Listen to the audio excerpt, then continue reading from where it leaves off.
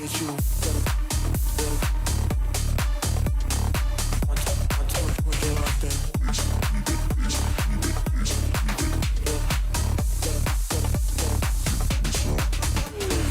I know one time, gotta get you, gotta get you.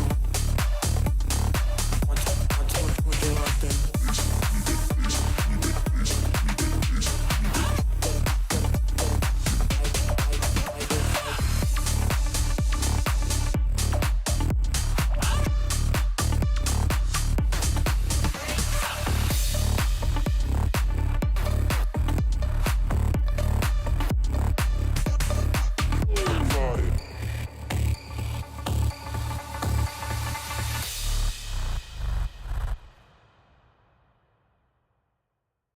Let's take it up a notch. Running out the clock. I shoot my shot. I cannot be stopped. Let's take it up a notch. Let's take it up a notch. Let's take it up a notch. Running out the clock. I shoot my shot. I cannot be stopped. Let's take it up a notch. Let's take it up a notch.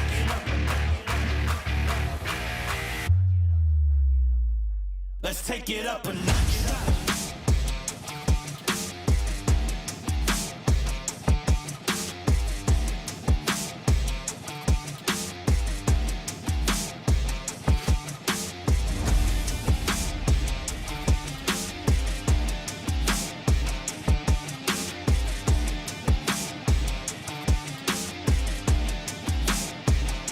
Let's take it up a notch. Running out the clock. I shoot my shot. I cannot be stopped. Let's take it up a notch. Let's take it up a notch. Let's take it up a notch. Running out the clock. I shoot my shot. I cannot be stopped. Let's take it up a notch. Let's take it up a notch.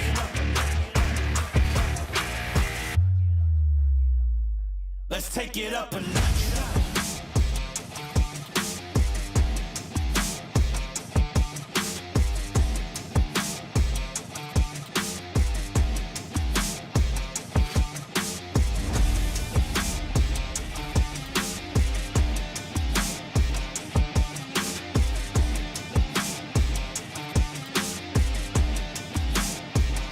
Let's take it up a notch. Running out the clock. I shoot my shot. I cannot be stopped. Let's take it up a notch. Let's take it up a notch. Let's take it up a notch. Running out the clock. I shoot my shot. I cannot be stopped. Let's take it up a notch. Let's take it up a notch.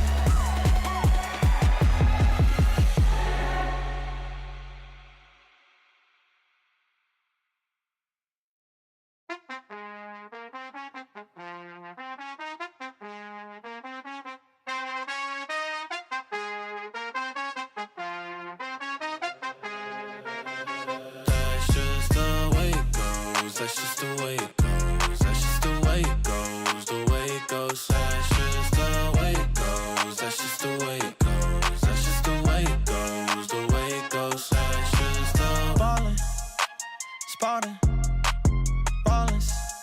Phone was dry, but now everybody calling. Good at taking risks, yeah, I always go all in. Swear to God that I'm deaf to the talking. I can't hear it, see the finish line. I know that I'm near it, yeah. Cut the check and I'ma clear it. Ain't nobody out here that I'm fearing, ayy. Easy to see things all on the way up. Used to think it's hard, now I feel just like a layup. I've been in the gym, yeah, I'm tryna get my weight up.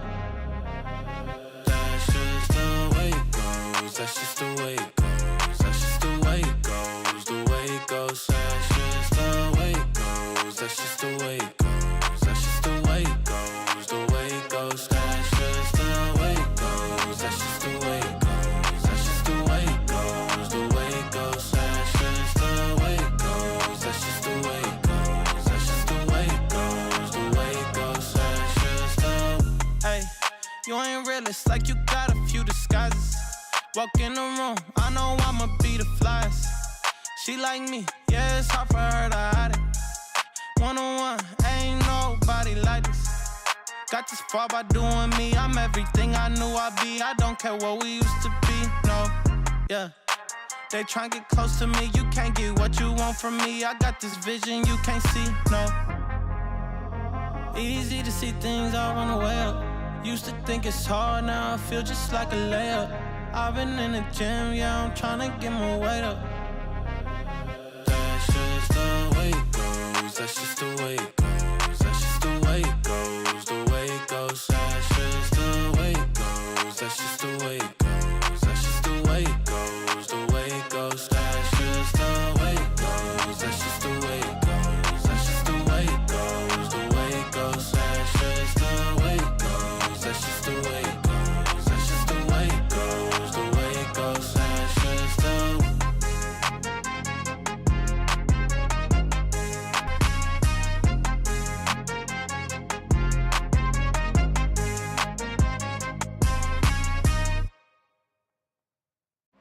One time for your mind, get rockin'. One time for your mind, we poppin'. One time for your mind, no maybes. Just yes, you'll release the stress. In the place to be, we rhyme. Getting down on the mic, no crime. Hip hop, everybody know it's time. Yeah, we're gonna rock like this.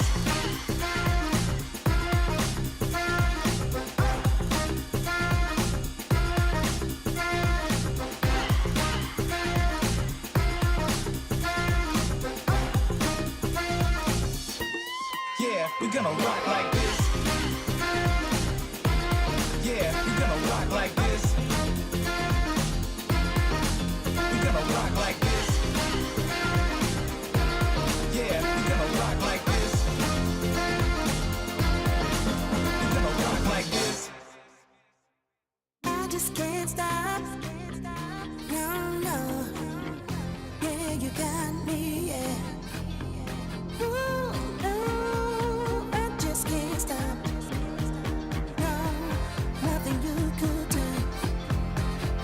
I just can't stop. I just can't stop. I just can't stop. I just can't stop. I just can't. Rock the party not stop like this. Gonna rock the party not stop like this. Gonna rock the party not stop like this. Gonna rock the party not stop like this. Yeah, we rock the party not stop like this. Rock the party not stop like this. Gonna rock the party not stop like this. Gonna rock the party not stop like this. Yeah, we rock the party not stop like this. Run it up. We got the fire. Run it up. We got the fire. Run it up. We got the fire. Run it up.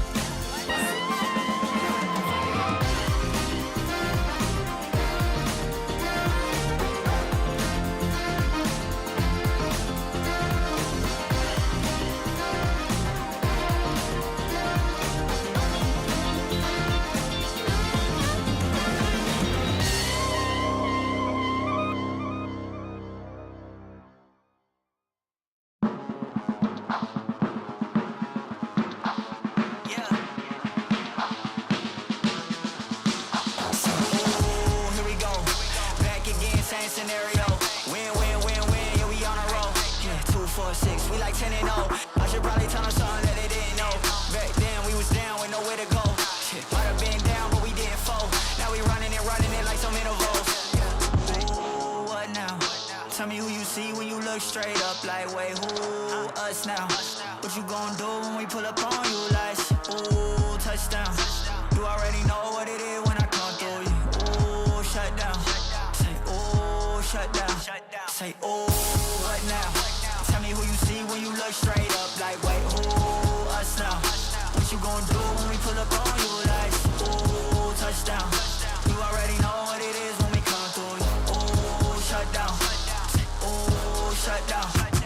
Ooh, give me that crown. I need that now, right now. Ooh, don't make a sound. It's my time. You hear the crowd. Yeah, we need that rain. Me and my team. Deja vu. This here a dream. We done all seen 100 times over back when we was just teens. Now we going dumb. Told them we the one. They would count us out. Now we counting up the funds. Now without a doubt, they be throwing up the ones. Like they was always rapping. I believe them if you want. Now they show love. Came with a dub. It is what it is. It isn't what it was. They all love to hate when it don't work out. Tell you that they always been down when it does. Look. Say, ooh, what now? Tell me who you see when you look straight up. Like, wait, who us now? What you gon' do when we pull up on you? Like, ooh, touchdown. You already know what it is when we come through you. Ooh, shut down. Ooh, shut down. Say, ooh, what now? Tell me who you see when you look straight up. Like, wait, who us now? What you gon' do when we pull up on you? Like, ooh, touchdown. You already know what it is when we come through you. Ooh, shut down. Ooh, shut down.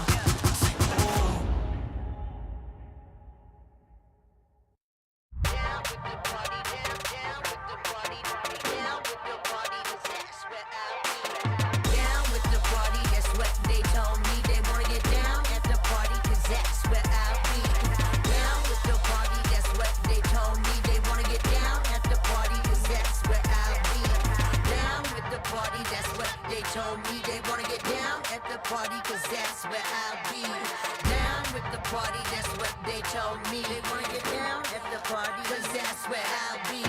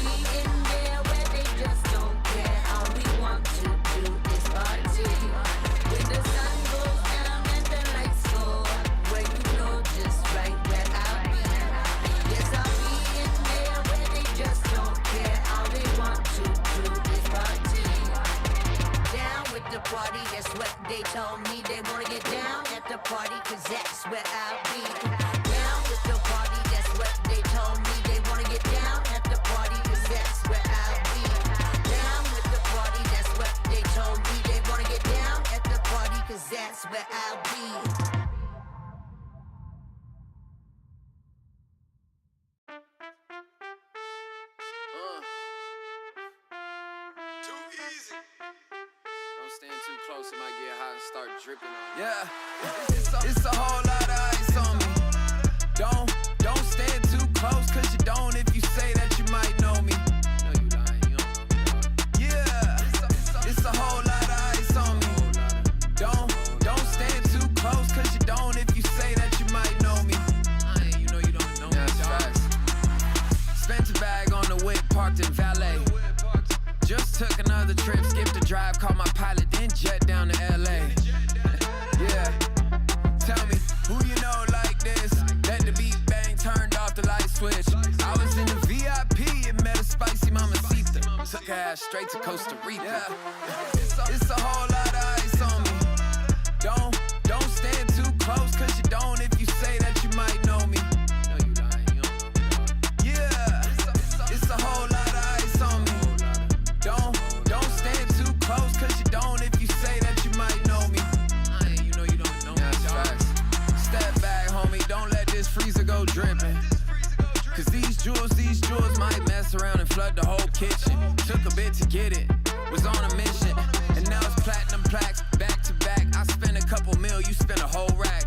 Bout the block just to give it back. Remember I was moving rocks, now I spit crack. Yeah, it's a whole lot of ice on me. Don't stand too close, cause you don't if you say that you might know me. Yeah, it's a whole lot of ice on me. Don't stand too close, cause you don't if you say that you might know me. You know you don't know me. Now it's fast. I'm too cold for you. Diamonds straight out of Mount Everest with it. Yeah. It's a whole lot of ice, homie.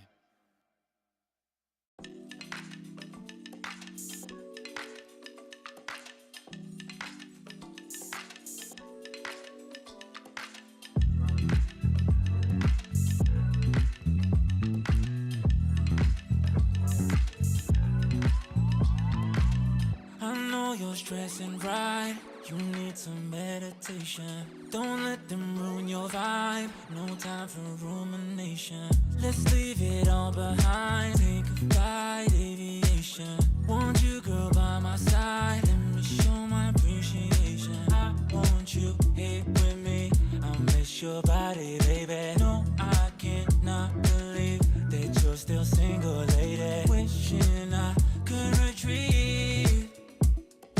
I want you here with me. Be my lover, be my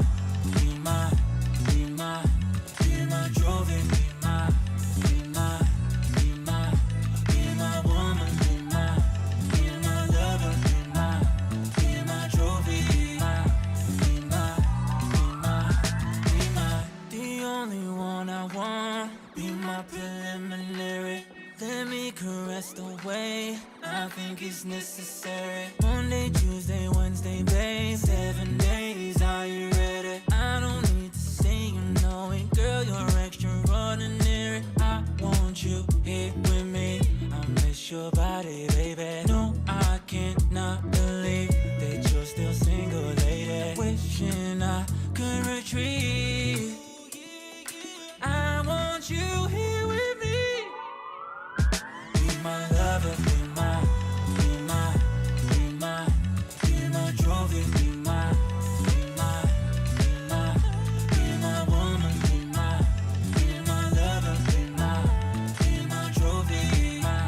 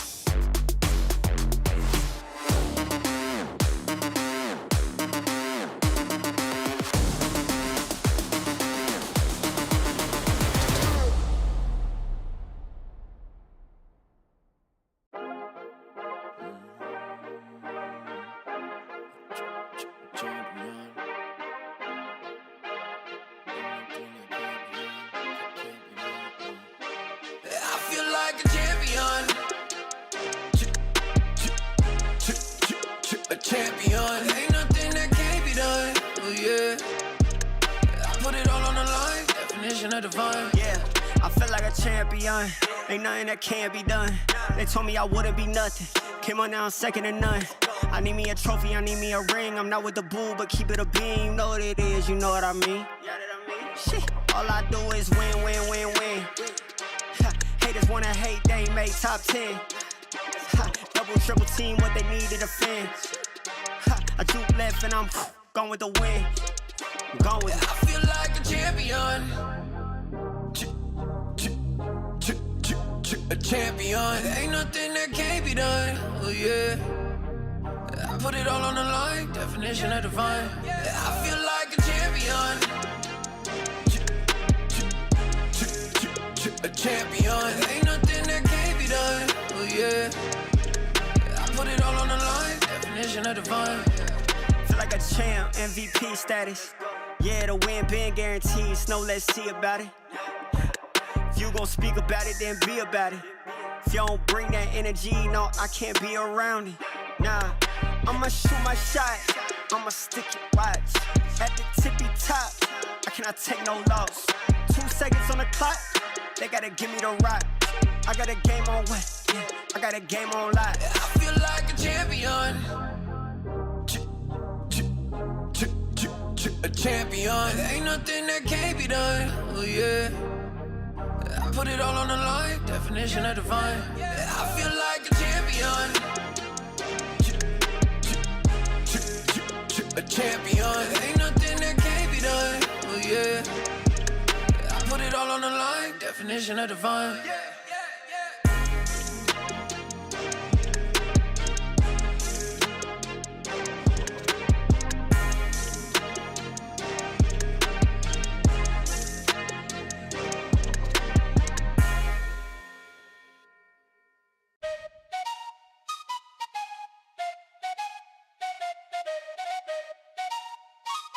Let's go.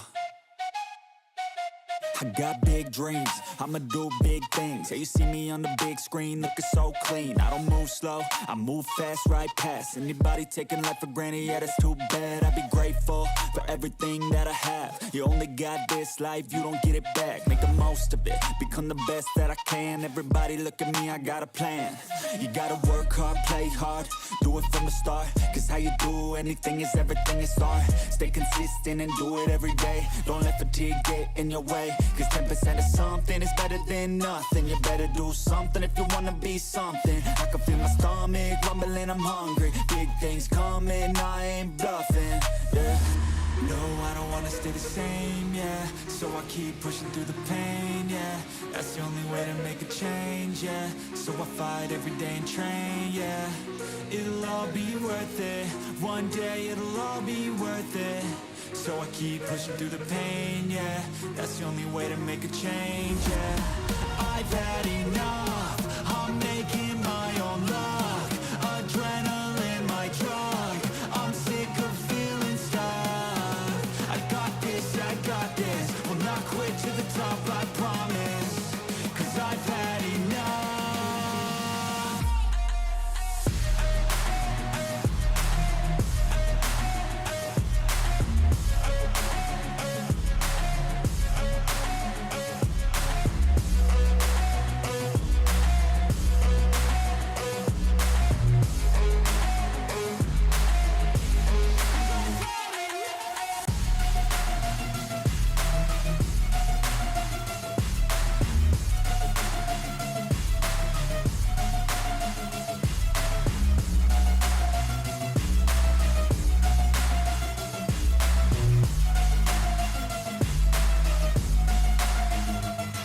Better watch out, I'm on the climb to the crown. In my prime right now, hear me loud, I've been spitting for a while now. All by myself, independent DIY now. Don't need no help, I've been beating out labels and money and budgets, it's funny. I do all the work, yeah, keep it 100. I fight for my dreams, I would die for these things. I believe in myself, I refuse to be weak, I like to build things.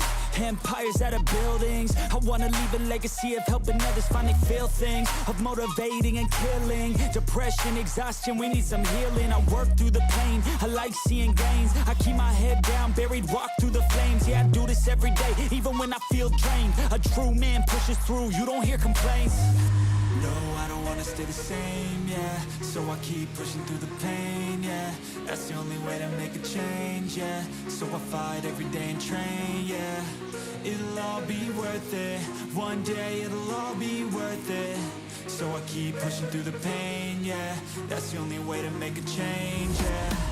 I've had enough, I'm making my own luck.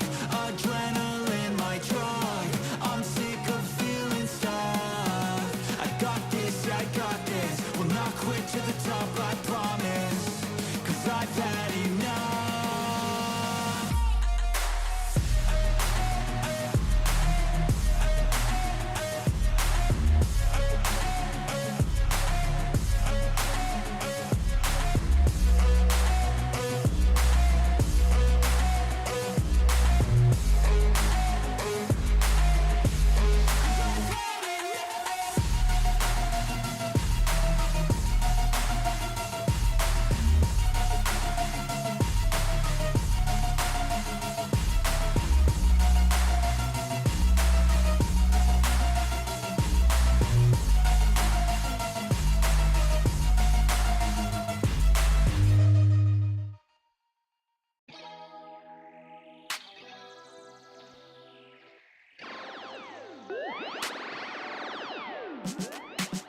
Feeling good, feeling great on my time. Won't let a hater block my shine.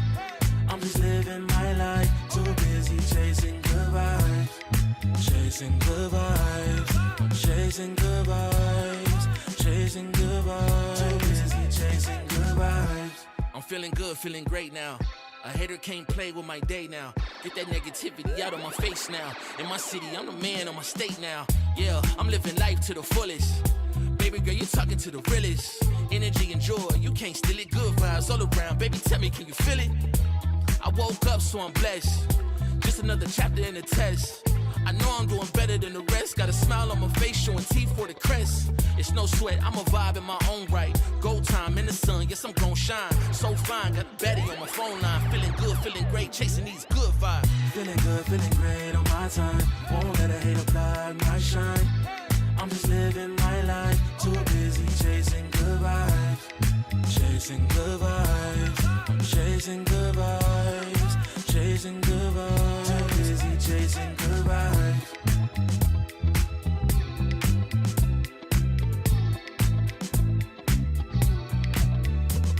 Put my soul on that beat, I'm ready to feast. Margaritas with some divas, I'm pouring the drinks. I'm living life to the fullest, the blessings in me. Don't really care what you say, whatever you think. Nah, unequivocal miracles with the lyrical. With the homies tryna pop like the cereal. Lucky Charms, got a model on my arm. Go watch on my wrist, garlic parm. No alarm, fireworks, I can feel it in the sky. I got love in my eyes, but there's money on my mind. I see passion and pride, I despise all the lies. I've been around the world, so I'm down for the ride. Good drinks, good people, and good times. Fast cars, pretty women on FaceTime. More money, more fun in my life. I'm just chasing my shots with good vibes. Feeling good, feeling great on my time. Won't let a hater block my shine. I'm just living my life. Too busy chasing good vibes. Chasing good vibes. Chasing good vibes. Chasing good vibes. Too busy chasing good vibes.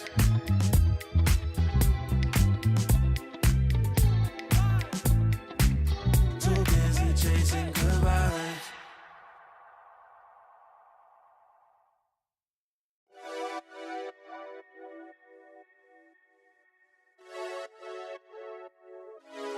Friday night putting them plays in, but it feel like a special occasion. So let's go out, go blazing, hit the dance floor, let go frustrations. I might have a hidden agenda, but my intention's pure.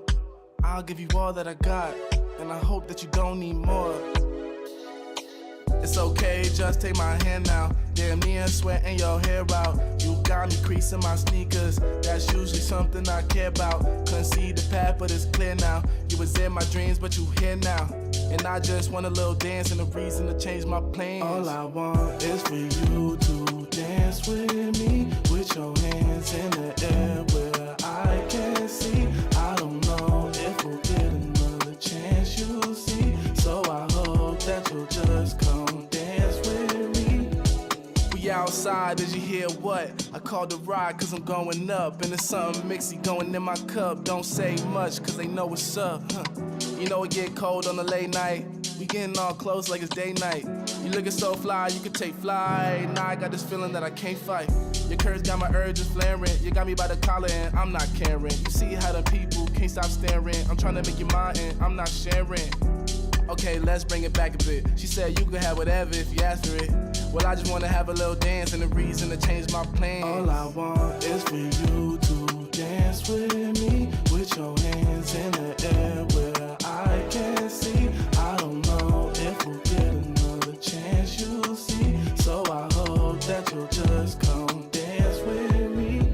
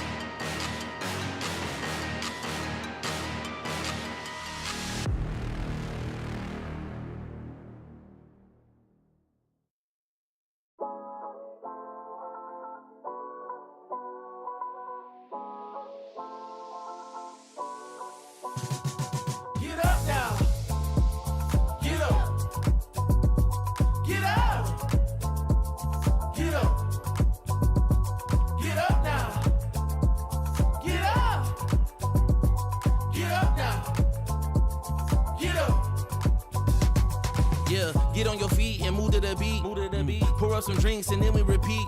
Yeah, chasing my purpose, need a release. Yeah, my life's a beach, I'm lost in the breeze. Do this with ease, don't play with my dreams. Yeah, it's so together, it's not what it seems. Heart of a tiger, life of a king. Yeah, chasing my bag, my feet in the cream. Running these laps, not losing my steam. I'm feeling good, this life's what I need. Don't intervene with my energy. Yeah, I'm in her scope like Jimmy Iovine. Yeah, no Superman, but I'm feeling supreme. It's not a movie, but I'm making a scene. Yeah, I can tell you how to live your life, but you just gotta get up. Get up. Get up. Get up. Get up now. Get up. Get up now. Get up. We just gotta live our life, we paying a price. Piece of the pie, I need me a slice. Yeah, rolling the dice, the scariest spice. Sticky like rice, the tricky reprise. Yeah, love will suffice, I suffer in silence. All alone, I'm lost on the island. Let's spread peace and less of the violence. Sebastian Bach on yachts playing violence. Yeah, the flowers violet, give me my rose. This for my city, all for my bros. Did it alone, so far in my zone. So raise your glass, let's all have a toast. I can show you how to get like me, live your life till you die. Yeah, look, I can tell you how to live your life, but you just gotta get up now. Get up. Get up. Get up. Get up now.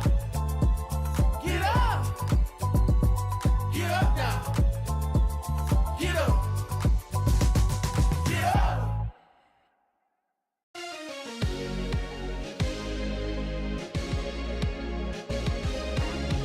You keep me up all night, all night. Giving it daylight.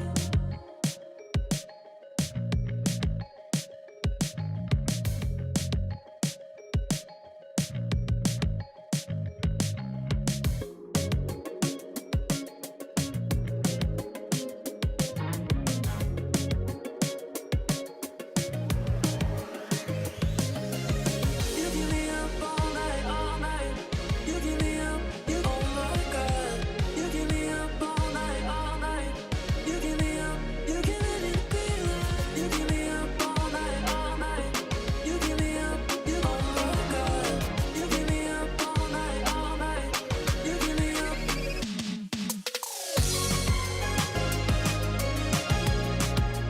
Oh my God.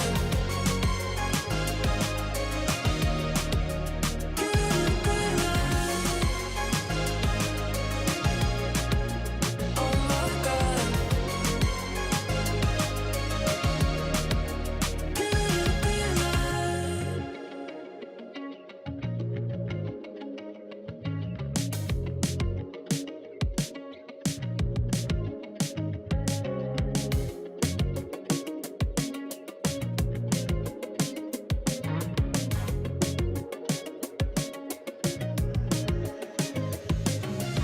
You keep me up all night, all night. You keep me up, you oh my God. You keep me up all night, all night. You keep me up, you giving it daylight. You keep me up all night, all night. You keep me up, you oh my God. You keep me up all night, all night.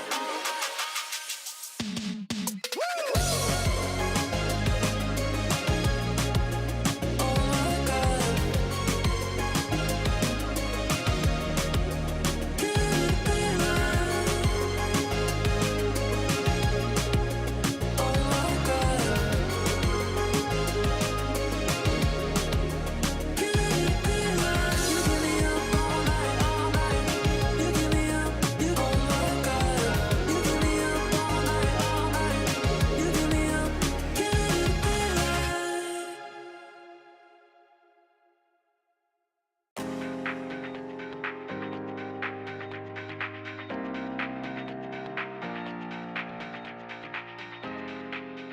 I know a place that will break you into 1,000 pieces. Stay away from them. Stay away from Lorca, Paco, and Picasso. Don't ask about Lola. Ay, Caballo Grande.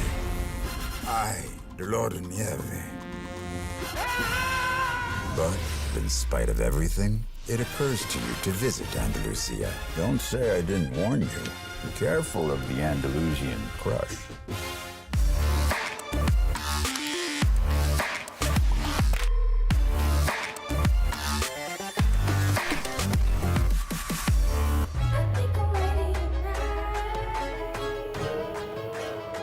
Hey guys, it's Jimmy Lin, former professional Counter-Strike player and VALORANT coach. Watch out for the stairs, clear this angle, you're going to be able to fight this.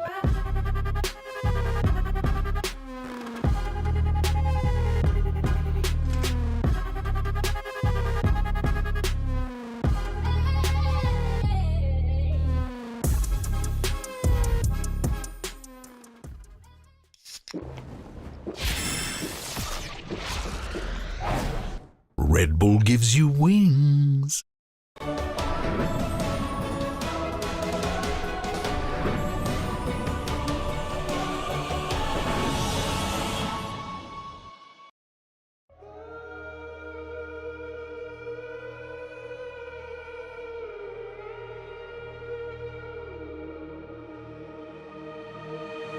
I'm out here in the cold night, running till I barely feel my feet. Wanna see it through my own eyes.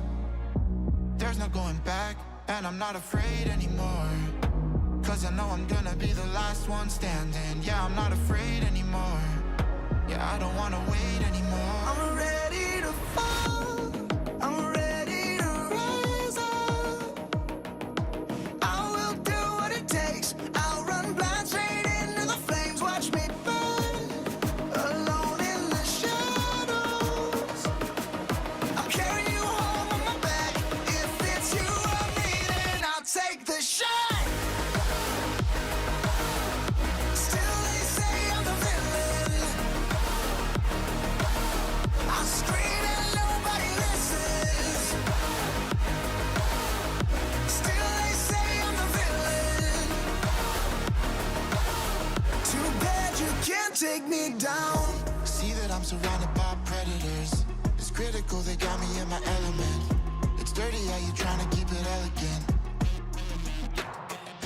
Keep my eyes open wide when everyone around me is an enemy. See my life cross my eyes. I'm ready to fall, I'm ready to rise up.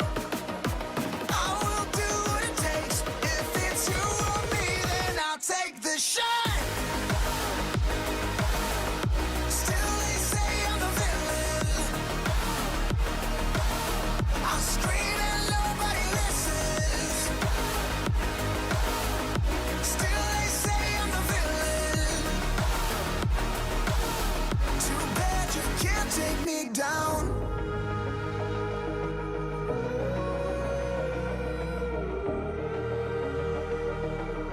Too bad you can't take me down. You can't take me down. I'm ready to fall, I'm ready to rise up. I will do what it takes, I'll run blind straight into the flames. Watch me burn, alone in the shadows. I'll carry you home on my back. If it's you or me, then I'll take the shot. Still they say I'm the villain. I scream and nobody listens. Still they say I'm the villain. Too bad you can't take me down.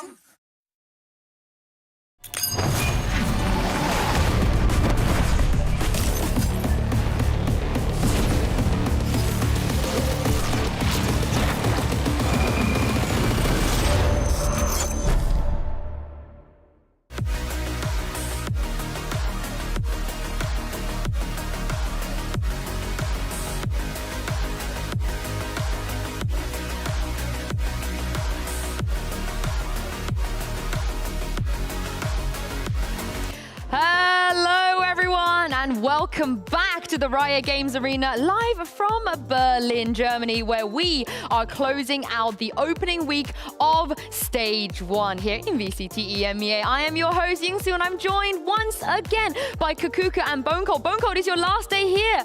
What are you expecting from today? What do you want to see? There's so many wholesome matches today. Like footballist, you know, like I have like plenty of good friends. I always had so much fun in the walkout tunnel with Atakaptan. He was always trolling just trolling the whole team we had there. Then I have, you know, like you have Yampies, you have Nuts, who have a little bit history with Nathan at the end of the day. It's gonna be nice. It's gonna be so exciting, right? Especially because we're going to see Gentlemaids. We were wondering how they were going to do this year. And during kickoff, they only played against one team. So seeing something different from them is going to be brilliant. Also, Turkey. Yes, that's my input. It could be a great day for them. Yeah, it could indeed. And with that in mind, let's take a look at the group standings, because day 1 was all about the Alpha group, and day 2 ended up being Omega groups winning all of the matches. Do you guys feel like maybe we're going to get a bit of a tiebreaker? And also, more importantly, Kakuka, a map 3. I just want a map 3. I mean, yesterday we were very, very close, right, in that series with Heretics versus Fnatic. A very never-ending overtime. It wasn't that long for what we're used to here in EMEA. But yeah, it would be very nice to see a little bit of a, more evened up matches. Yeah, we've seen so many young teams just coming in, you know, like just blazing and just winning, you know, like 2-0 and smashing everyone. I just want to see, you know, like some, you know, like I want to see them struggle on that stage, you know, like finally I'm here. I can just be relaxed here and I can just look down. Yeah, that's how it feels to go map 3. Praying for their downfall. I like this villainous era, Bone Cold. And speaking of that, we've seen some rookies already, those young players. Let's put them up to the thermometer of Bone Cold or Bone Hot. Which players? We'll start with maybe Cold, and then we'll heat up. So give me some names that you feel like is looking a little bit more Bone Cold. Someone that has been like looking a little bit Bone Cold. I feel like Runner was someone that I was expecting. Even yesterday I was thinking they are going to be like Vitality is going to be beating Navi, but I feel like they just didn't really like show up to the stage. So I feel like Runner is one of them that just didn't really. Would you agree? Yeah, I mean, I think that also with the question of the roles in Vitality, I'm excited to see that they decided to bring in the Deadlock, something new, but still, it doesn't look polished, right? So yeah, I would agree, especially because of what we expected of him and what, for example, Salah was saying about him. Anyone else you would put maybe next to him? I'm a little biased, of course, you know, like coming from Vitality, so I'm gonna start off, you know, like a little, I can be a little salt in the wounds, you know, and Kicks is somebody also that like I was very hyped, you know, like to come and see and play, because I feel like Kicks with his initiators, like in Split 1 with his Sky, for example, was so amazing to see, but we didn't get to see any of that yesterday. I think it wheels back to the roles and how this Vitality is going to be looking, right? I still give him props, you know, for playing the Deadlock. I think that looking deeper into the season and how things are going to unravel, I think that they will cook something up. How many choices we got left? I want to see where Kakuka's gonna maybe throw one on. Yeah. We have 3 more options here. Okay, let me see. Yes. Can I take a look? Yeah. This is wrong because I don't see Angel here. Best performing rookie of 2024. Sorry, I'm just gonna mention it. He's off the chart. Angel's ace is going to be my gambit, so I'm just going to mention it as much as I can. Let me see. Let's try Yetuye. Yetuye. Okay, so Yetuye, I'm excited for him because I feel like I remember like when I was playing last year, I remember seeing Yetuye as someone that I was like really looking that, yo, this guy actually like could be something. But I haven't really seen much of him, but I'm still I want to see him, you know, like I could see him being, you know, like somewhere in the medium rare, as you said. I'm telling you right now, he's gonna be Bone Hot. He's gonna be Bone Hot? Yes. I actually agree with you. Not only because of the Phoenix that he was rocking there on Icebox, but also because I think he has the potential. He really, truly does. And if, again, going back to the roles, if Foot, you know, manages to go back to something that we see them being more comfortable in, I think that he is a great addition. Okay, let's quickly just run through the last 2. I assume they're going to be the Bone Hot options. The last 2, Rians. Bone this Hot. guy, Bone Hot, for sun. sure. Where's the sun? Put him in the sun. Put him here. Put him here. Put him here. Wait. Mini Boo's in there, I think. I feel like Mini Boo's got to go in the sun. Yeah, I mean... They can share the sun. The sun is big enough for both of them. like very quickly, I think he smashed all like expectations like we had for him yesterday. But someone, you know, like we were very excited to see yesterday was Minibu. Yes. I don't know if the roof is like, you know, like I would put him a little higher if I could, but I'm just gonna put him in the sun, Bear. Do what you need to do. Yes, There you go. there we go. He's the sun making you sweat, Boncold. Minibu shining on me. Oh, he's shining on all of us, I feel like, and installing fear with that stare as well into his enemies. But I feel like this is looking pretty good. Maybe it will change today or the next week we go. We will revisit that. But let's talk about our first match of the day. Of course, Team Liquid, they looked great when we saw them on day one. And Kakuka actually had the pleasure of catching up with their IGL. Enzo, check out this very, very, very insightful chat. Hey everyone, I'm now joined here by Enzo from Team Liquid. Hey Enzo, how are you doing?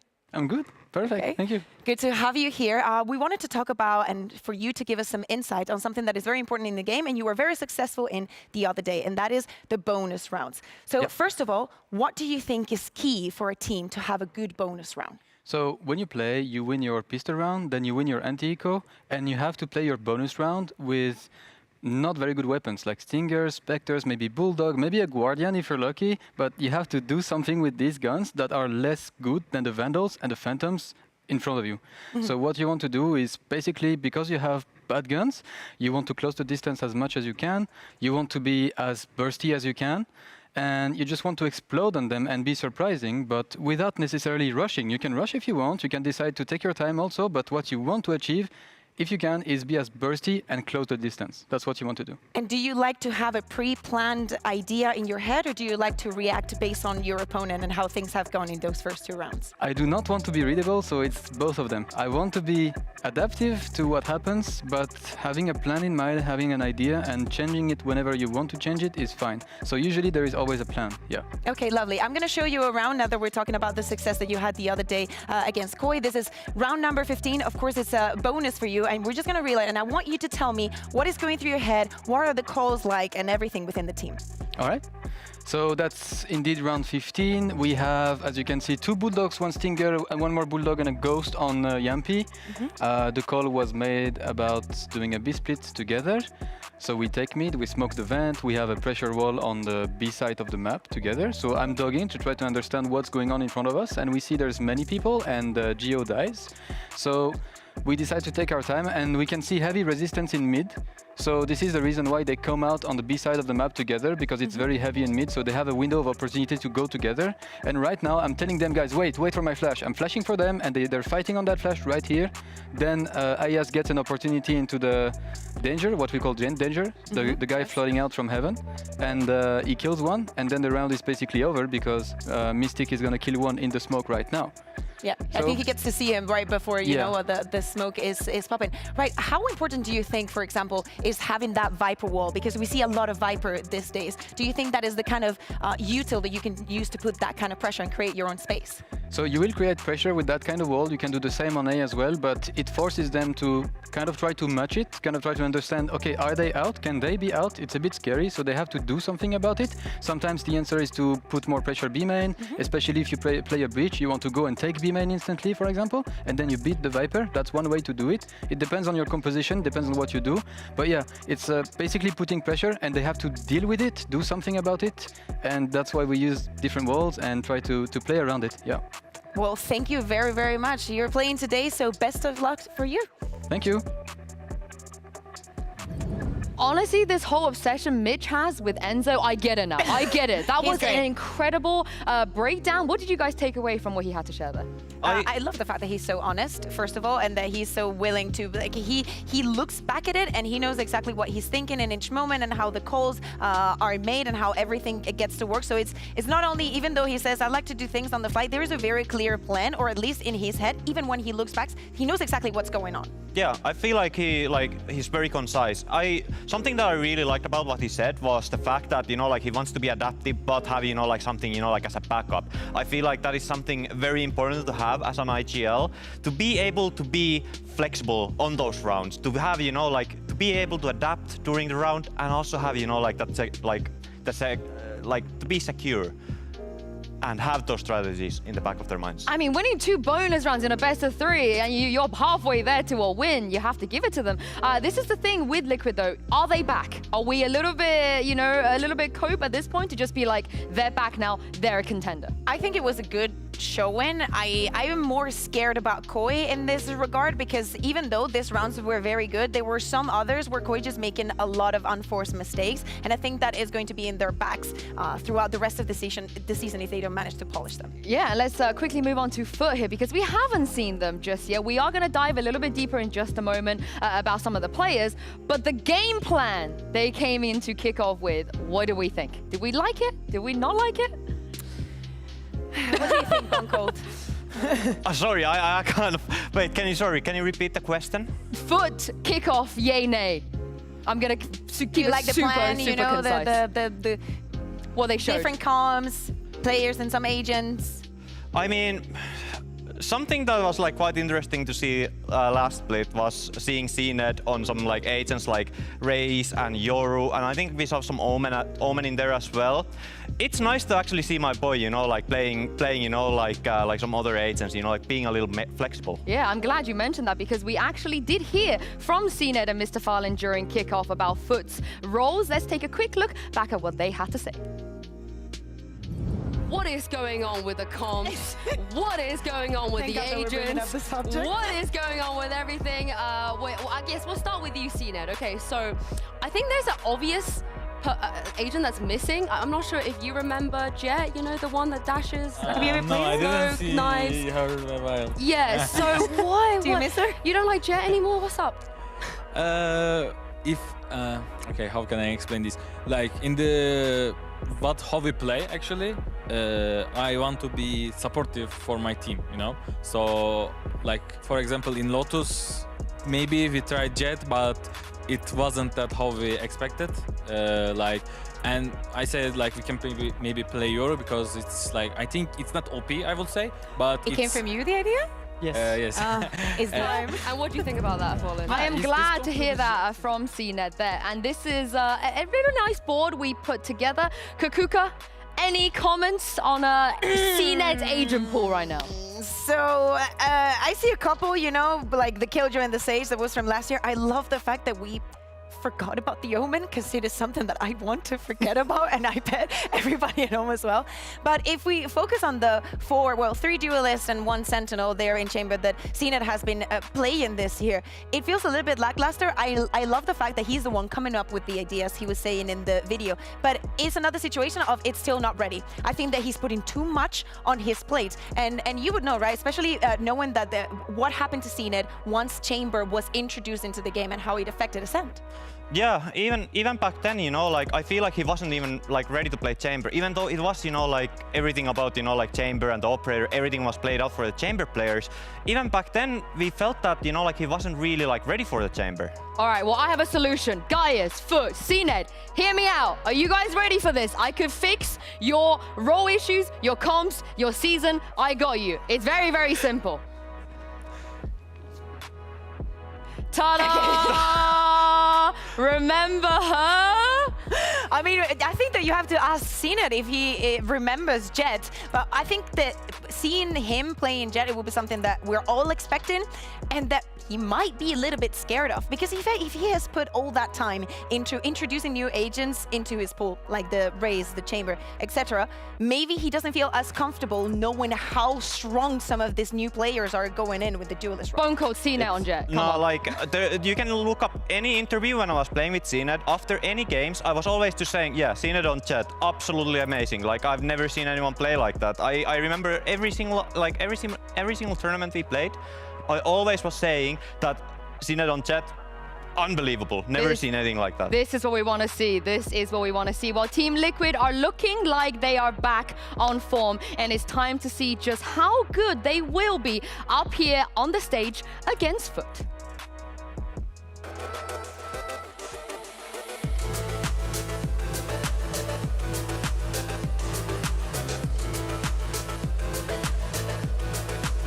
Well, as I said, Team Liquid, they've been cooking. Yumpy is feeling himself today. And you guys heard it from Enzo and Nats. They got a deeper strat book this time. They've got more to show us.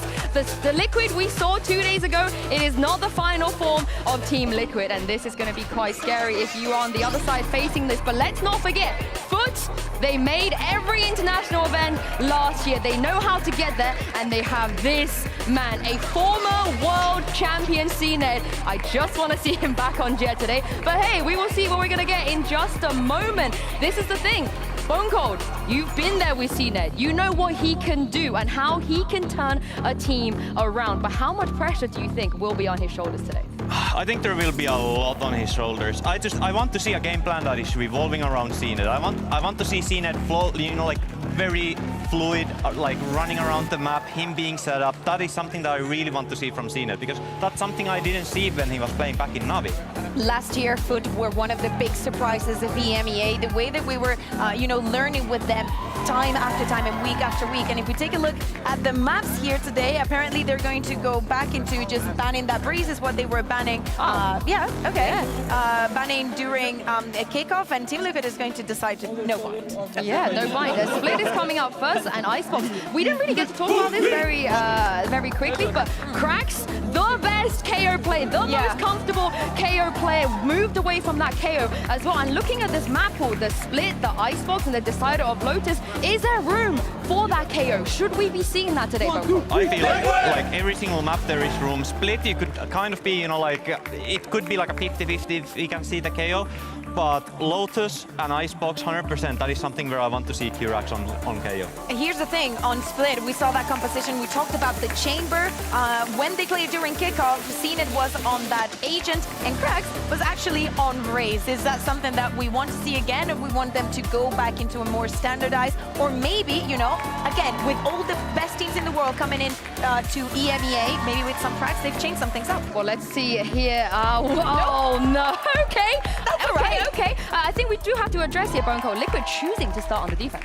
Yeah, that is something that I was like wondering a little bit, because they didn't seem that convincing yesterday on defense. I feel like they were doing their best on attacking side, which they could have chosen. So could this mean that Liquid was yesterday all day just prepping up, you know, like this is how we will win defense and make it easier on the second half on attack? Yeah, exactly. You need to think ahead on how you want to portray this map for the rest. For Foot, not having the Cypher and having Nats on the other side, with how important those trips have been throughout the entirety of the year, I think it's something that can be in detriment. But I'm really, really looking forward to that initiating power coming in on the side of Cracks with playing the race. And this chamber as well, they haven't changed anything. No. So is this going to be a concern? I mean, at least they've had more time with all the... This is the thing. Foot was one of the teams that even though they didn't play that much during kickoff, they tried out 5 out of 7 maps. So whatever they wanted to try, they have already tried it. Well, I can't wait to see it. We've shown you a quick interview with Enzo, so it's only fair that we throw this off to your casters, Mitchman and Tombiz. Thank you so much, Yinsu, Kakuka, and Bone Cold. Well, Tom, I'm excited to kick this one off. Liquid back on the stage twice in 1 week. A treat for me. A traitor beside me. Tom, what's happening here? What do you mean traitor? I was never biased towards any team, but I have to kind of like balance out what I'm seeing on the other side right now, which is the #1 fan of the Enzo fan club, which is funny really because his girlfriend's in the audience and you still take the biscuit. Be honest with you, Tom, I'm just a fan of good VALORANT. If that makes me a fan of Enzo, well, you know what that means. They did do really well in Madrid. Well, there was no need for that. Obviously, Foot on the other side, a very strong squad. This is a squad that we've seen challenge for the top of the top within VALORANT, something that Liquid haven't been able to reach just yet. Will they be able to kick their season off with a solid start against a team that's already 1-0?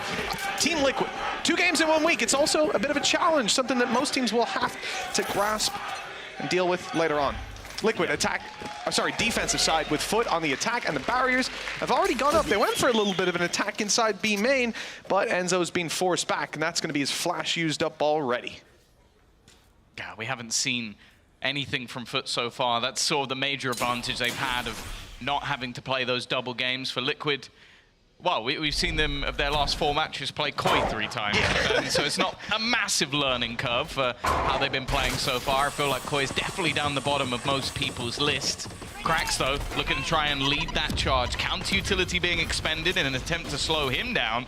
It hasn't worked out, but that initial fight doesn't go his way. Well, that was all a ruse, though. The real play coming in towards this A site. Flash is still at the ready. We saw the paranoia from Mystic slow them down, but he's being dropped. And now the players up in heaven have to hold it all. Nats has support, though. Kiko's come through, but he's not needed. Every shot connected by Nats. 3 headshots. And Enzo to close out the round. Team Liquid take the pistol. Yeah, good start. I think it's going to be important. As it was mentioned on the desk, they definitely look good over on that attacking side. And I think someone who started to really come to life or get back into the swing of things is Nats. Had a couple of really solid games going through over the last few weeks. Nonetheless, pistol round under their belt. And it's definitely interesting when watching Foot, because you have to bear in mind, like, considering the map pool that we have coming up a little bit later on, their Icebox comp was not great. Like, they were running a Phoenix on Icebox, which is not something many do for a multitude of reasons. They haven't really changed anything coming into this one. Still running that chamber, which is interesting because I feel like if you're running a chamber, you can definitely run a jet. And if you've got CNED, you should probably be running a jet. We heard it from the desk earlier on, but I guess if he's going to be on anyone else, let's see the chamber. Now he claimed a lot of space getting up into heaven with that wall. It's allowed them to be close here for easy trades on those initial kills, taking down CNED, but Liquid have lost 2 players for it. The A site's wide open. Well, not really.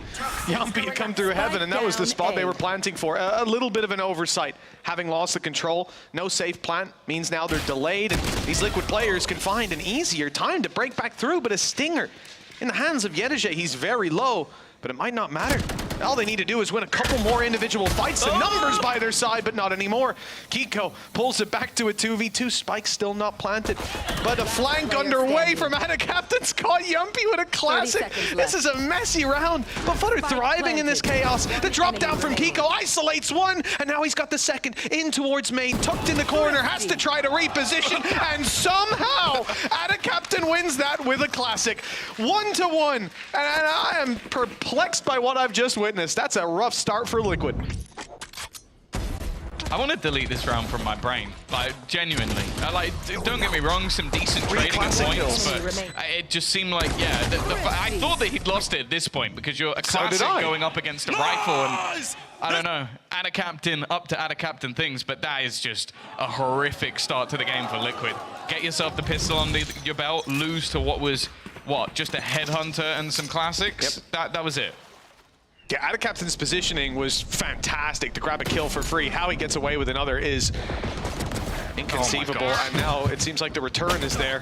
Classic kill for Team Liquid. They're rushing down. They've got another. What is going on in this game? Foot are in a 3 versus 4. 2 weapons retrieved for Liquid. Nats has ult, so even the rotation towards the B site could be that little bit easier. Own as well. Like all of them are playing on their own. Every single player is taking a fight on their own. Adacaptain gets away with it, but everything the Foot is doing is so unbelievably risky. Finally, we're actually going to see 2 players gather up and play together for the first time this round. That was a flash used up by Enzo that forced them back, made them play as a team.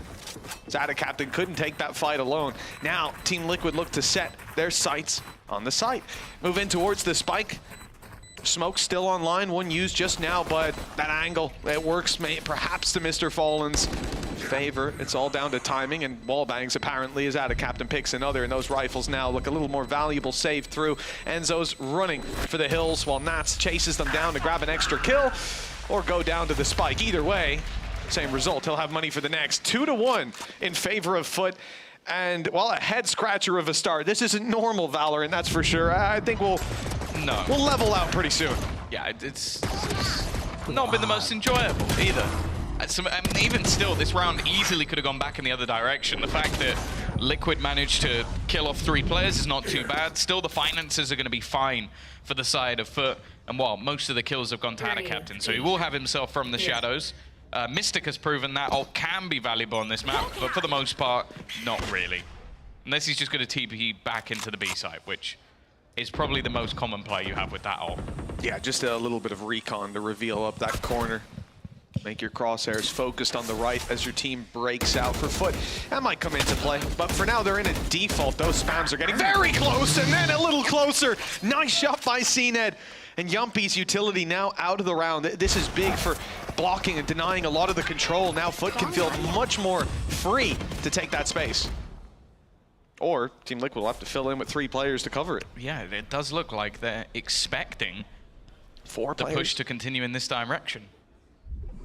They've got their paranoia ready. They're just waiting for some contact, but that contact is not coming. The rest of Foot have quickly rotated back in the other direction, and that realization is slowly going to be there for Team Liquid as they now look to back. Well, I say back, go forward, but Enzo's won the fight. That's going to be Ana Captain down. It will at least leave them in a 4v4 scenario as the site will be taken completely by Foot. There is nothing that can be done. And well, CNED's finally put his trap down. It's going to go in to catch anybody rotating it. He just holds onto it for the majority of the round. Post-plant trap. Yeah, we saw Mystic very cautious about Heaven. They knew they'd given up the control, but Foot walked all the way to site. They took control there, and there's no post-plant setup in Heaven. Instead, it's screens. Foot don't want to let them near the spike by this route. Instead, they'll fight, but the paranoia pushes them back. Puts Yedijay in an awkward spot, but the paranoia faded. Enzo on the trade, 3v3, but time ticking away, and it's position from Cracks! How has he gotten away with 3? Foot off to a flying start now, 3-1.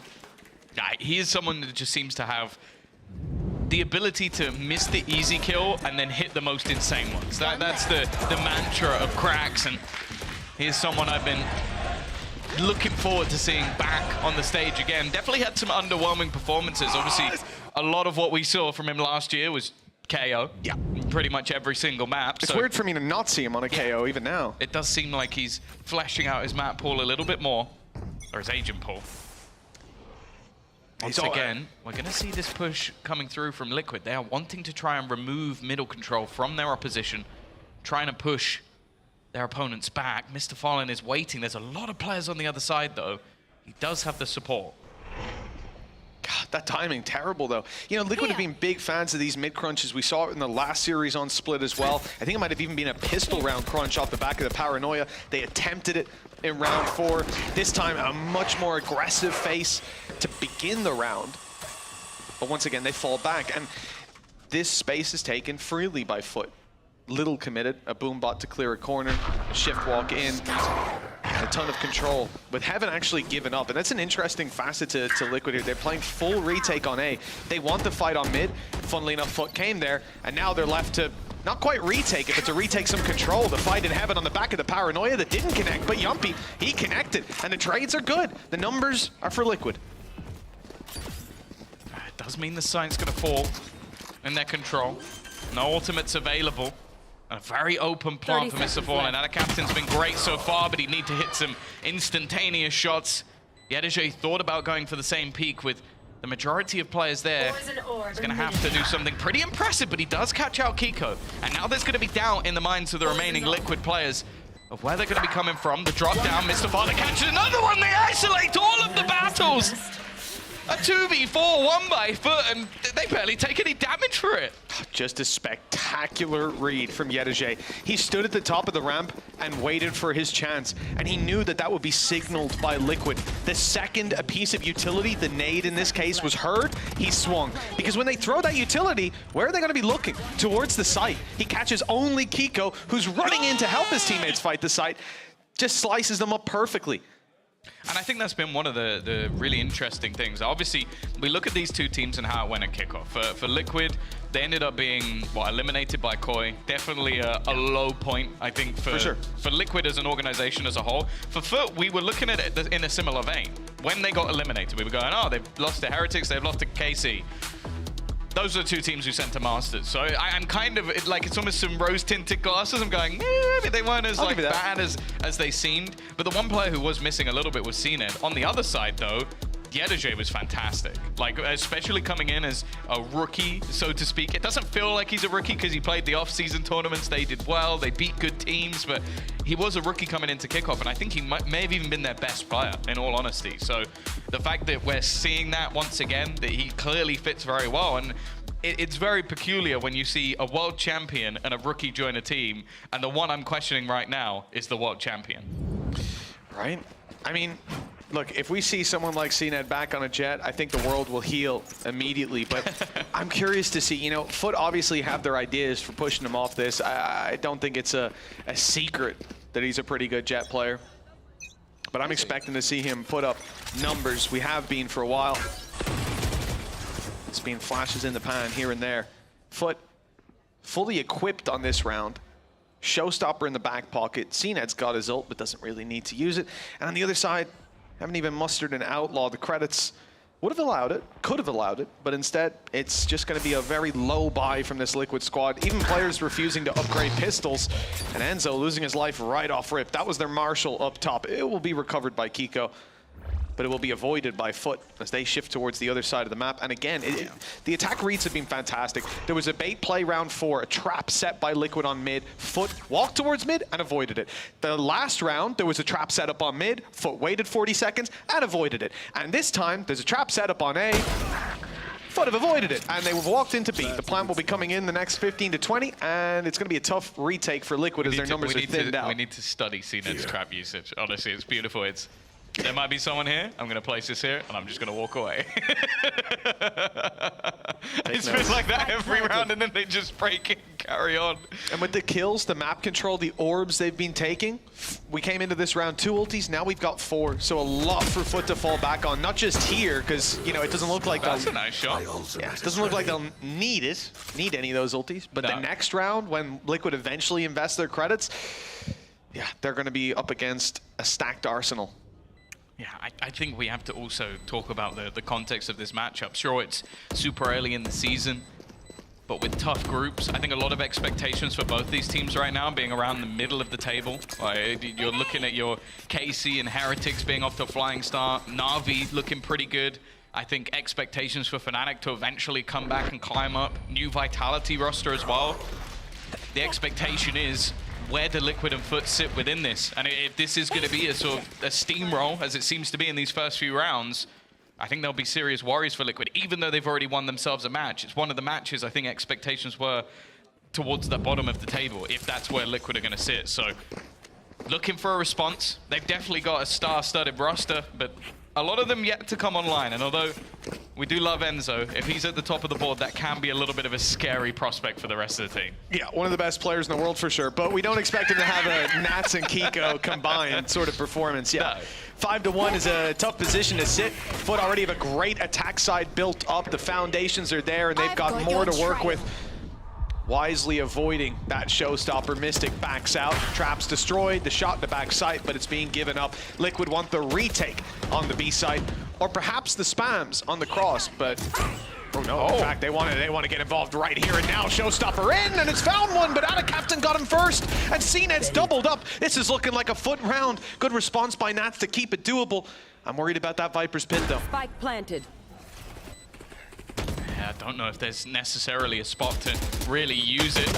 One player spotted, but ends up being bait, and Mystic, he's having a little bit of trouble with the boom bot. 3 players still to find, and just a reposition, hoping he'll get an extra fight. He will, but Mr. Fallen is more than waiting for him. It's aggressive once again. But this is the problem. The Foot managed to build up a lot of those rounds without actually using any of those ultimates. Yep. Then they have the ultimates to get them into the site, get into the post farm, and thus far, I don't want to say the retakes haven't been great. They haven't been able to get near the retakes a lot of the time because someone has challenged them. And the players on Foot are very good at making a lot of these retakes become dysfunctional because of the space they're constantly challenging for. Well, this is it. In almost every round here on the attack, you can see Foot take space. Even the showstopper here, you know, I think it was fantastic. Didn't get a kill, doesn't give Cracks any stats, but it got them a sight that at that point, Liquid even used a showstopper to try and get back out of their hands. That resulted in just a trade. If anything, it was better the way that Foot used it. Not that you can really control those things. Ada Captain hit the shot. It is what it is. But for Foot, everything is working out. They're 6-1 in the lead. Barely, I mean, no challenge since the pistol round from Team Liquid. The one thing that's been going well for them, as we said, was being able to thread the needle on Liquid, find opening picks, and then use the map control. Now, it's a full default from the defensive side, so Foot will have to break through this defense the old way. CNED, even with the amount of credits, has decided not to buy a weapon behind that tour de force. They've not been able to clear the trip, and He's already used himself a couple of bullets. They're actually starting to fade back to mid. That's a big kill, though. Lurker gone. Kiko starting things off strong, but it still seems like the A site is where they decide to go. Yumpy, though, caught sleeping a little bit. And while Captain may be thinking that's a little bit more clear than it was, even still, it's pulled players away from middle, and it would just be the players on site. Yeah, they read the Liquid have over-rotated before, but that's not the case this time. Still 2 on site, though. They're ready to fight. Enzo picks one, flash up top, barely needed, and the player already crossed his sight. Will not be spotted, at least not at the start. The cage almost works out as he emerges from it for another. Krax is unstoppable until he meets Mystic.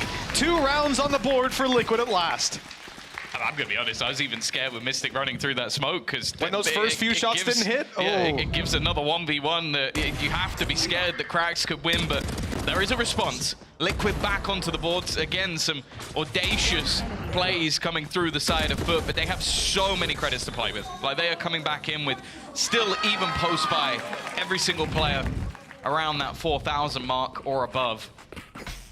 By the looks of it, they might be about to go for something a little bit quicker. Every single player built up outside this B site. Well, Foot have had success with controlling the map. Now it's a more direct approach. Very strange. Viper's Pit goes up mid. Foot go back with 2 players, in fact, towards the mid angle. Viper's Pit used by the attacking side on B, but it's only to get out. But there's a trap there. This is the other problem. These traps have been on A. Instead, now it's actually working perfectly against this crowd. And in fact, there's a good chance they don't have the patience to slowly approach this angle, that they move out without thinking about those traps. And Nats can find himself a free kill on the reveal. If not, there's still a player in Enzo that's close. They've spotted they're still around this angle. Cage is going to give it away. Now they should know. Now they're looking for traps. Definitely an interesting Cage. I don't know how much that's helped. I imagine there's going to be a pop flash, though. That's the goal here from Foot. Just send it straight out. Nats hiding back, waiting on the corner, but he's only going to get the one and giving them the space. Krax has done well, and seen it again, just trading off of him. Gives that man advantage once again. The Viper's Pit can hold the flank, and it leaves the 2 remaining players coming back in from mid. With an educated guess, you're going to know that's where Yumpy is. It's mainly Kiko's position that they're unaware of. Your nade's going to do next to nothing here. Destroy a little bit of utility at best, but fighting through that pit's not the best of options, even in the worst of times. A flank up from Captain, something we've said before. But it's only really finding value if they were committing to it. As we can see, Liquid have fallen back. They go to save these weapons. It's a forfeit round, one they'll give to Foot, a 7th clocked up for the attacking side, and they're not guaranteed these weapons just yet. I do see the reposition to CNED, and he's moving to mid, so seems safe enough. Captain, if he sprints, Kiko could be in danger, but it looks like they'll stay safely tucked away. Yeah, he doesn't know where the remainder are. It's looking good for Foot. And again, a lot of that just comes off of having that Viper's Pit, the burst play out of it, which, again, like it was definitely a little bit telegraphed, but if you're on the side of Liquid, you're definitely wary that this is just being used as a ruse. Maybe they've gone back in the other direction, so you can't quite gamble. But also just Krax. Like, this is the thing, is his entries have been fantastic. Like, just getting into the site, giving space to CNED to then trade, and that's the thing. If you're not aiming at CNED when he walks around the corner, you're dead. Well, that's a guarantee. Mystic, on the other hand, as well, he has been unreal at shutting down Krax 2 rounds in a row now. We've seen Krax start to pop off, claim those kills, and he's the one to meet him on the other side. He needs to meet him first, though. That's it. We need to see that initial fight. He's his kryptonite, but somehow the damage is already done in a lot of these rounds. 7-2. We should have seen 2 for Liquid in that second round. It's a tough position to play from. The mental chipping away. His Foot. Now look for another battle. It's Mystic that will be challenged. It's Krax to take the duel. We said we want to see them fight earlier. He's got some support from Captain, and it's going to be enough. The wall bangs shut him down and now cause some problems on B normally. In fact, there's 2 players there, so they're not panicking too much, but one has to look at mid, and it's dropped by CNED. Now the isolated Nats is going to have to do next to everything by himself because he's lost the rest of his team, and they've seen him. Element of surprise is no more. The same thing for Kiko's teammates. They're all gone, and he's going to be saving this up once again. I really just want a reel of just CNED hit down his trap after he gets a kill. Like, it's like, I got a kill, trap there, carry on with the round like nothing happened. Like, it's great. A lot of the time, it's the most pointless usage ever, but it is funny just watching a player every single round having to shoot that trap. And again, he's doing his job. He's finding a lot of those trade kills. Oh, okay. That's something for Kiko. Might get him that little bit closer to having a showstopper, but I'll be honest, they've been able to avoid his operator. I think that he got the opening kill in a round prior, catching the lurk. Other than that, he's just not been in the right position, unfortunately, and they're going to look to try and hunt him down. Run! He's got to try and escape this one. Life. Still got the shorty in hand, but the trade will be there. And that's the thing, there's so many finances over on the other side for Foot that, oh, we lost 3 players. Well, everybody has like 7,000 credits, so I think we'll be okay. Yeah, CNED was max. Very, very close to a couple hundred credits away going into that round. It's just his trap, I think, that took him below max. And you see there, very useful trap. If it wasn't for that, that kill might not have went. I mean, like, it worked. It worked. And yeah, we want to... I think the key thing, actually, is the op dropping, right? That's what we're saying. The impact on Foot's economy is negligible because they're so stacked. But for Team Liquid, they can't get another op. No. In fact, they can't really get rifles around this buy, and it's 8-2. Do you want to fight for 9-3? Play the eco now? I also think as well, one of the real problems they're having at the moment is that Yumpy is getting destroyed. Like, the amount of times he's going to try and take the fight, or even just get some information in mid, and he's just getting domed. Yeah. And a lot of the time, that's your mid control. That's where you have all of your Viper utility to try and slow these pushes, even allow for your own rotations back if you need to try and gamble players over. Unfortunately, they haven't been able to do any of that because every time he's even given an inch, his head's gone. And it's been CNED, it's been Mr. Fallen at times, it's literally been anybody who's been around that angle who's just been able to win that battle versus him. It seems like he might be going for a slightly more passive stance in this round because he is about to play a judge, and if he pushes mid with the judge, I think that we can just move on to the next map. I think that's a fair call, Tom. But I want to see him do it at the same time. It does look like he's about to run down mid, I'll be honest with you. With that wall as well? It could just be he's going to go place the orb. It could be. I think, and it is. Okay. And he's made the move.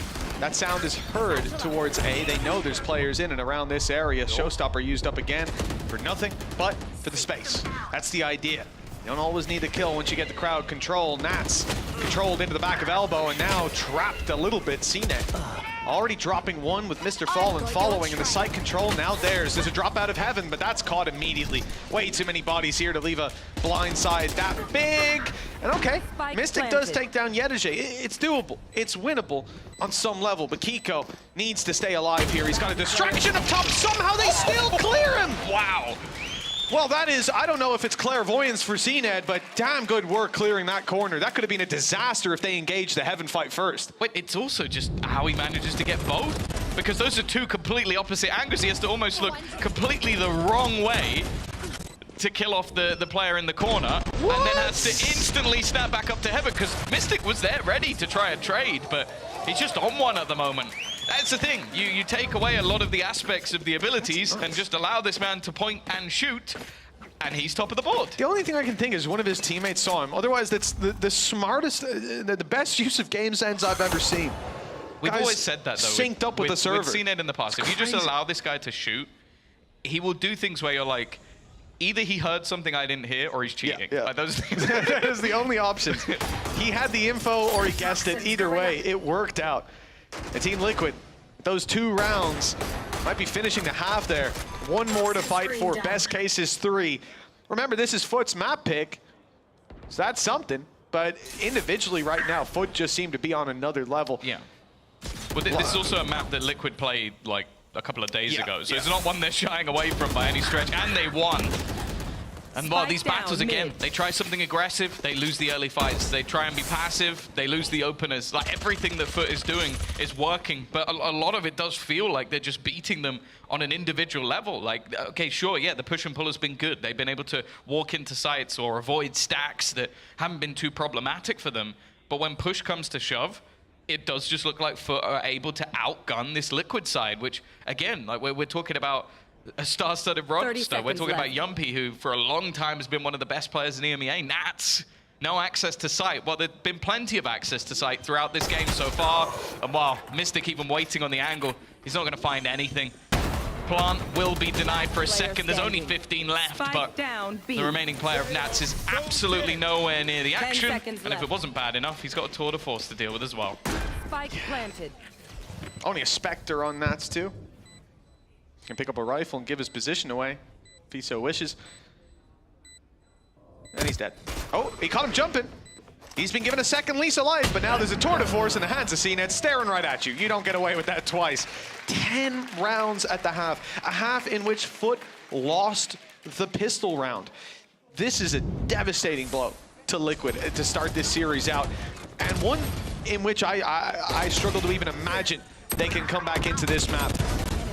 Icebox, on the other hand, well, let's hope it's a damn sight different, because right now Foot are outclassing them. Do you want my little glimmer of hope for Liquid? Oh, I didn't think there would be one. Hit me with it. Let me know. When they played versus Koi just Yes. a couple of days ago, Yes. they only got 4 rounds on defense, and then they Okay. were 9-1 on the attack. So their attack has definitely been better. I think that's been the case for the majority of maps.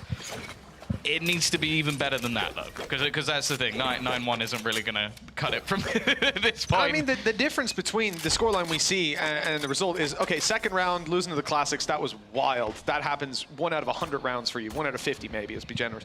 But the reality is, when I see this squad in that game against Koi, they had a lot of success with those trap plays on mid. If the 2 trap plays they set up worked, same scoreline, same situation, but they didn't. Foot have been looking very good. And now, the challenge on the A site leaves CNED almost isolated. He has teammates coming through heaven and a way out. And so he'll give up the site, and they'll play for the retake. Yeah, they were kind of hoping that he'd at least get 1 kill. Oh, well, there it is. Maybe in another. Captain cracks, just win the battles on the players holding the angles. CNED's going to be healed back up as well, so it goes from bad to worse. They're needing a hero once again. Both players, or 2 of them at least, holding back. And the paranoia is there, but Captain is in front of it. They're just not winning any fights. Every single kill is going the way of Foot. Finally, Mystic is able to get 1, but they're already defusing. They're just going to stick it. There's absolutely no hope, and they're even going for knife kills. Captain is going to give him the mercy of an execution. But the fact is, Foot 11-2 in the lead. This has not even been close. I'm pretty sure half of Mystic's kills have been on cracks as well. I don't know what it is that he's doing, but he needs to teach everybody else. It has just been a disaster, and we see even here. This was a 5v5 retake. Yep. And they didn't get a chance to retake. I mean, Foot just took the fight to them. You look at the situation on ramp. Enzo goes to tuck in the corner. The idea is off contact. There's a paranoia from Mystic. And somehow, Foot kill Enzo and get back up the top of the ramp without losing the player. And the timing wasn't that bad. It's just every single thing is working out for them. In instances like that, where it's kind of out of your control, it's to do with the peaking timing and them hitting their shots. I think there was 1 headshot and the bodies didn't connect. But then they're also setting themselves up for success time and time again. Some of their repositions have been out of this world. Captain's always behind people. It's a joy to watch. This defensive side, they're facing off against a force. Yeah. So there's a chance for Liquid. But if they lose this, map 2. Oh. It is looking like they have lost this, unless Yumpy's going to pull up some serious heroics. That force has gone out pretty much the exact same way you'd expect an eco to go. They get 1 kill, and we move on to the next round where they're going to be buying. They will be. They will be. They won't be keeping the credits for Icebox, I'll tell you that. But yeah, at 12-2, think about map 2, and hopefully map 3 as well if you're Team Liquid, because this jacket's really go the comfy, distance. by the way. Is it? What's that logo on it, Tom? It looks a bit like a big F. Yeah. Not sure you should be wearing that, but... I'm just paying my respects, that's all it is. Oh, no. Now, while this force is obviously weak, but it has brought 3 Bulldogs to bear. Lots of light shields. CNED's out after the initial engagement. Big benefit being able to have him alive later on in the round. 2 shots at opening duels, both fail. CNED runs for the hills and is caught. Okay, bit of push and pull on the map from Team Liquid, and it's worked out for the opening pick. At least get out of there. It's not going to be that easy, though. A couple of players already rotating back. Mr. Fallen under pressure, though. Doesn't really have much to play with in this round. Still manages to take a fight and back off. The rest of the players not particularly close to behind, and the flash will catch them, but not quite enough. Krax has now rotated into position. He has been a demon in this matchup. Yumpy has met his maker many times at the hands hands of Cracks, but this time he'll be able to close him out. Looking like there might be a small lease of life, a candle at the end of the tunnel, because it's not quite a light yet. Planted. And the remaining couple of players and a captain with a rifle might just want to bring this into the next round, but you have to bear in mind, this is technically still a bonus for them. They can buy in the next one. Nats is going to win the fight, get himself a rifle, and, well, Yedajay, is he about to try and... Oh, I thought he was going to try and jump the trip. I was like, that's pretty optimistic. It's going to be one hell of a run-up, but no, he's just tucking in, doing what damage he can in the late round, and presumably drop into the spikes. Still has full shields to work with, but we'll see if he can grab a few exits. And he's even let them know exactly where he is. A lot of these players are low. He could do some serious damage, but he won't. He meets his maker at the hands of Mystic. 3 rounds, finally, for Team Liquid. It is a slow path to recovery and one hell of a long one. Lots of bumps along the way. Thinking about a tour de force for CNED, showstopper for Cracks, that Viper's Pit to lock down some defensive control. And they'll all be online. They can have 2 rounds with full ultimates if they want to. And I'll be honest, the scariest thing is they haven't needed any of them through the game so far. Like they, as I said, it just looks like they've been able to outgun Liquid at most times, and that's the scariest thing about Foot is when this team is confident. Well, this is what I mean. Like, Cena's just run out to throw a trap in, which could have easily got him killed.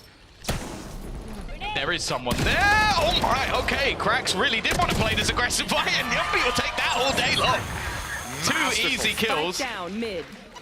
Yedajay still, the spike is in mid though. Okay, CNED clearly forgot that there was a player up there, and Yumpy, he's had a very quiet game so far, but he's got 3 kills in this one already. Last player standing. All right, cleaning house. Hello. On the side of Team Liquid, 4 kills for Yumpy. And 4 rounds for Team Liquid on the back of it. Hey, it's important as well, even if you're not going to claim the map, just to build that momentum, show yourself that, yeah, that first half, Foot were the better team by far. But here, they've warmed back up. At least that's the hope. I like this from Yuppie. Shows the confidence, plays aggressive, even in that first, breaks the trap and then keeps pushing. Claims that little bit of extra space and they didn't expect it. 8 more in a row though. Let's see how this goes. Mystic's got an op. Off rip, attack side, Omen off. I look forward to it. I guess with Kiko needed to take the space, and he might just be the next best thing. They're about to try and make a play through the trip. There's a couple here already. That's Nats down. Not the start they were looking for. That weapon and the orb are going to be able to be retrieved. Now, if they can get across to it, it was being guarded. The push through from Kiko, that was fantastic. He's taken so much space, but they're going to go running through off the back of it. Again, another trade out. Keeping the advantage with the Mystic holding with the operator, will be able to level things up once again. And Crash is just going to try and go forward, but Kiko has got Mystic's back. Thankfully, Tom, that could have gotten out of hand very quickly. There were 3 rifles to be claimed in and around B main. 2, in fact. But for this squad, CNED's pistol in the back pocket, not getting much. The headhunter almost giving up on the hunt. He's checking his back. Standing. As Yedajay checks the front, he's fallen, and CNED will go walkabouts. Moving to B main. As I said, rifles could be retrieved, and kills, exits could definitely be found. He's got his TP to get out of here. There's the rifle. Now he becomes so much scarier. 7 bullets. And with 3, he takes down Kiko. Still confident to stay out wide, knowing his TP is there. Picks up another rifle. He doesn't want them to get out of here alive. He doesn't want them to have the weapons, but instead he falls at the hands of Mystic. Not a cost that Foot are shying away from paying. 12-5. They've got plenty of rounds to bounce back on. I need a replay of the trap usage. Oh, do you? Just place it in the radius of the spike. I guess his idea is if anyone... Look, that's how it was at the end. I actually love it. It's brilliant. It could have worked, right? If you run out of main, you just get caught. But wow. I will rip the lights. That's another purchase. As you said, those ults now starting to come online, but for both sides. An instant combination with the nade. In fact, the orb is going to be used just to section off an angle for CNED to try and fight with. Now, Mystic is waiting. He's got Kiko alongside him. Enzo there as well. They are very aware of this aggressive position. CNED in a spot that, yeah, you need to escape from. That's good timing on the first, but the info comes his way. Somehow he makes it around the corner in time, just dodging the bullets, half his HP. That's a price he's happy to pay, considering he's revealed the entirety of this squad. Gave Mystic the room to TP on the site, but Yumpy flanking out on B was caught. Nats eventually dealt with on top ramp, and now the numbers thin out further. Sure, Mystic is still there, but the Seekers give all the info away. There's 2 players on mid, 1 on A site. Mystic needs to try and join his teammates, and they can't cross. Not till he gets closer to put that smoke down and at least deal with CNED. Just posted up on the angle. This is a fragmented round from Liquid. Man disadvantage, limited map control. 30 seconds And they're left. about to give away even more information. The Seekers were helpful. The trap. Perfect. Tom's going to be asking for a replay of this one. Beautifully put down. Gorgeous, Tom. Couldn't have done that better myself, I have to say. No, you'd have missed it somehow. There we go, though. Into the site. Nobody currently watching on that cross, but if they get the timing right, the spike could be 10 dropped. seconds Wasn't in left. the hands of Kiko, but they will be able to get it over. Put this into an after plant, or so you might think it's bait.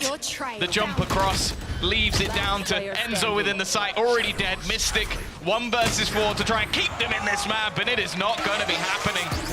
Utter domination as Foot make their presence known back in EMEA.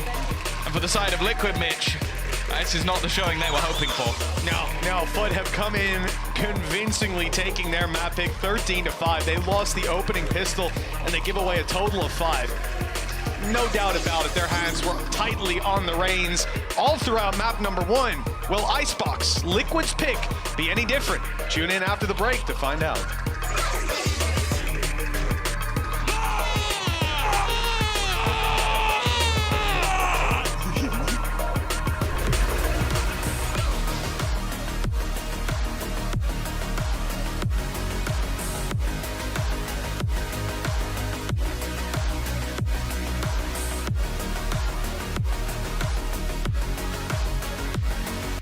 I know a place that will break you into 1,000 pieces. Stay away from them. Stay away from Lorca, Paco, and Picasso. Don't ask about Lola. Ay, Caballo Grande. Ay, Dolor de Nieve. But in spite of everything, it occurs to you to visit Andalusia. Don't say I didn't warn you. Be careful of the Andalusian crush.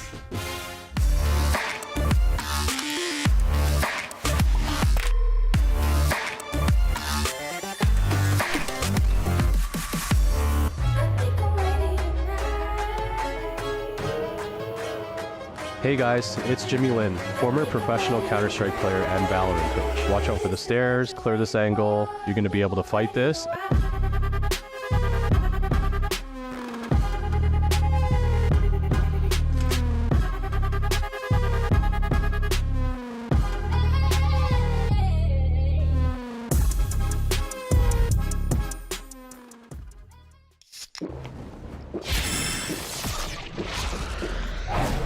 Red Bull gives you wings.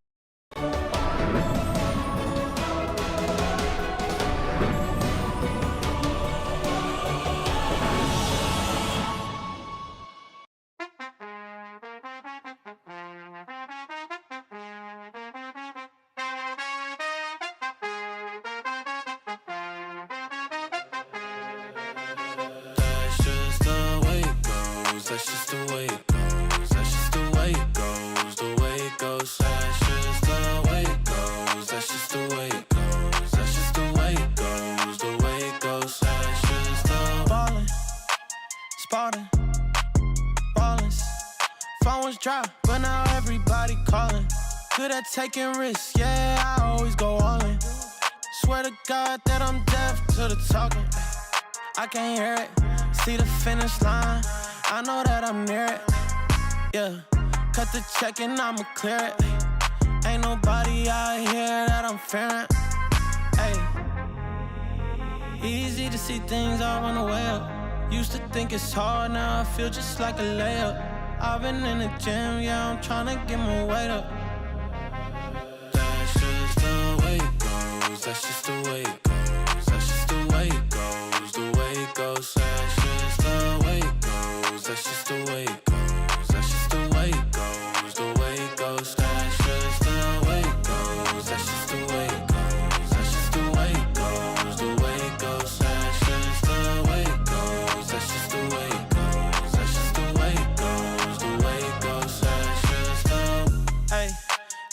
fearless, like you got a few disguises.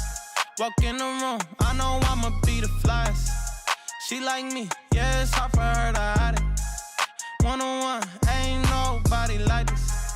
Got this far by doing me, I'm everything I knew I'd be. I don't care what we used to be, no, yeah. They try and get close to me, you can't get what you want from me. I got this vision you can't see, no. Easy to see things all on the way up. Used to think it's hard, now I feel just like a layup. I've been in the gym, yeah, I'm tryna get my weight up.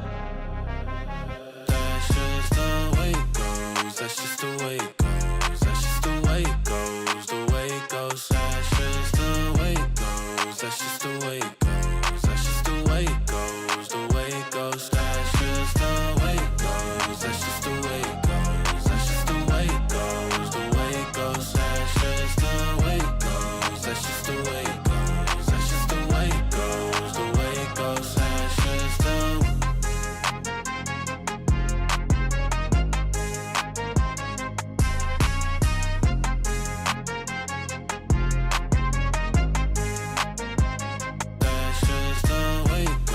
that's just the way it goes, that's just the way it goes, the way it goes. That's just the way it goes, that's just the way it goes.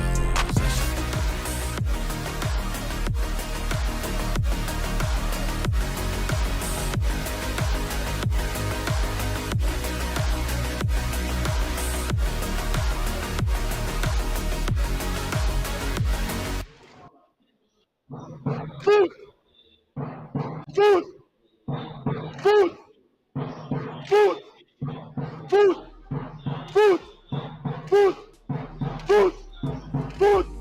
Hello everyone and welcome back to VCT EMEA, where I would like to issue an official apology to you, CNED. Listen, Mr. Charles Eddington, I was not familiar with your game. I forgot about your headshots. I forgot about that ob. I forgot about your pew-pews. And from now on, to hell with Jet. You want to play Chamber? Play Chamber. I don't care anymore, and I would never, ever, ever doubt you again. CNED, I'm sorry. Now, with that out of the way, let's bring back Kukuka and Bonecourt and take a look at CNED in today's AIM Labs warm-up. Not that this guy even needs to warm up, because he looked great, and like I said, Kukuka, Bonecourt, I'm sorry, I got it wrong. I mean, I think we doubled down on we want to see him on something that he's more comfortable in, and definitely this side of Foot, this performance that we just saw on Split is definitely a more comfortable Foot. This is what makes like Foot so scary, because I feel like when they get, you know, like the hang of things, they will just run you over. Like you give them an inch, they will just, you know, like they will run you down. It's also something that I just want to point out. I'm so happy to see CNED yelling and smiling again. I feel like he's like been, you know, like he's come out of that, you know, like hyperbolic time chamber, you know, from practice, and he's back. Yeah, let's take a look at those reactions, because Bonecourt, when he was playing with you on Ascent, he was like the Iceman. He barely even gave a thumbs up or a smile. And I don't know what happened on RV, but he's a changed man now. Like, it's just so nice to see him like yelling and clapping. I feel like on Navi, you know, like I feel like he was maybe, you know, like he didn't have, you know, like the time of his life, but like now he's a changed man. He's back. I like to see him laugh. I think that he has a very nice laugh. But yeah, I think that it just comes to him being comfortable also within his team. Also seeing the changes that they might have implemented into how they were playing. They were literally on their face. Like Liquid tried so many things. Let's try and play for retake. Let's try and prevent that plan from even happening. And we know, and we've said many times, how Turkish Valorant is a lot about the pew-pew and a lot about the shooting. But man, it was impossible for Liquid to win some of those duels. It was literally impossible. Yeah, it was indeed. And also the fact they wanted to start on defense, and this is not what we expected to. But CNED's Chamber, this is where we had a lot of criticism at kickoff. But if you take a look at his stats where he played it at kickoff versus now, Kukuka, it is night and day. Yeah, of course. That has nothing to do with comfort, and I think it has a lot to do more with time put into the server and just not only getting the reps, but understanding what works for you and what doesn't. You get into that position where you feel safe with doing the things that you're doing, even if you're playing with a chamber. Yeah, but moving on to Icebox, Foot, they were doing some weird stuff, Bonecourt, but surely, you know, the chamber could, again, it might work here. Yeah, I'm just hoping they stay away from that Phoenix Fate composition they were playing last time we saw them. I wouldn't mind to have them even playing like no duelist. I think this chamber was looking extremely good on split. For Icebox, it's something that I really want to see CNET being like set up like really well, especially for them starting on defense. Yeah, exactly. And if we take a look at the other side, regardless of what Foot did, we need to look at Liquid and how they can bring this back to even get to a third map that we were praising that we wanted at the beginning of the day. Kiko maybe with another crazy performance on Icebox is what they're going to need going head-to-head against. And this is the thing though, you know, with CNET trying all these different things, we would only expect Kiko to do that. And Kukuga, he doesn't need to do that because his jet is very good. Yeah, exactly. But then we go back into the compositions, right? And Kiko needs to feel comfortable. They're playing the most standardized composition here on Icebox. They're the kind of team that just, you know, they play the Sova, they play the Sage, if they don't make any changes, that is. Well, let's take a look here at the agent select and see if we will get any changes. Well, we did. Oh, we did. If you were to tell me that this is a change, I would say, well, maybe Foot is deciding to go for the Sage KO. The Cracks KO! Okay. Yes. We get Cracks on the KO. They decide to go for no Killjoy, right? So someone needs to take care of mid. That is super important, especially for them starting on the defense. It could be one of the holes. And for Team Liquid, the Gecko, the Harbor, that double smoker is very different from what we saw kickoff. The second one, I apologize to CNET, phone call, he logged in a jet. I don't mind. Just, you know, like jet chamber. Let the man play. But I want to, you know, like what Kakuka said about, you know, like them being active, especially on middle. We need to see them playing active. We need to see them playing for map control. We cannot let them, you know, like we cannot let Liquid just be walking out and, you know, like we cannot let them have those lurks. We need to see the operator in play. Well, Liquid very lackluster on map 1, but they have a chance to get back into this game. Let's toss it over to Mitch and Thomas, see if they can. Well, you know what, Tom? Enzo's always been good on Icebox. So Team Liquid set up for success. I like it. Mystic on a new agent. If I'm not mistaken, he's never played the Harbor before. Enzo on the Gecko as well. This could be really exciting. Foot. Yeah, I mean, I like their comp changes too. It makes you nervous seeing like Cracks back on KO, CNET back on Jet. Like, if I was ever going to be scared of anything, I even think like Mr. Fallen on Sova is pretty scary as well. So I would definitely be nervous. And I don't think I think the composition is definitely, I've been enjoying the Gecko quite a bit. I definitely think I enjoy it a little bit more with having a second initiator, like having the KO and the Gecko, just to have those combinations. But for now, at least, we are going to have ourselves a very aggressive push by the defensive side. But that's the thing, Foot were very happy to take the fight versus their opposition, already claiming that early orb. And in the meantime, okay, we've had a little bit of a push coming out of the other side. But it does look like already building in to what will be an A take. It seems like the information is definitely going to be there already, though. Well, yeah, Captain got enough info for sure. They're confident to stack it up. They're just worried about the mid flank that is underway from Kiko. It looks like he's got perfect timing on the way through. This attack side just needs to fake it enough that it looks like they are committing, so no one goes back. Oh, that's an awkward fight. But Kiko's won it, and he's done so much damage onto Captain as well. Now this defensive side has to watch their back, be worried about the flank all the while. The aggression on site can come through. The wall broken open. But it's slow. It's slow. It looks like they're waiting for Foot to make another mistake for an overextension, but that's not coming through. Foot are patiently waiting for Team Liquid to take a step forward, winning their fights as they do. A quick trade back, and Yumpy on another leaves Cracks alone, and he'll fall. 3 kills from Yumpy. That's what it takes to get a pistol for Liquid.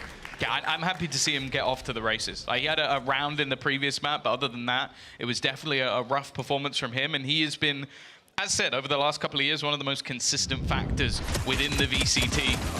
You're getting off to a good start with the pistol. And on the other side of things, not expecting much going into this round from Foot.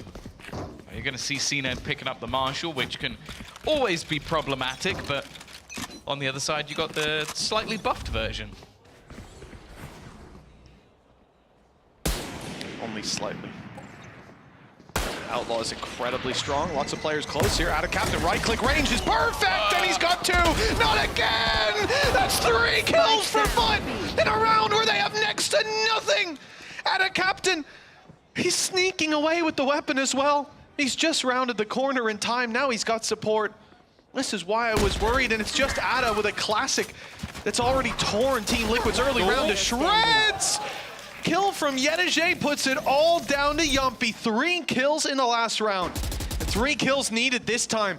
Him against the world. And the lack of info to work with. You can already see Mr. Fallen wrapping. They've got him trapped inside of yellow. Good kill on the first, but now they group up together and find the final kill. Deja vu of map number 1 as Team Liquid win the pistol and lose it to 3 classic kills in the follow-up. Well, 2 classic kills. That's a really good spot to have a drone. It's really, really good. Again, the fact he got 1 was impressive. The fact he gets 3, I feel like that's just going to give Team Liquid nightmares. And again, silence has fallen within this building. A lot of Liquid fans here today, and it is not going the way they hoped. Already you can see these rifles brought through from the previous round alongside some upgrades for the rest of the team. Obviously, that was an eco. There was only a Marshall. Everything else was classics. To do that once, what do you say?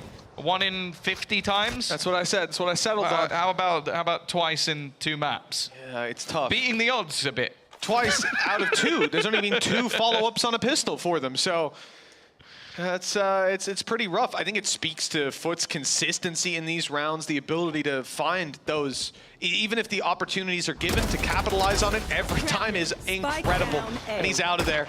That's the beauty of CNED on this agent. Right back to the back of A site. Team Liquid obviously just working with classics. You can see the disadvantages. They're tangible. Yeah, next to you can see the disadvantages. 1 enemy remaining. Unless it's on the other team. Yeah. Then you don't see them as much. I mean, you'd never expect them to do anything with classics, would you, Tom? Only Foot. Well, 2-1. Foot claim essentially a pistol round victory. I mean, they get that little boost in, but their economy's in a great position. There's a lot more benefits to the way that they've gone about these early rounds, to the fact that they lose so few players in the follow-ups too. Economically, it is better to basically lose the pistol and win the second when not buying. Yes. That's the best thing you can do for your economy. Yes, but you should never really win those you should rounds. never be able to do that, but they've done it twice, so, you know, it's something that needs to be mentioned, weirdly. Also, for somehow they have almost put, this looks like an OT round. All of them were 3 orbs away from getting their ultimate online, so they managed to spread the wealth. It means that Yumpy and Kiko are actually getting pretty close. CNED is going to have to fade away from this, or so you think. There is a pop flash that allows the peak, but it's not even him. It's Mr. Fallen. Again, constantly pressuring and pushing this Liquid side, not allowing them to get into position for executions. They've always been a really difficult team to play against because of the manner in which they aggress. Wall down mid has to be broken just to force somebody to come back in that direction. And at the moment, they've left Ada Captain alone, but again, so far, that has been enough for a B-site defense. Toxins going up. Liquid are approaching this one slowly. No doubt, after how things have gone, there is a sense of trepidation to any sort of angle they're peeking. Here. It's towards the B site, but Foot are making that read. Yedege's on the way to back up his colleague, Ada Captain, down below. A dangerous duo in the worst of times. 30 seconds left. And it seems like we're in the best for Foot. Wall will go up to at least obscure vision, but he goes ahead of it. Yedege falls, but Ada Captain trades. 20 seconds. They need that spike to be planted. The wall falls, and still he gets another, despite facing 3 opponents. He'll claim 1 before falling, leaving the advantage in the hands of Foot on the retake. It's not going to get them anything. I have the information that players could be close, but don't know exactly where the Liquid players are. Rotation coming on already. Krax is going to win the duel, and it's left onto Nats. A legend on Icebox, but he's going to have to pull off a miracle again, looking to potentially peak him. At the same time, his position known. He's not even going to win that first fight. CNED puts him in the grave. An immediate addition to their lead from Foot. 3 players standing as well. If the economy wasn't already building, it will continue to. For the side of Liquid, again, they're gonna have themselves some finances at least to play with. That loss bonus, the spike plant is helping them out a little bit, but so far it's looking like more of the same. You know, I like Jack, our third-person observer, gave us a little angle there of a nice lineup that's been coming through from Yumpy. The Nano Swarm going up onto pipes, denying that control.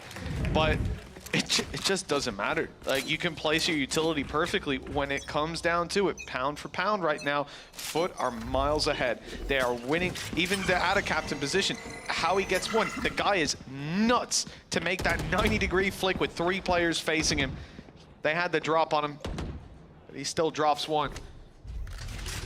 Footer on 3, Team Liquid invest fully. All the credits on the line. Light shields on 4 players. A lockdown to work with for Yumpy. Won't be putting that in for a moment. And Mr. Fallen also has the Hunter's Fury. So there is no easy way to go about this. Also, just look how far the players on Foot have pushed. They are all the way down B already. Here comes that lockdown. Now, Mr. Fallen, it seems like they're just going to try and use their utility to destroy it instead, which they will. Shock darts in combination with that fragment means that there hasn't really been the space taken. They're ready, though. Kiko watches for those players running in from behind, and now they're going to hightail it back towards the B site, finally catching out that aggression. Rotation from Mr. Fallen has to win this fight, and he will.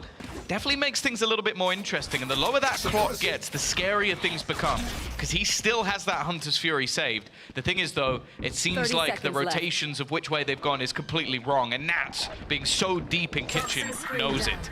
Yeah, Yumpy stayed close on A there, even sold the fake, got them to rotate back. I'm not sure what the sound cue was, what he did to let them know, but they were convinced it was an A play. Now they've spotted Nats after his kill, but by the time they deal with him, the round may already be lost. They need to pick up the pace on going forward, and he's not an easy player to root from his position. He's gone back to check for Yedege. The Spidey senses tingled correctly, but they still have time for this.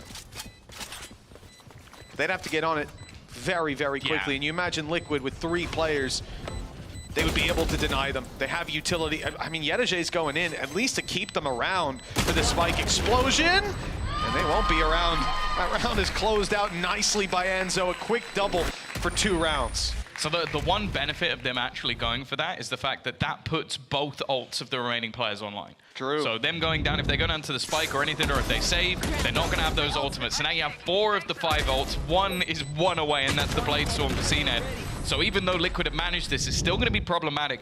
It's a good push and pull, though. The fact is, Kiko catching that aggression, I feel like Foot are going to have to be a little bit more tentative in the way that they push from now on, with that being watched, and just Nats doing Nats things. That's what we love to see on this map. It's a map, as said, that we have seen him so many times cause issues for teams on his lurks.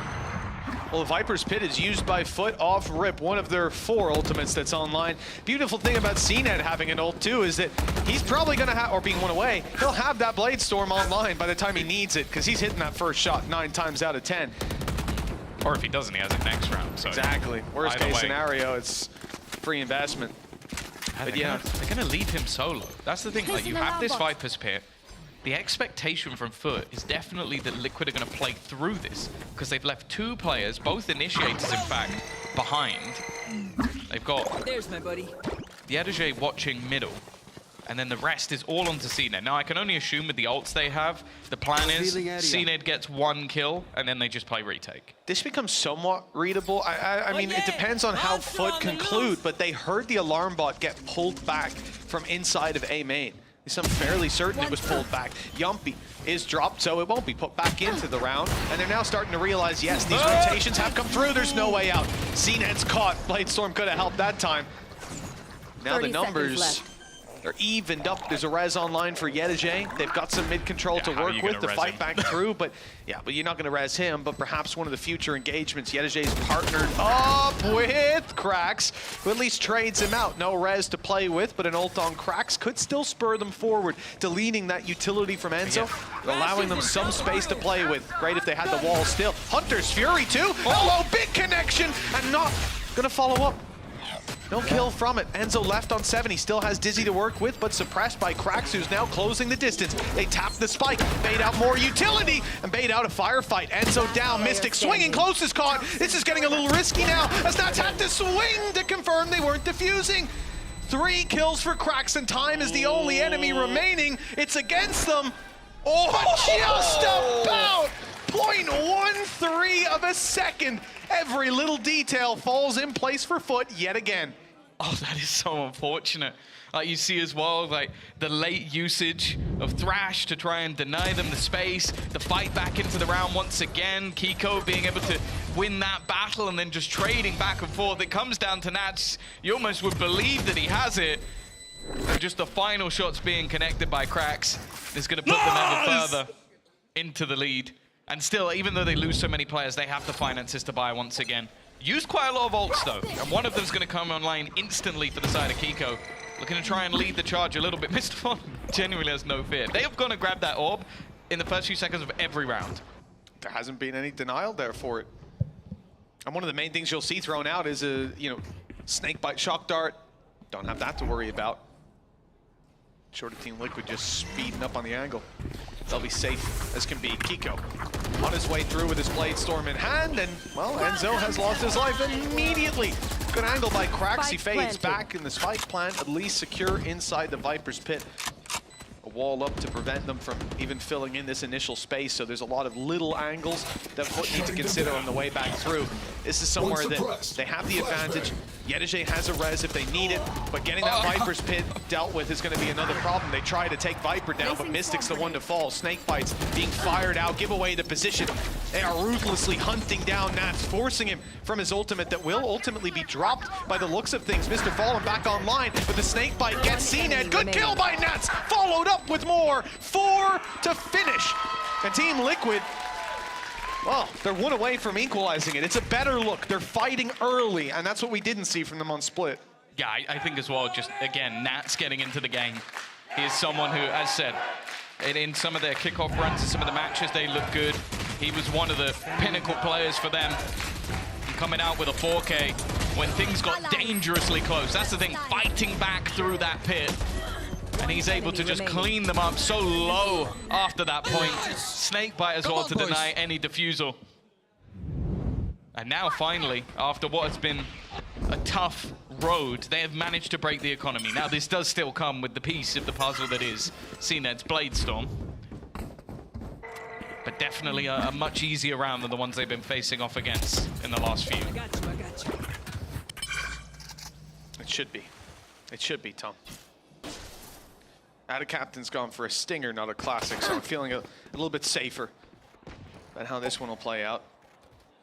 Yumpy's turret caught contact, and he's gone back to try to find the players. We're moving forward towards the B site. The stack is in play. Foot have a lot to work with. Shock dart down, and okay, little guy, he's still going. He survived quite an onslaught of utility and bullets there. He's definitely the MVP of the early round. The late round, well, it should be easy for Liquid to tie up. Even with the rifle picked up for Yedige, there is not very much for them to work with. They don't have a wall to deny control. It's cloud bursts in the form, basically the only smokes they've got. Oh yeah! Monster on the loose! Ult committed as well, thankfully, because it looks like some space is seriously being taken. Foot not giving up an inch, but Blocking sight. left down in an awkward position. Cracks diffusing while eventually a snake bite lands, and that is what wins them the round. Team Liquid up to 4. It definitely got a little too close for comfort, though, again, considering what Foot had in play. Yeah, it's one of those scenarios where they lose so many players to Cracks with the Sheriff, the Blade Storm for CNED. Like, they're never really getting away from having that lower economy, but they're getting through the rounds. And I think if you're going to see Liquid build up into this series, this might just be the way they have to do it. It's going to be a grind, because the fact is Foot are still playing with that next level confidence. Yes. Well, 4 to 4. Getting things back into contention. CNED once again with the operator is pushed all the way up. Ooh. This time almost punished, but not quite. Good angle by Nats. Crossed with his own orb.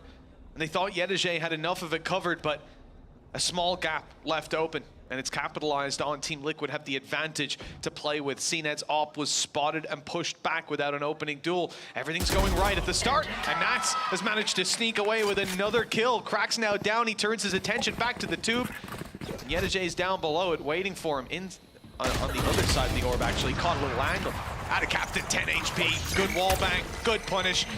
He'll struggle to find anything else. This Well, it could go a little better if Nats was still alive. It's down to a 3 versus 2 with CNEDs up and Yedajay close. It's by all means winnable for the side of Foot, especially as they now equalize the numbers. And when this wall goes down, when the Cove fades, the AWP will be sitting on the other side, planting inside a Cove while there's a player close. It's a free battle for Yedajay. If there was a Harbor on Foot, I'd assume they put that in. There's so many rounds that just look like they're set for Liquid to win. I feel like, again, you're talking about the Nats effect.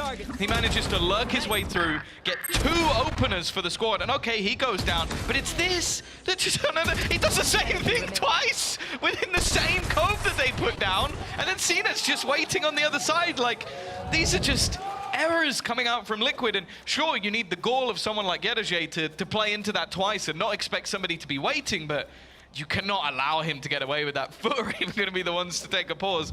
Sure, they've just won themselves a round off explosive individual plays, but I almost wonder if that's just to let Liquid stew in that one a little bit. It's a two-sided blade at the end of the day. They lost their mid control. There was a huge gap in it. A Viper orb goes up, a Viper crosses mid and goes up through tube. That is the most predictable thing on the planet. That's what almost every Viper will do, unless they're trying to bait you into thinking that they're doing that. And he gets away with a kill on an angle that couldn't have been watched by anyone. Like, that was a wide open gap. He then manages to walk past the Sage and get into kitchen and take another deal. That, as a coach, that you're already calling the pause. Even win or lose the round, you're calling that pause to go, guys, fix the early setup. But yeah, also, it's like, hey, Liquid, you want to talk about that? you want to have a little chat about what went wrong there? Because there's going to be some constructive criticism, and there's going to be some just criticism, because it was shaky, it was rough, and I think that's somewhere they're getting lost a little bit in those late rounds. 5-4, it's a close score line, and it's not lost just yet.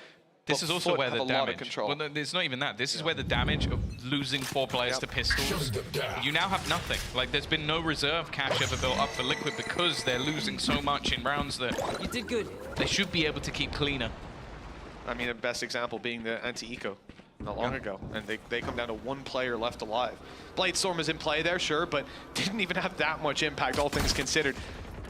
Foot have just been able to make it work, whether they're coming in with weapons or tools, they're coming out with victories. Already, the lead for them is good. The wall not being broken means mid-control isn't an issue. I've seen it on the other side, so they're going to have 4 players ready and waiting. It looks like the plant, nope, that's going to be denied as well. I think at least doing a little bit of extra damage, but an immediate heal to reduce the danger. While looking like this might just be a clean one. Enemy remaining. It's going to be an Andaluthia flawless to get themselves their 6th round onto the board. Looking to see what sort of response Liquid have. They've got the lockdown, but there's a lot of counters to it in this round. Yeah, and a lot of counters in terms of ults, in terms of utility that's been in play as well. We've seen not really too much of a bother.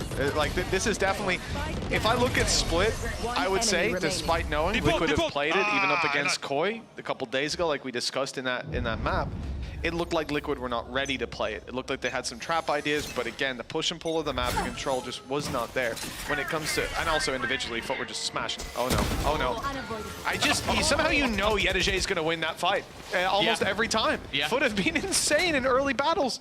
And this is the thing, they're making it work. They're controlling the map. They've got the economy. They've got the ult economy going for them. And the one thing that Liquid had, you know, lockdown. Oh yeah, that's gone. It's out. It's out of here. Yeah, they're going to leave. Take flight. The drone. That's going to get a lot of info. Already spotting the head of 1. Does it see anything else? Yes, it does. 2 more players. They know basically where this entire push is coming in. They're going to try and do a little bit of extra chip damage, but you can see Yedajay has already rotated into position to support. They've got the A site locked down. They've got a push from CNED coming in as well on the flank. Basically every single possible piece of information is currently on board for Foot. They're going to try and isolate themselves a duel here, but I don't even know if they check towards this angle. No, they definitely don't now. Yedajay gets away with murder, and it's a back-to-back Andaluthia flawless for Foot. They are starting to truly run away with this again. And Tom, they used 1 ult. They've got 3 still to work with. It had no impact. For the final round, Foot come in with a res, a null command, and a Hunter's Fury. Team Liquid have a lockdown that's going to meet a Hunter's Fury when it's used. And Mystic, while he can reckon with his opponents, that might be useful, especially for getting into a site, for taking space. I think it's going to be used on A, but by the looks of it, Foot will play retake. Like, right away, they're just giving up the site. This does mitigate one of the big factors for Foot, which is their early picks. They can't really occupy that space. You don't think they can occupy that space, and somehow they still get an early pick. It's just happening again and again. This team is untouchable. Oh no, they haven't been able to get the plant in either. Viper's Pit is going to be used, but they might not even be able to get the plant in here. That Reckoning was meant to give them the space in the plant. Instead, well, they got a little bit of space, but the plant definitely hasn't happened, and that was the major factor of their after plant last time. Being able to get in early and then just hold from the backlines. Even then, they still needed the clutch out of Nats. This time, the Hunter's Fury is going to be used to deny that lockdown. So that space is still not going to be garnered just yet. Just hoping that they can somehow get in and get themselves the plant. But that captain is just waiting patiently. The second that is tapped, he's going to attempt to spam. Oh, just block it, duh.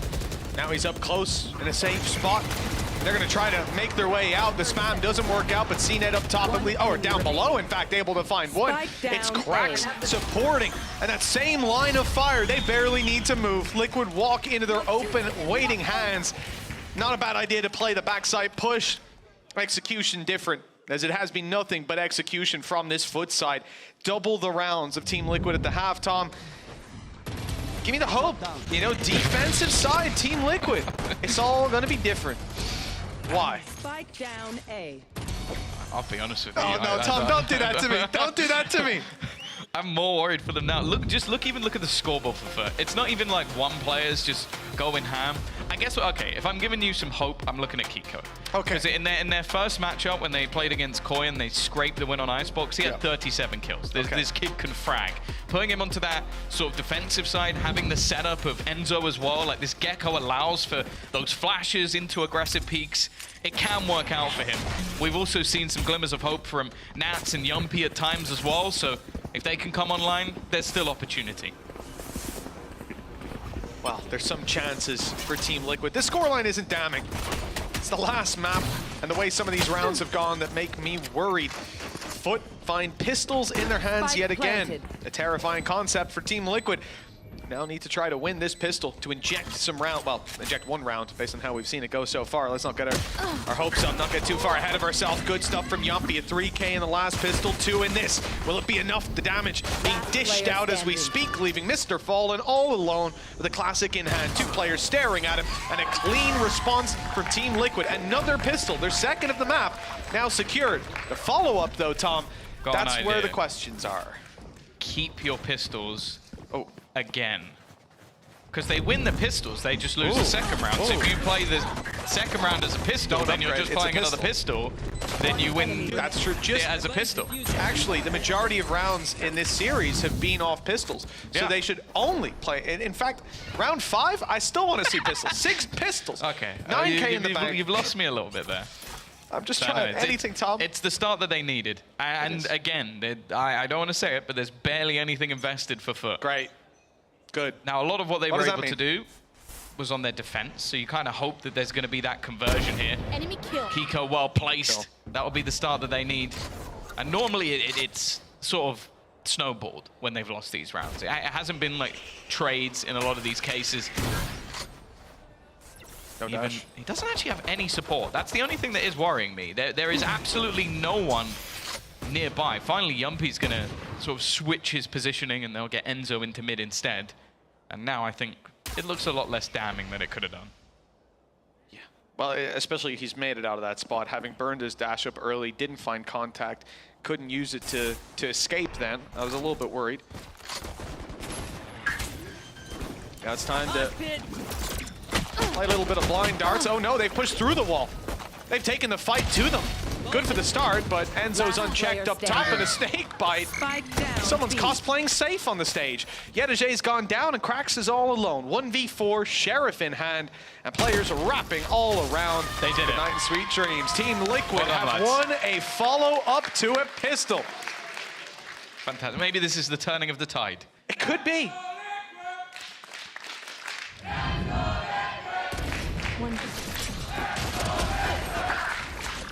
Definitely some belief still within the arena, that's for sure. And that's the thing, especially now with the pistol under their belt, this definitely isn't a death sentence. But though, they're gonna have the fall by. Right here. Full shields on every single player at set up. Initially for the defense, it's gonna be leaning towards that B site.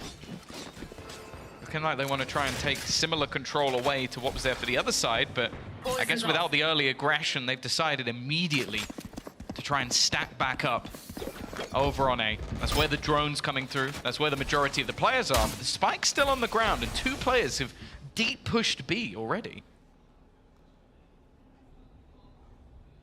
Curious to see where that spike ends up shifting towards. Foot seemed to be just faking out A, getting control, putting down some util. Sorry, taking some util out of the hands of Team Liquid, more so breaking it. And then the shift back towards B. Screen goes up, crosses in, players on yellow. Now for Team Liquid, it's Nats. Very long range with a Spectre. He's not trying to fight. He's just trying to grab the information as they come up. But that info was denied. He didn't see anything, but he suspects it. So the rotations are in. 4 players for the defenders will now be here. And even as Nats throws out this snake bite, he has support. Oh, it's gorgeous. The flash is too good. No, that was near perfect. Good play on the drop down, and they almost caught Ada Captain. But he sneaks around the corner. Good shot by Kiko. Okay, and you know what, Tom? It's starting to look doable again. Yeah, still the problem of him being weak and the weaker weaponry for the other players is definitely going to make things more problematic. You've also still got the aggressive positioning of Cracks. The flash again. This is why we want to see this guy just back on the KO, because every single time he is a menace. A response from Foot, and you just love the way that they synergize around that utility. I even feel like the utility from Mystic kind of helped them out. Like you see that wave coming through, and they just pop flash through it as they would their own screen, and it's just an immediate kill onto Nats. Now sure, weaker weaponry, it was definitely going to be difficult for him to win that battle anyway, but that's the thing with Foot. You might expect that they get into an afterplant and they fall back. That's never going to be the way they play. They're so infuriating with how aggressive and how much space they take.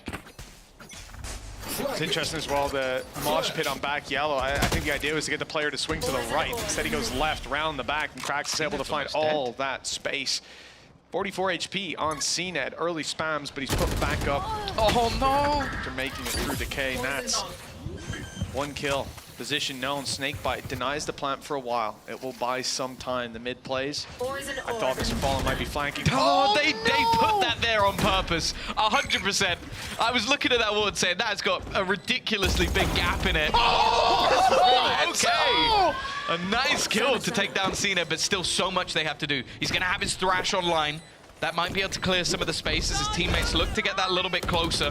They are going to be watching for it and deny it ever further. The spam isn't going to find anything else, but the whole goal is to try and clear them out the back line, but he's so desperately low. Kiko, however, has been able to give them that man advantage. Even still, though, a single bullet could remove him from action. The spam is going to take down the wingman and not allow for anything more, but they have now tapped it. The players have to start spraying, but the shots are not being connected. And Mr. Fallen, he's done enough. The time is gone. Liquid will get the kills. Foot will get the round. Yeah, and I know which one I'd prefer. Foot now on double digits, 3 away from taking it. The way you reacted to that wallbang, I think you'd rather have the kill. Tom, an Odin retake on B wallbang from Snowman through the box. I will say this, I do not get to see that every day. That is beautiful, absolutely beautiful. The gap in the wall, though, almost better. I mean, what a good idea. Oh no, we've made a mistake. Please don't snakebite us. That's the thing. It's either intentional or just adaptation in the moment. Yeah, and either way, it was just... At some point, they realized, I'm gonna shoot a guy when he peeks this, and that's what I'm talking about. A little bit of initiative. Now for Team Liquid, a pause. They did well on the retake. It took a little too long, and there was a fight or two that could have went their way. Some wall banks that could have been closer. It is what it is. It's another game you've won both pistols and you're 10-6 down. Yeah, that's such almost unfathomable. It shows how good Foot have been. Obviously, there was an immediate response in the first half, which made it a little bit different, but the fact is they have been able to streak rounds together. I think overall, they've looked like a better squad. And the thing is, again, just this was the same thing in the first half. Their ults are pretty much every player's performing, so every single ult at a point is going to come online at the same time. Yeah, I mean, just look at that. Look at that scoreboard there. Ada Captain, Mr. Fallen, Yedege, soon to have ultis. And this round that we're about to see, round number 17, not likely to be a huge impact round. Team Liquid come in with a lot of weaknesses. One rifle on Nats because he has that little bit to work with, having saved it over. But the rest of the squad, not investing, not looking to gamble at all here and now. Bladestorm's going to be used by Kiko as well, and that's the end of the compliments for the Liquid prospects. For Foot, they should clean this one up. They should end up with most of those ultis online, and then that's 11-6 in a swing round when Team Liquid invest everything. You've got these ultis to beat them back into submission. It's scary if you're on that defensive side, and for now, you can see the A site has been taken. A big retake going to be needed for Team Liquid. Yeah, and especially when you don't have that much utility to play with. You don't have weaponry either.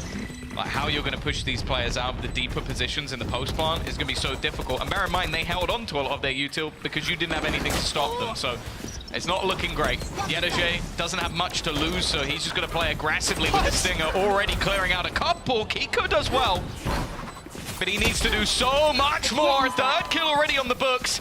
And Mystics managed to get onto the defusal. The problem is, he now goes down. It has to be the ace, and it needs to be soon. The fourth kill for Kiko.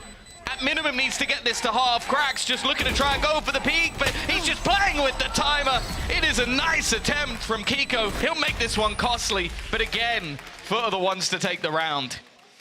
And look at the kill dispersion, Tom, what it's ended up doing with the plant as well. Foot now walk in, 3 ults in hand, Cracks one away after that last kill. They are going to have a lot of safety nets to fall back on, and yeah, sure, look, a lot of kills, it's great. It puts most of these players down to their last credits on the attacking side for the investment.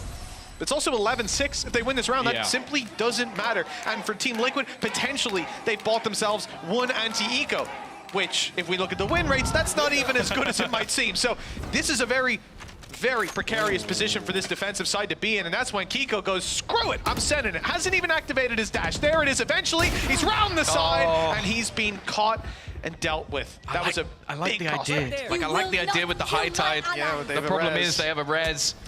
Enzo needs to try and find something more, but eventually decides, okay, I know that Foot are waiting on the other side. Kiko's given me that information. It's just not worth that peak. And now with no command, he has to do this with no util. It basically just has to be off own individual brilliance. He'll get one, but again, that's a player who can be res. It might be 2 reses in a round for Enzo.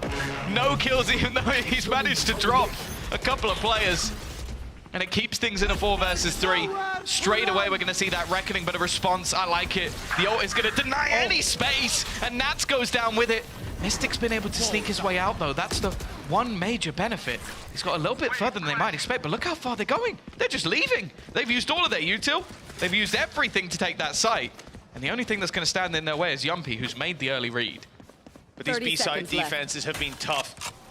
Foot are able to win these almost every time. Good timing, though, on the recon. Yumpy, a surprise factor now as he catches Yedege. Looks at the back. Oh, but he second-guesses himself. Still isolating the right duel and leaving Mr. Fallen alone. A 1v1 that could turn the tide of this game for Mystic with 10 seconds. That plan needs to go in here. And no, but Mr. Fallen wins it again in these clutch situations. Foot just do not find themselves downtrodden ever.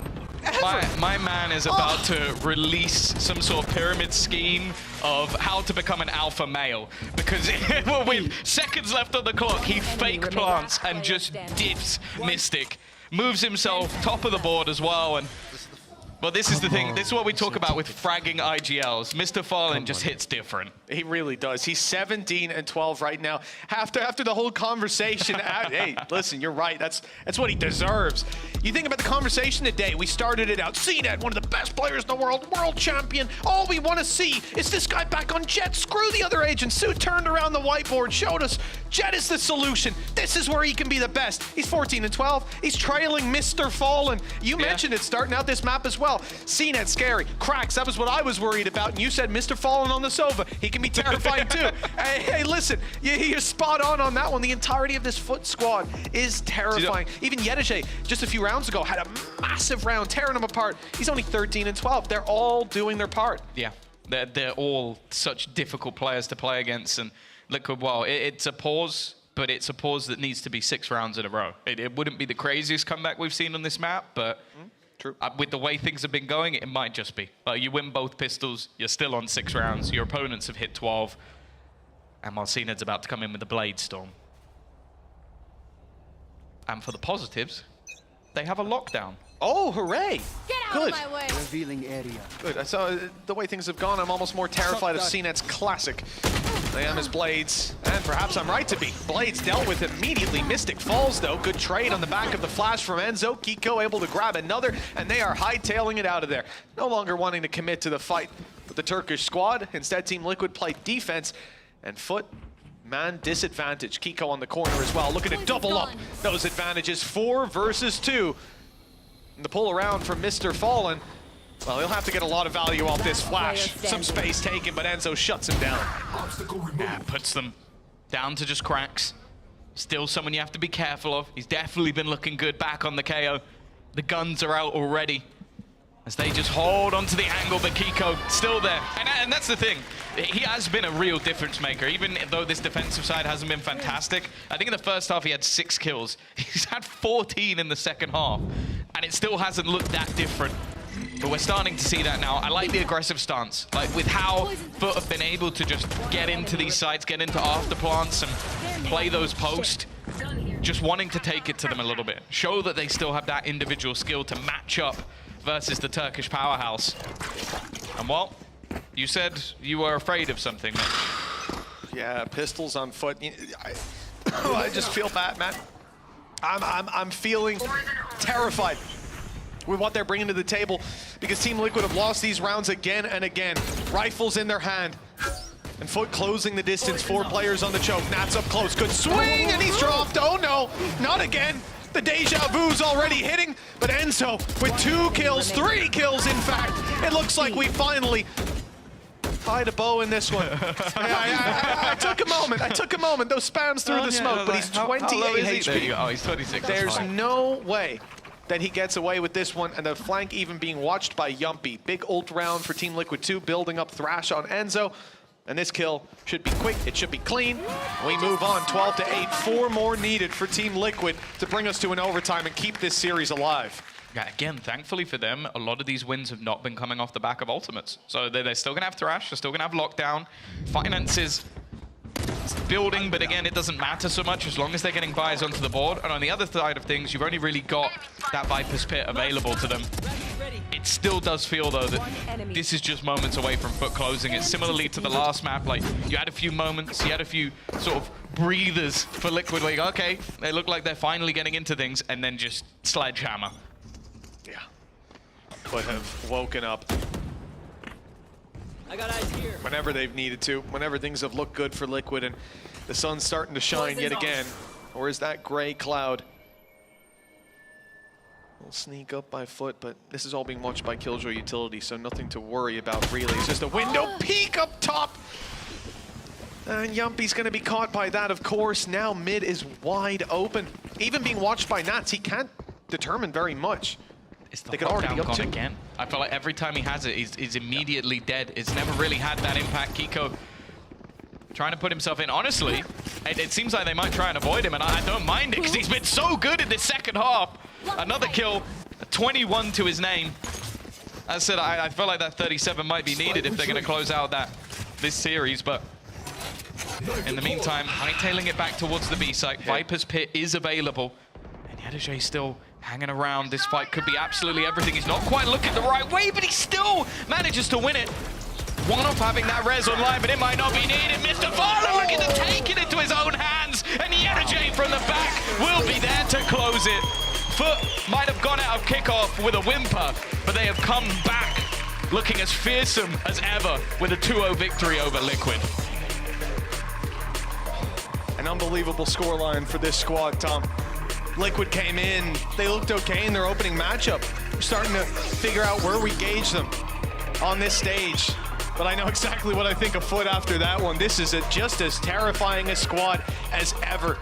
Seen it on the jet, looked good. Mr. Fallen. Well, he looked the same as always. The guy is a god. They showed it here on the server today. Great calls, great push and pull. I think that split is something teams are going to be studying for how they manage to push and pull that map, how they manage to play the control and avoid so many of Team Liquid's trap setups that Koi really struggled up against. This is someone to keep your eye on as the season goes on. I think the scary thing as well is like we're now seeing that form where every single player within this team is performing.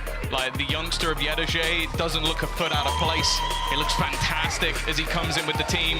Mr. Farlin and a captain. I had some of the cheekiest plays I think you're ever going to see when it comes to these sort of matchups. And I think they've made a statement here today because after Liquid won yesterday or a couple of days ago, we were thinking, okay, maybe they're going to come back, maybe they're going to build into things, and Foot have sent them packing once again. Yeah, an incredible display. 13 rounds for Foot on this map, 13 rounds for Liquid in the series. Barely letting them pass the point to win a map. I was like, yeah, they won. There's an impressive series from Foot and led by Mr. Fallen. Let's hear from him down on the stage with Yinsu.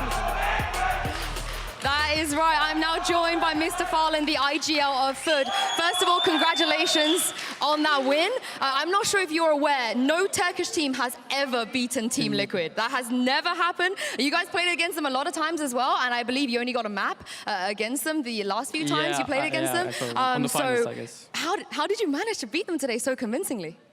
Well, I guess the off-season just, I don't know, we prepared on off-season very good, I guess, because a lot of changes on the off-season because we're just trying new things about the last year because doing kickoff, we just slipped a little bit because of the communication right now, but team just adapting himself right now, so that's why we're just better right now here, I guess. I feel like you're back on form from last year as well. Now, kickoff CNED's chamber, I feel like a lot of people didn't really have faith in that. So what is it about his chamber that made you guys have faith in it, that made you feel like that you still wanted to play that pick? Well,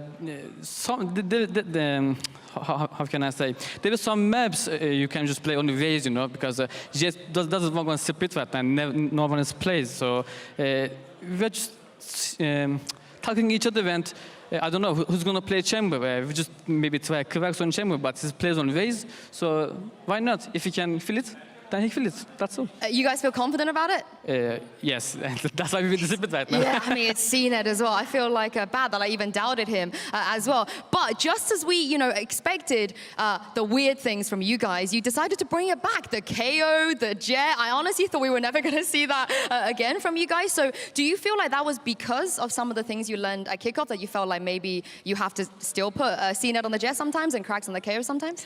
Yeah, that works too. But during the off-season, there's a lot of changes. Like I said, we didn't show our last 4 maps. I think people will see the last 4 maps. They're going to be shocked probably. Oh, Mr. Fon, I really want to see it now. In terms of your individual performance, we were talking about the fragging IGL suddenly fragging. You've always been a fragging IGL. I don't feel like you've ever kind of fallen off. I'm just lucky, no. I'm just lucky. No. You're the fragging IGL. But how did not making Madrid personally develop you as an IGL and as a player? Because I know it was probably not the result that you wanted. Well, first of all, our coach is really helping me a lot because I'm not a main IGL like I'm just playing in 2 years in foot, but I'm really not like a real IGL right now again too. I'm saying every time, but no one believes me. I don't know why. Everyone just speaking, but on the mid course, I will just give it, but that's why I'm comfortable with this role right now. I can just fill every role, and I'm just speaking, but not when I'm speaking. There was only 2 more shot callers in the team too, so it's going to be easy for me. Who are those shot callers on the team? At a captain, right? I will not say that. Oh, you weren't a revealer? No. Okay. And lastly, before I let you go, you've already broken a record today. You put Turkey back on the map. BBL, they're going to be playing next against Gentlemates. So how do you think this match is going to go? Well, I hope they win here again because it will be banger with 2 Turkish teams in the first day and win the 2 matches. I just wish them luck. I hope they win. You know me, Mr. Farlin. I believe. Thank you so much. Too, I know that. I believe. Thank you so much for your time, and we'll see you here next week. Well, you heard the man. He thinks it's going to be a banger coming up, and we will be delivering BBL versus Gentlemates right after this.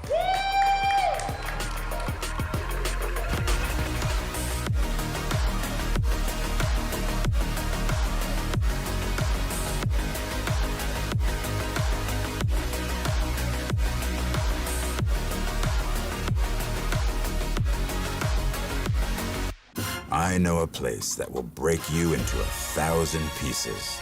Stay away from them. Stay away from Lorca, Paco, and Picasso. Don't ask about Lola. Ay, Caballo Grande. Ay, Dolor de Nieve. But in spite of everything, it occurs to you to visit Andalusia. Don't say I didn't warn you. Be careful of the Andalusian crush.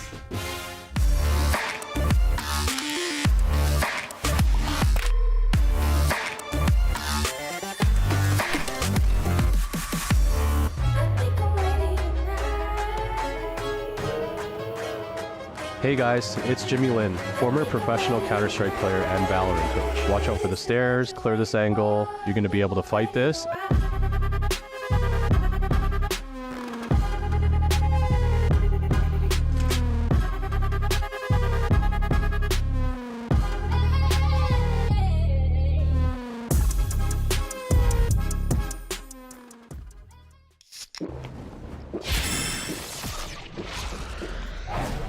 Red Bull gives you wings.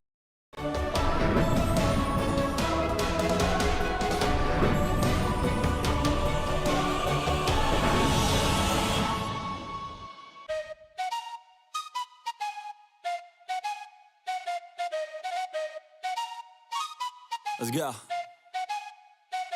I got big dreams, I'ma do big things. Yeah, you see me on the big screen looking so clean. I don't move slow, I move fast right past anybody taking life for granted, yeah that's too bad. I'd be grateful for everything that I have. You only got this life, you don't get it back. Make the most of it, become the best that I can. Everybody look at me, I got a plan. You gotta work hard, play hard, do it from the start. Cause how you do anything is everything is art. Stay consistent and do it every day. Don't let fatigue get in your way. Cause 10% of something is better than nothing. You better do something if you wanna be something. I can feel my stomach rumbling, I'm hungry. Big things coming, I ain't bluffing, yeah. No, I don't wanna stay the same, yeah. So I keep pushing through the pain, yeah. That's the only way to make a change, yeah. So I fight every day and train, yeah. It'll all be worth it. One day it'll all be worth it. So I keep pushing through the pain, yeah. That's the only way to make a change, yeah. I've had enough, I'm making my own luck. Adrenaline, my drug, I'm sick of feeling stuck. I got this, will not quit to the top, I promise. Cause I've had enough.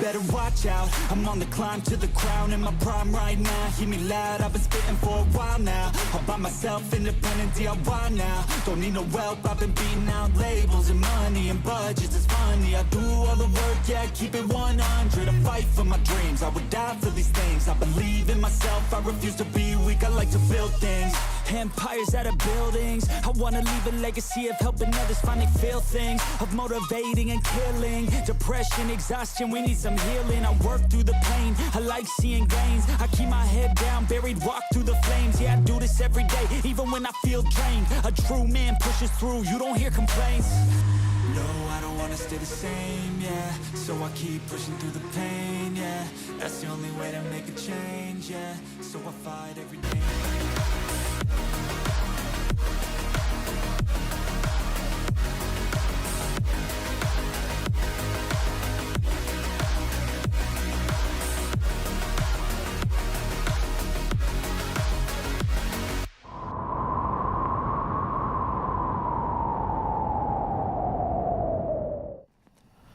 Welcome aboard to Flight 80 ACS from Helsinki to Berlin. This is your Capitan, Bone Cold speaking. And your co-pilot on this journey today will be Mitch, man. Mitch, can you give me the last status update, please?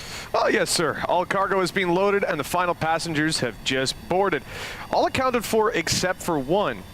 Goes by the name of Nathan. Any idea where he might be? No, tongue on the way. And he got one man down just being him. He wearing Gucci. Well, thank you very much, Captain Bone Cold and co-pilot Mitch, for getting the tank here safely on the wing, of course. But this is the thing, great song, by the way. I can listen to this all day and all night. You guys should definitely check it out. But this is the thing, Bone Cold, I know you used to play with Nathan. I know you got a bit of an affiliation here with Gentlemates. You might even be supporting them right now. But I have a sneaky feeling that I could potentially change your mind, because I'm going to show you a little bit of a presentation just on why you should be supporting BBL and why BBL could be the team that comes out on top against Gentlemates. First of all, I'm going to throw those two, Kakuka and Bone Cold, who are currently on the desk. Guys, can you tell me who these guys are? Names? Which players do you see? Brave. Then you have Yeti. Nope. Unfortunately, you don't. Yeah, unfortunately, that is not Foot. It is not. It is BBL. But you got Brave, right? So, you know, it is Brave. Brave, Elite. Just some words people use to describe BBL, and they will be right. On the other side, though, we have Reezy, of course. You can't spell Reezy without easy, and that is how this game is going to go today. Very bad, poor start from YouTube, but I'll give you a chance to redeem yourself, because as we take a look... I mean, I can't see because I have a monitor here, but... as we take a look at the next slide, I'm going to ask you another question. Same question. What do you see? What is this? It's a crown from BBL. Yeah, the BBL logo? Yeah. I mean, on the surface, it looks like this is the BBL logo. But if we zoom in, it is actually a little bit more than just the BBL logo, because if you guys look at the very bottom, as we zoom in, yes, there we go. It is actually the map of Ascent, as you guys all know. The one that they got destroyed in by This is the Turkish home ground. This is the map that BBL always win on. If you don't ban Ascent against BBL, you might as well just pay the price for it. Ask DRX and Fnatic how that went. All right, next slide. As we move on here, I'm going to give you a couple of more reasons. Another question, Kakuka and Bone Cold. What do you think Epic is thinking about? It could be anything. Maybe from his wedding to his cat dying. It's Epic, so I don't think it's easy to know. Bone Cold, what about you? What do you think he's thinking about right here? I think he's having a stare-off with the Gentlemates player of Nathan. Okay. Well, this is the thing. Both of you kind of alluded to it. It's hard to know. And it is hard to know. Nobody really ever knows what Epic is thinking. He's got one emotion, one game face for everything. He could be happy, he could be sad. The thing is, if nobody can read him, then how is Gentlemates going to be able to read him? Existence, you have a very big task today, because honestly, I don't even think Epic knows how he's feeling half the times. But that is going to be a job for you, Gentlemates and Existence. But last but not least, let me bring this back for you. A math equation. Miniboo, of course, passed his exam this week. I want to see if you guys can pass a math question. If the value of X is W, then what is Cutioner X?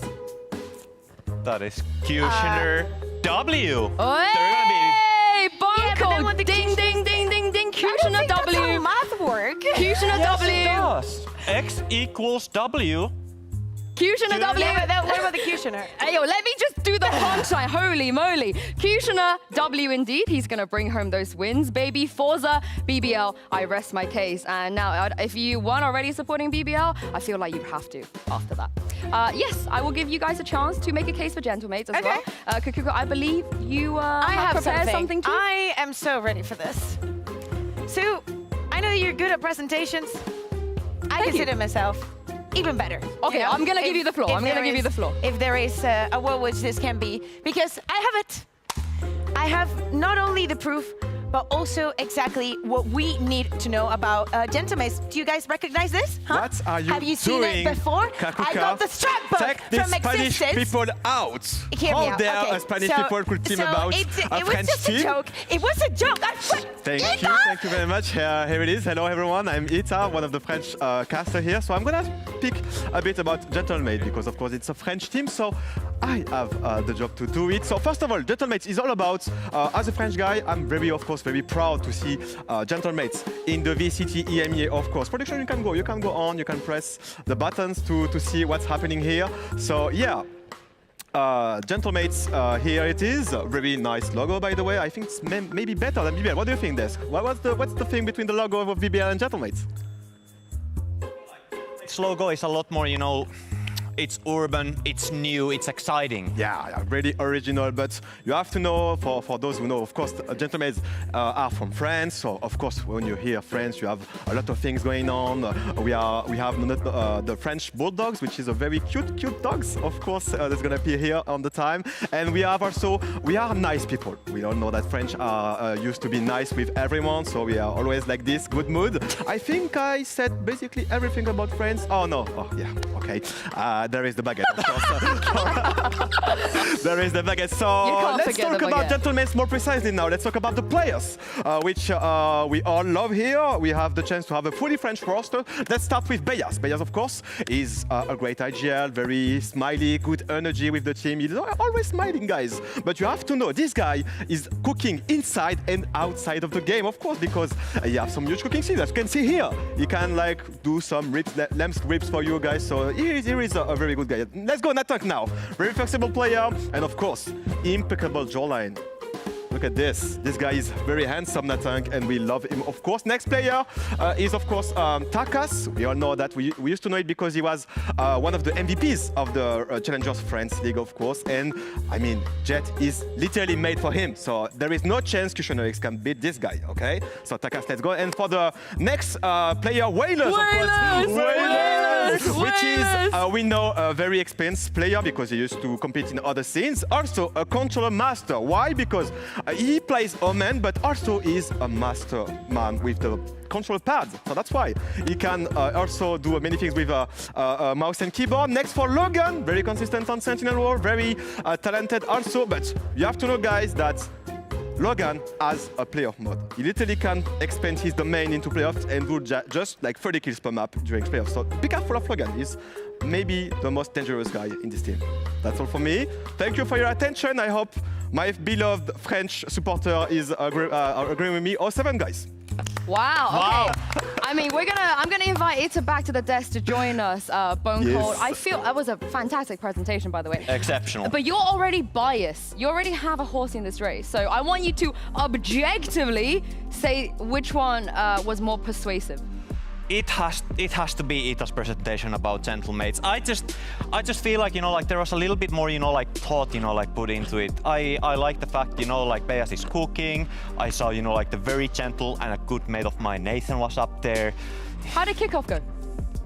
Oh, kickoff, you know, like it was just, you know, like a Mickey Mouse split. Nobody really, you know, looking up to it. So I mean, now this is the time people are pushing, you know, like it's starting to get to the middle of the year, closer to champions.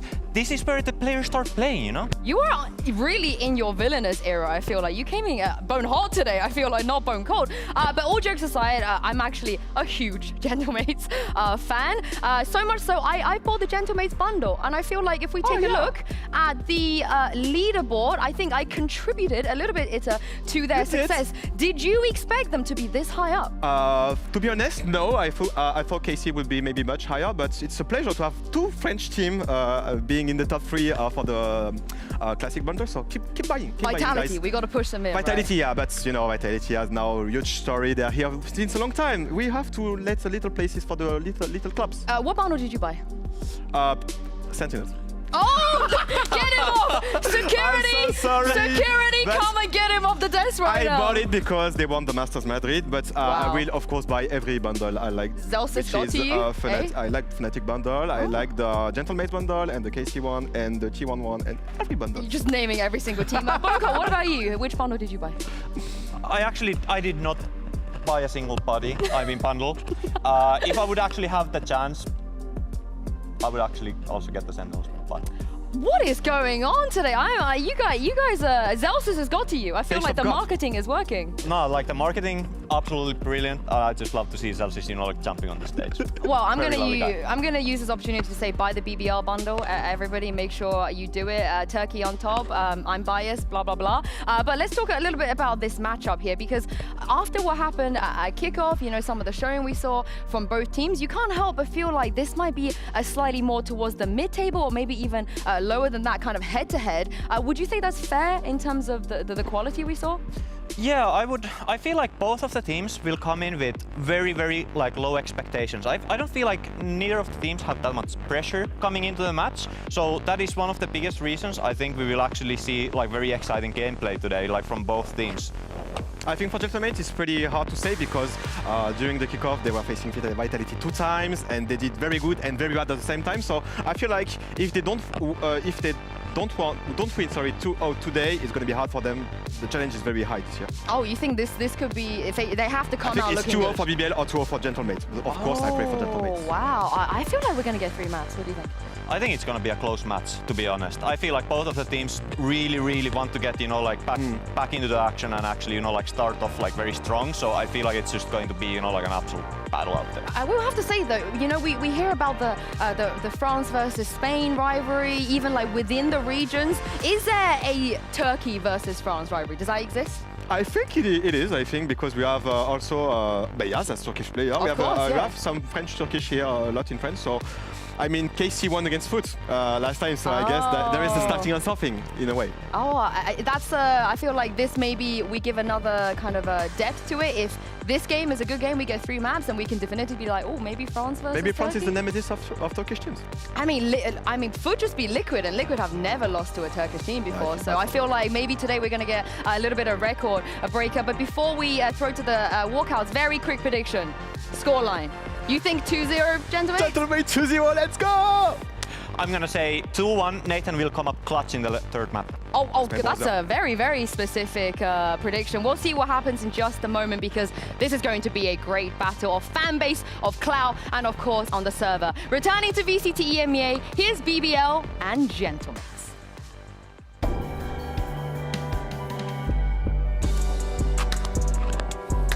Nice.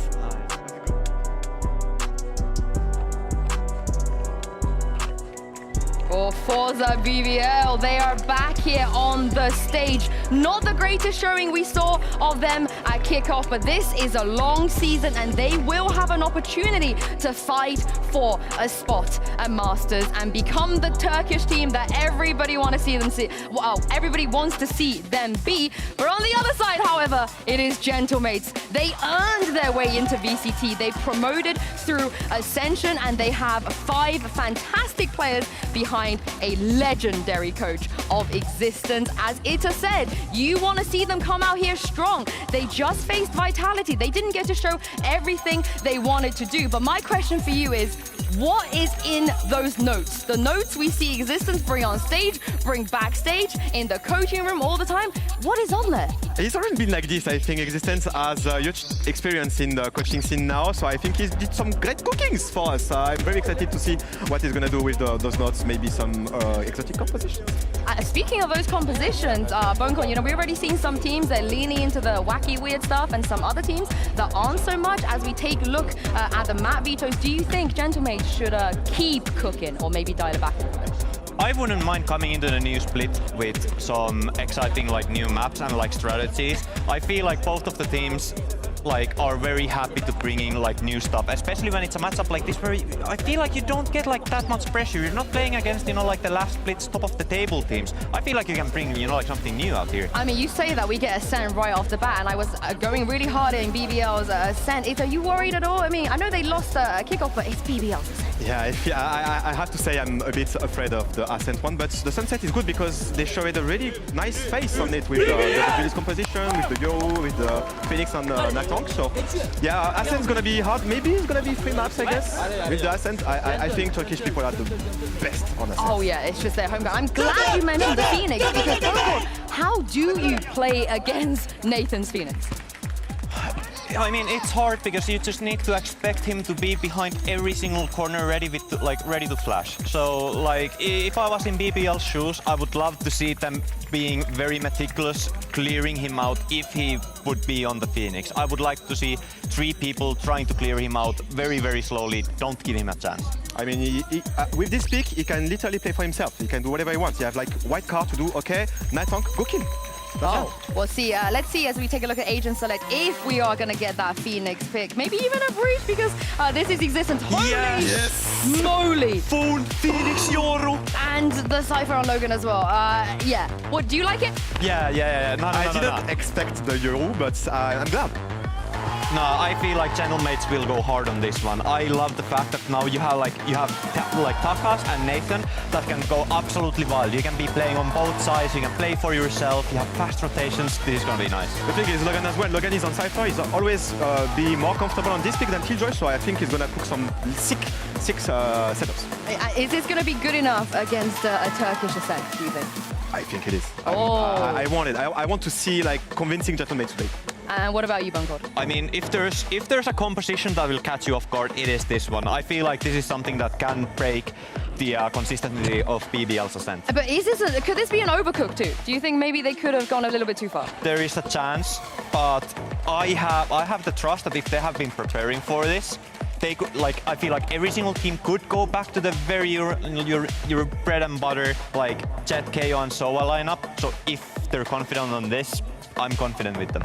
I mean, it depends if BBL are ready to face that kind of composition, which can go very crazy by a time. So I'm very happy to see like the Yoru on Takas because they used to play only Jets, so now they have like many tools for them. Yeah, and also like you mentioned, Logan going back to the Cypher as well. Again, not something that we see that often on Sen. And thank you very much, Ita, for joining us. It's been great to have you. Thank you, Bunkord, as well. And I'm going to throw this over to your casters. Give a warm welcome to Pansy and Steel. Thank you so much, Sue, and the desk there for teeing this up. And I think they all noted what we noted as well as its composition. And I really want your thoughts when it comes to this. I don't want to say one trick because we know that they've committed to similar things like this, right? I said it. You've written it down? Okay, fair enough. All right, well, I'll let you kind of expand on that then because I feel like I can't question existence, though. Like, if he's cooked some ideas up, like, I'm always going to just wait and see if it works. But do you have doubts with this as well, or where do you sit on this fence? I mean, I obviously have doubts just because it's just so wacky, but what you want to do is you want to make sure that you play to your team's strengths, and if players are more comfortable on certain agents, then you try to make that work if it's the way that the team wants to go. So, I mean, we're going to have to wait and see. I don't personally believe in it, but let's... We're happy to be wrong. I believe in Gentlemates over BBL. Let's just say it that way. So we'll see. Fair enough. No, I'm quite interested now if you're going to commit to that after map 1 potentially, right? Because I think it's quite relatively telling. Gentlemates have a very explosive composition here that could look good. And then a Turkish team on Ascent. I mean, it is one of those things that seems to go hand in hand to work so perfectly to both sides. So we'll see how this works out. We get to see it on the attacking side first, or maybe in its best form, if anything. Yeah. And I mean, while we have this lull in the round, I mean, Phoenix being able to rack up all the orbs from B main and A main on this map could play in their favor really well. Certainly could do. Lots of pressure over towards Tree, but keep your eyes towards the spike as well. Looking like he wants to pressure towards middle. Still utility there from Elite, so that's going to be slowing down any sort of burst to this. There we go, dealt with. They do manage to split towards B. This puts Elite now on a plate potentially. Nice connection on the first, gets to dip away and keep his life. Pressure though towards CT.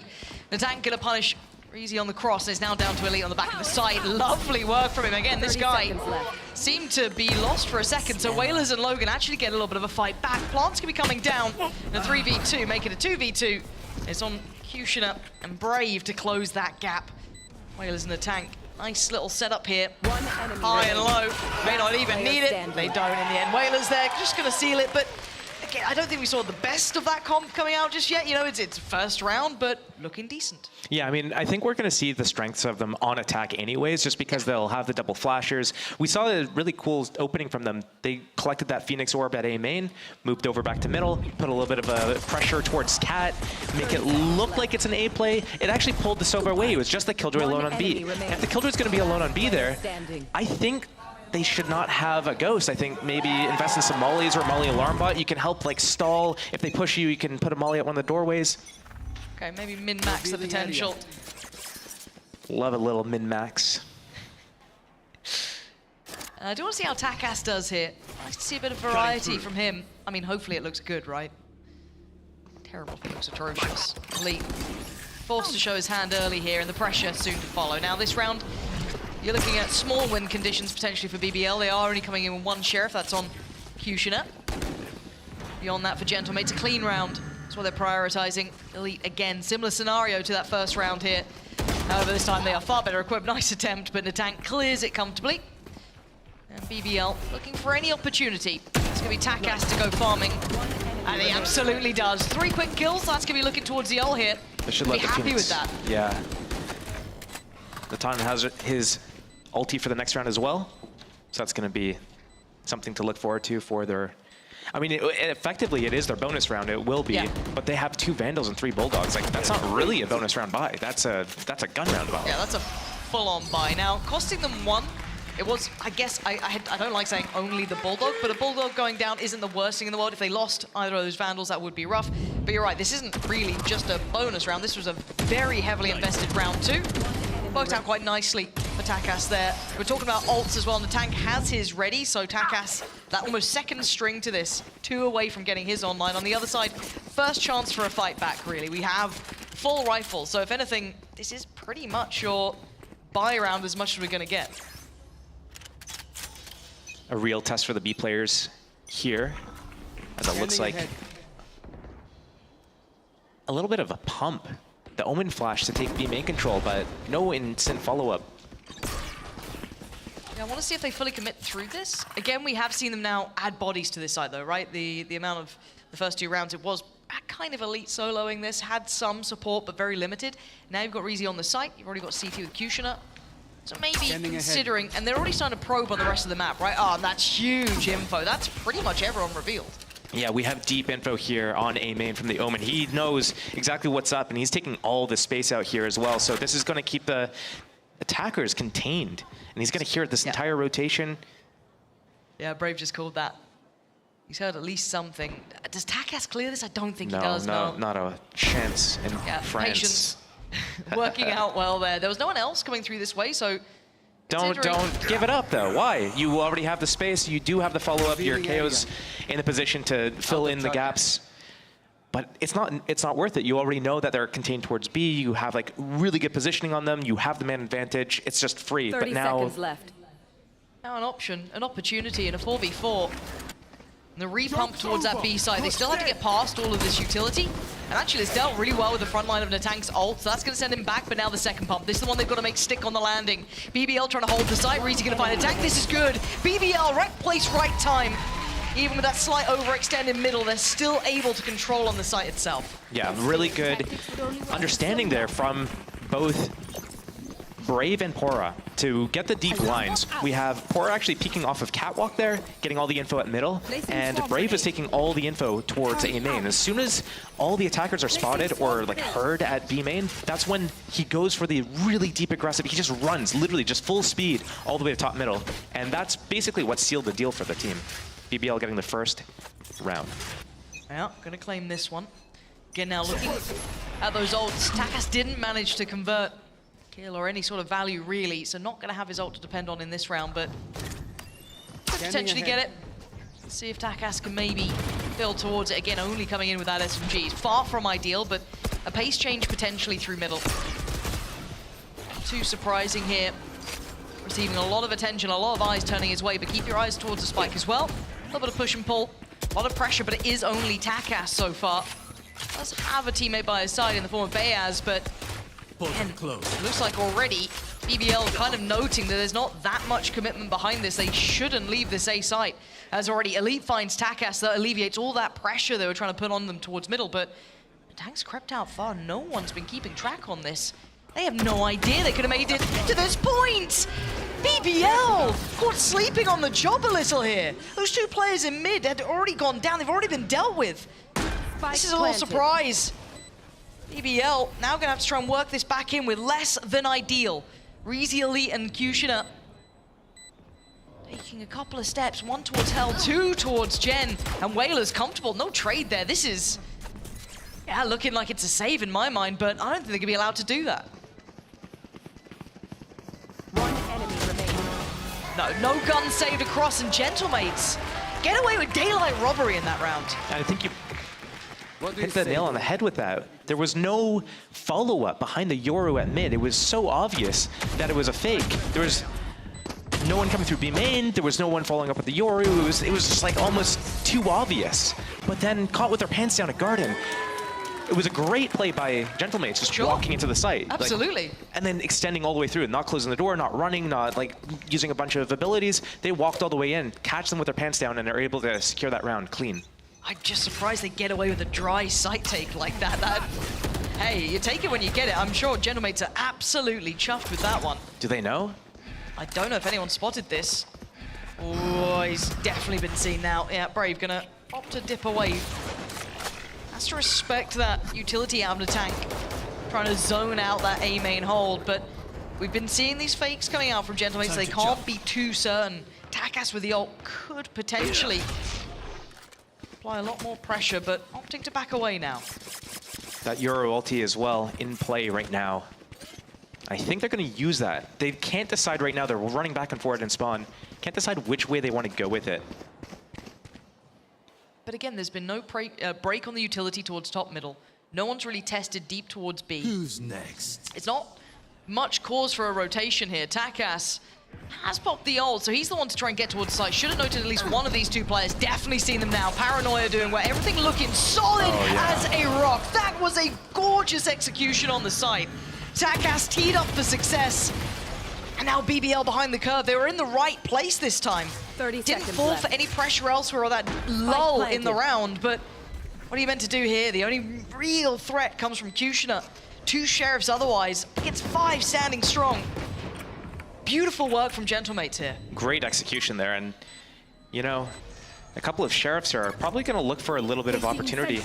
Obviously, it being one of their save rounds, so they're just going to see what they can get.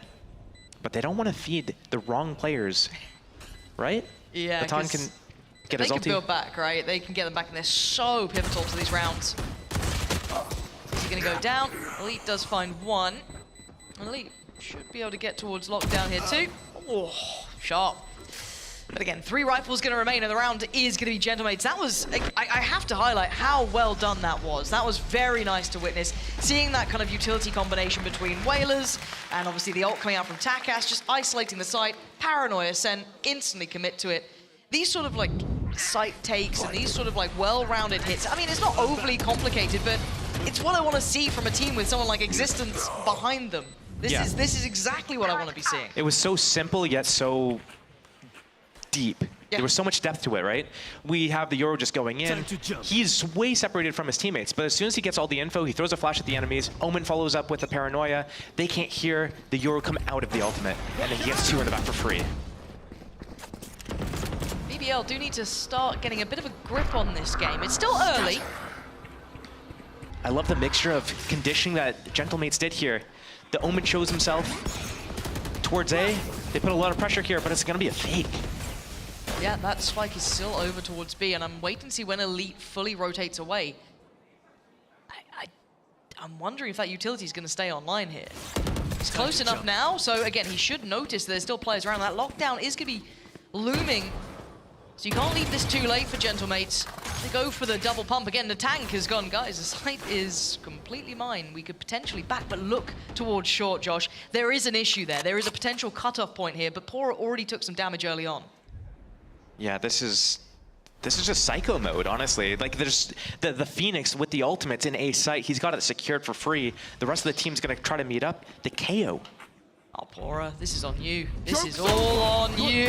Excellent on the first, but he couldn't quite withstand the pressure in a tank then. Overextending to secure safety, to allow this passage through towards the site. Kushner now just trying to play the timing, going around by Tree, but he's kind of dropped the ball a little. Does he get the timing on Bayaz? Potentially gets it on Logan for sure. Bayaz now can just kind of play to the time. Keep eyes towards that top side. Make sure no one comes back in. Does put a lot of pressure on the tank though. A little look towards this. There it is. Caught in the end. Bayaz, beautiful work. Leaving just Elite there, but did Bayaz just pop his ult as well?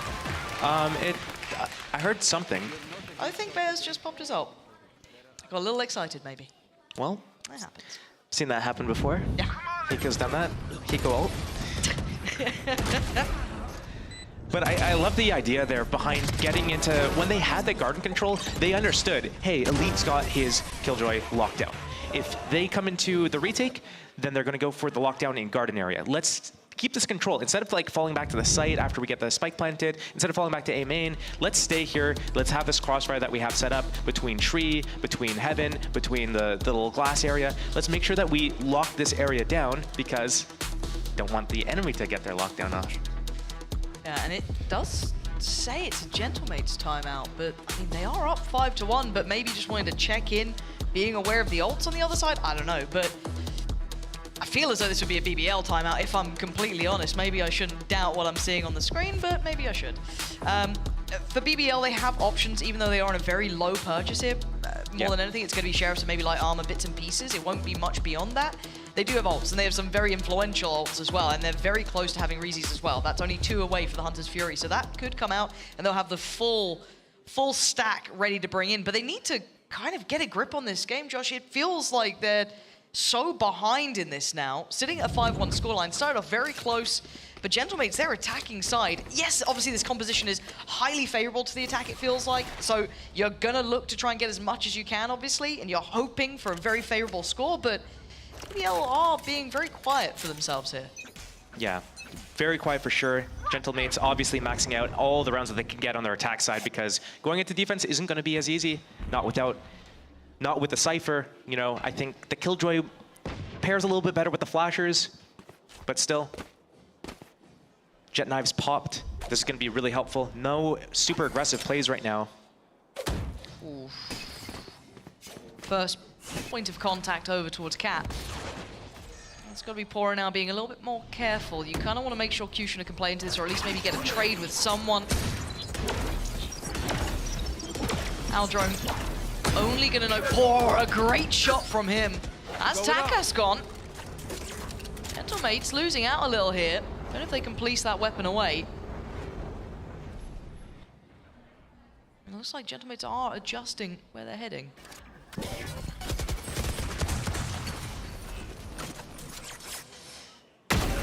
That's nice from the tank, kind of almost policing the weapon actively, making sure no one can get their hand on the rifle that was taken out of Takas's hands. Oh, and a beautiful follow-up. Again, the tank's just winning out on sights. That's an issue, though. There was a chance. Kushner could have caught more. He only gets one, but still, there was a real air of danger to that. But the site has been secured by an attack. Exactly where you are. It's almost looking clinical here for Gentlemates with all the rocking the boat that they're doing, just pushing and pulling. BBL, they have no idea where to go. They're just rotating through spawn back and forth. And it's giving Gentlemates the opportunity to find the lane of least resistance. Yeah, nice little crossfire here, or at least should I say contact point. Again, Logan going on to find it first. Hello. And seals it. Nicely done. Gentlemates again, playing fakes, playing the map really well, toying with kind of the push and the pull, right? It feels like for BBL, they haven't had everyone in the right site at the right time. There's a lot of fakes running out here, and it looks like Gentlemates are happy to run the map. What's the answer for BBL? Is it to take dedicated deeper space, to push up on these extremities potentially? What do you do when you're being run around the map like this? Yeah, I think one of the things that they haven't really been able to do yet is get an opt-out. I think we're going to see that now for the first time. We haven't even seen Gentlemates even breaking the alarm bot at middle that often. I think we've only seen it 2 times out of the last 7 rounds. So yeah, getting deeper lines could be really good for BBL. Obviously, their 1 round win was off the back of Omen taking all that space towards A main here. So being a little bit more dynamic instead of just the Killjoy on B, but this flash setup off the Killjoy turret contact is going to be so pivotal. Waiting to see it. As that turret goes off, preemptive, and it works well for one. A quick trade though. Yes, it's information, but do they continue on this pathing? Because if you've watched Gentlemates so far, they're probably going to back away. Oh no, he stuck the TP. He had the entire A main line, but now A is completely wide open. What? Why did he commit to that? I mean, they can maybe get Reezy to be here quick enough to make sure no one's instantly on the site, but I also got to note as well, Gentlemates have held this utility back quite some way. They didn't pour it in towards B early on. That was obviously a proactive approach from BBL off the back of the flash, but now get to take towards this A site with pretty much a full hand of cards. If Reezy gets really good timing with this dart here, though, it could be one kill, he gets his Sova ulti up for this 30 retake. seconds left. Maybe. Let's see if he's got it. The smoke's there. Oh, it's only in a tank who's going to sit somewhat safe, unwallbanged, so they're going to get the plant. Reezy doesn't get what he wants. He won't get the Hunter's Fury, and all he hears is that the spike's gone down. And keep in mind, BBL is still far away. They are really struggling to get a beat on Gentlemates. This is so tough right now for them. I am so surprised that Brave stuck that Omen ultimate. He had the entire A main line. His teammates could all stack towards B together. He gives it up. And now, yeah, the knife reveals that they're still on the site, but it's still a problem to try and clear. They've got to be clean on this, and there's not a lot of utility to do it with. Takas is so blind, and actually that's perfect. Pora and Reezy making something out of this. Beya's down low. There's a chance now. Pora, but the time is everything. And that is a massive pickup for Pora there, just about clawing into this one. BBL with the retake, but man, that felt like a lifeline. That feels like a round that they should never really win. Yeah. 4-4, 3 people are running across the map after the spike is planted. Like, there's so many reasons for Gentlemates to be able to close out that round. But honestly, props to BBL for being able to stay so composed in that situation there with being able to come back. I mean, really made me eat my words after I was saying Brave shouldn't have sucked that TP. They come in, they win that retake. It's looking really clean, right? Everyone knows exactly what pacing they're supposed to go. Everyone's, you know, no one's just like all flooding out, looking at the same spot, getting lined up. Really awkward flash situation there. Taka is on the box, completely blind, unable to capitalize on the KO's back turn to him the entire time. Okay, it looks like this is Gentlemate's timeout. I'm pretty sure the one earlier was BBL's. It'd be very surprising. Yeah, no, it absolutely is. You can see it on the UI in front of us. So, wanting to have a check-in here. Maybe the initial plan is starting to run its course. Maybe they're starting to feel the BBL are maybe sitting for those retakes. Maybe that was the whole decision-making behind that TP. Come back in with all of us together rather than trying to hold it individually. Maybe happy to just leave Reezy there on his own and then try and play it on the retakes. If you're getting pulled across the map, maybe you have to commit to that idea, that concept. I mean, but then also they need to then hold their utility a little later. It kind of spirals this game a little bit deeper. But 2 rounds, I still wouldn't say is enough. We need to see a little more out of BBL here. But for Gentlemates, where's that next layer of adaptation that they go to? Because would you say this composition lends to being a little bit more one-dimensional, or is there depth to this? I mean, you're going to have the strength through all the flashes and then being able to like push-pull a lot with the Yoru being able to reposition on moment's notice. I think the one thing that's making Gentlemates a little bit difficult to kind of like read the situation is that Elite's had his Killjoy ulti for multiple rounds now and has been playing the same standard B setup for the last like 5 rounds in a row. So,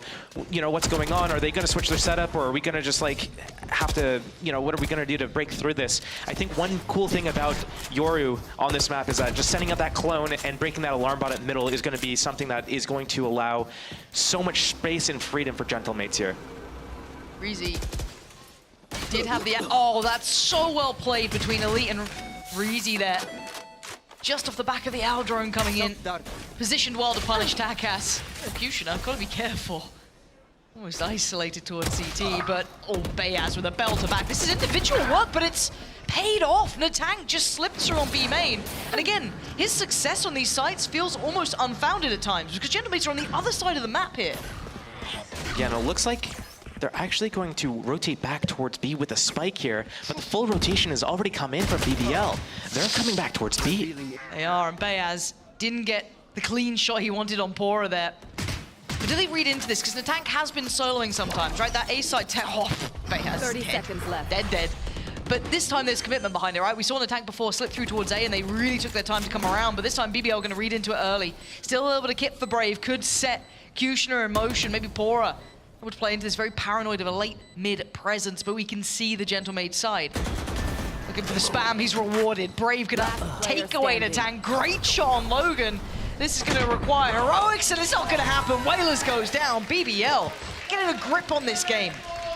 It looks like there's one thing that BBL is doing so flawlessly, and that's their approaches to the retakes. They're making sure that they're not skipping any steps. They're making sure that they inch up. Once this player's in position here, now this other player moves around. And I think they're just understanding of how to move around, the fundamentals. They're hitting every checkbox right there. And I think that's one thing that's playing really well for them. And I think that's why they're probably playing their standard setup every round here. I wish I would see a little bit more proactivity from, you know, Kushner. Can we see him like playing off the turret a little bit more and picking up that contact? Can we see KO setting Kushner up with flashes instead of setting a lead up.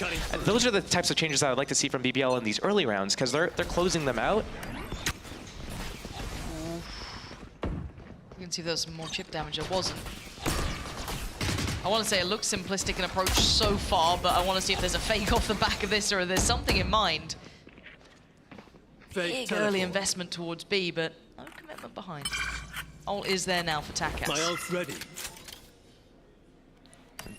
Both the defensive ults are on B site, and they're going to have to basically fall back into the boathouse here to stay alive and keep their life. Yeah, But 5 people coming at them. Elite's opted for CT, but this does now leave just Reezy on his own and already been to the punch at Boathouse. They've taken it away from him. Logan's isolated Elite and he's gone down. Takas gonna find Reezy. This is better. This is what you want to be seeing from that ult. Just piercing through the armor that was holding on towards B. But it's the retake again. Can this squad somehow do it now? But with the odds against them, Whalers, Natank, Logan, and Takas all standing, this is trickier now. More bodies to deal with. Smoke just coming back through for Brave. A couple of flashes for Pora. He's looking to maybe set them in now. Flash comes in, that's Logan. Removed from this initially, has to turn back in, but he's gone down. This is perfect from BBL. This clear is outstanding. They needed a little more there. Whalers still alive, and as is Natank, he falls again. Whalers left to the 1v2. BBL, beautiful on the retakes. Once again figuring it out, even against higher stacked odds. It's actually just so incredible how good they are right now on these retakes. You would just have to sit there and think, like, how much better would they be if they actually kept 4 or 5 players alive in these situations? So this is one of the things that we've seen Gentlemates doing something new every single round, but we've seen BBL basically doing the exact same thing every single round. This round we saw Jet taking a main control instead of being like just floating around middle, but everything else pretty much the same. The Killjoy and the Sova are just defending B site, but they both have ultimates. Yeah. And they're both playing on the site and they're getting caught. Like, what's going on here? If we're so good at retakes, let's just make sure that all of us are alive for the retakes. There we go. Big info off the back of that. Should be at least 2-3 players considered. But again, hard to read into early information without confirming fully what's behind it. Defensive ult. Committed to there, but we'll wait and see what they achieve with this. Kushner going to be forced away. It's Brave then to kind of pick up the slack a little. This is all trying to sell him a fake. We've seen this before, and we're seeing it again.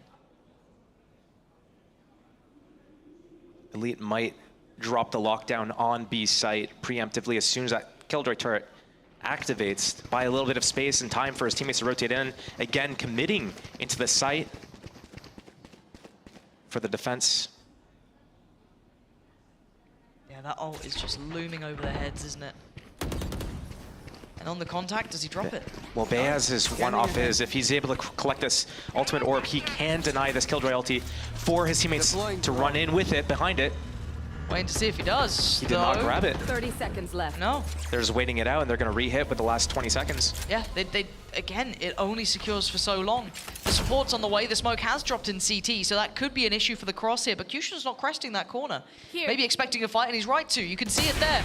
But what? Takas, are you serious? Takas just walks in front of CT, somehow gets away with it, but they don't have security on the side just yet. 7 seconds now. Leaving the time later, but they need a plant, and they need it fast. Logan can't stop. He has to commit to this one, and the swing on the side, Pora, gorgeous with the shot, but it's not enough to take down 2. Brave left in the 1v2. Logan on the left, gonna find him. And he's actually on 76 HP. He's got to know. Natank gonna note the TP, but who's got the shot? It's Natank this time.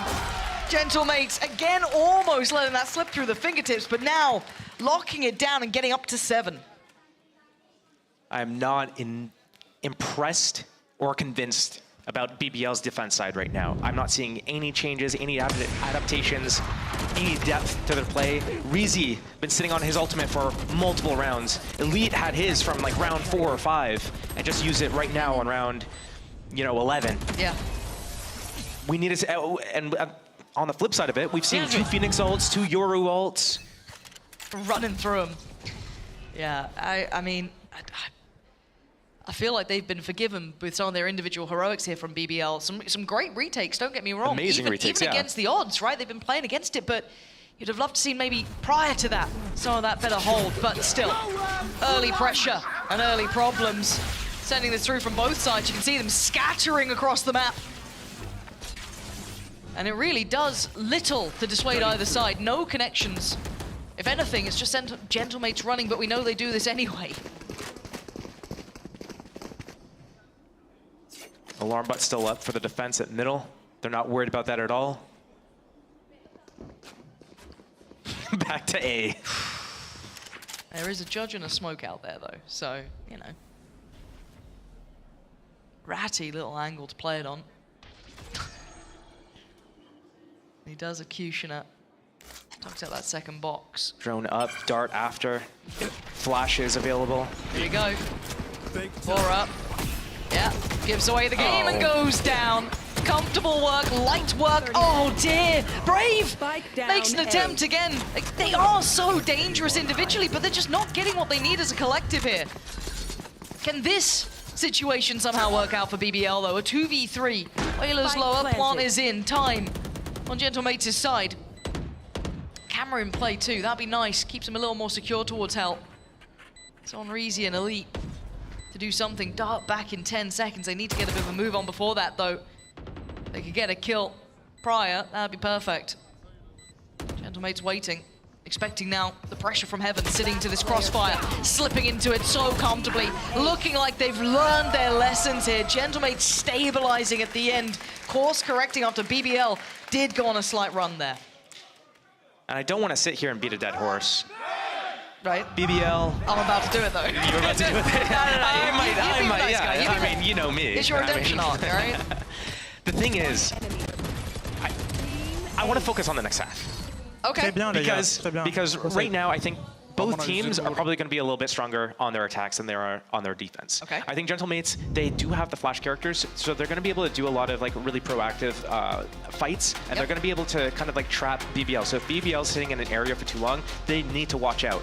But I'm interested to see, would this composition be better with a Killjoy? Because off the alarm bot or the turret, you have two different characters with flashes that can play really strong defense. And I don't know what their Cypher was doing on attack that made it necessary over the Killjoy, for example. Yeah. I think that's something we can now note throughout this, or I don't want to say series, but at least through the second half is the value potentially Logan gets, right? Because it didn't look as good as it could have been potentially on that attacking side if maybe it was that Killjoy. But for now, Logan, let's see what you got here. A little bit of a crossfire set up towards B. It's gonna be Logan on one side, Whalers on the other. Utility deeper on this, and I think Whalers might have been connected on by the Paranoia. And Logan's looking a little screwed here. Nice try, but it doesn't work out and swept. That's huge though from Takas. I thought a third was 100% on the cards there, but Kushner lives. 17 HP and he survives. A 2v3 though, HP is low.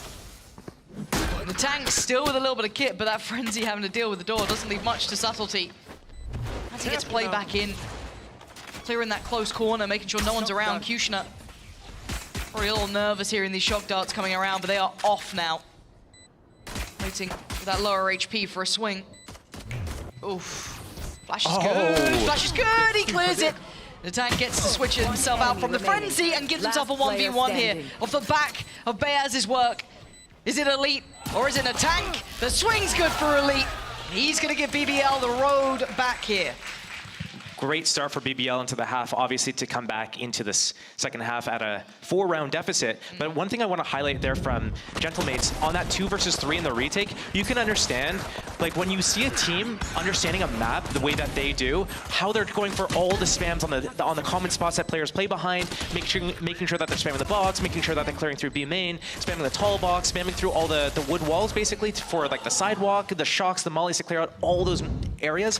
Those are great fundamentals. And that's understanding the map as well. That's like 2 things that they're doing super well in that retake. So even though they lose, it was still like really nice to see that this is a team doing all the steps correctly. And now we're gonna see if Bulldog and Reezy's hand and Kushner's Vandal gonna be kept safe here, I imagine. On the other side, I mean, not much to write home about. Marshall and a Sheriff, and BBL cleaning comfortably. They're not having much resistance on this B site, especially in this round. Not particularly surprising.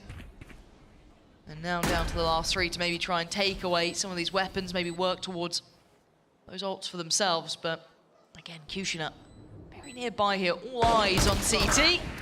And Elites and Pora farming up. No sweat in this. As Whalers looking like a formality now for them. One suppressed.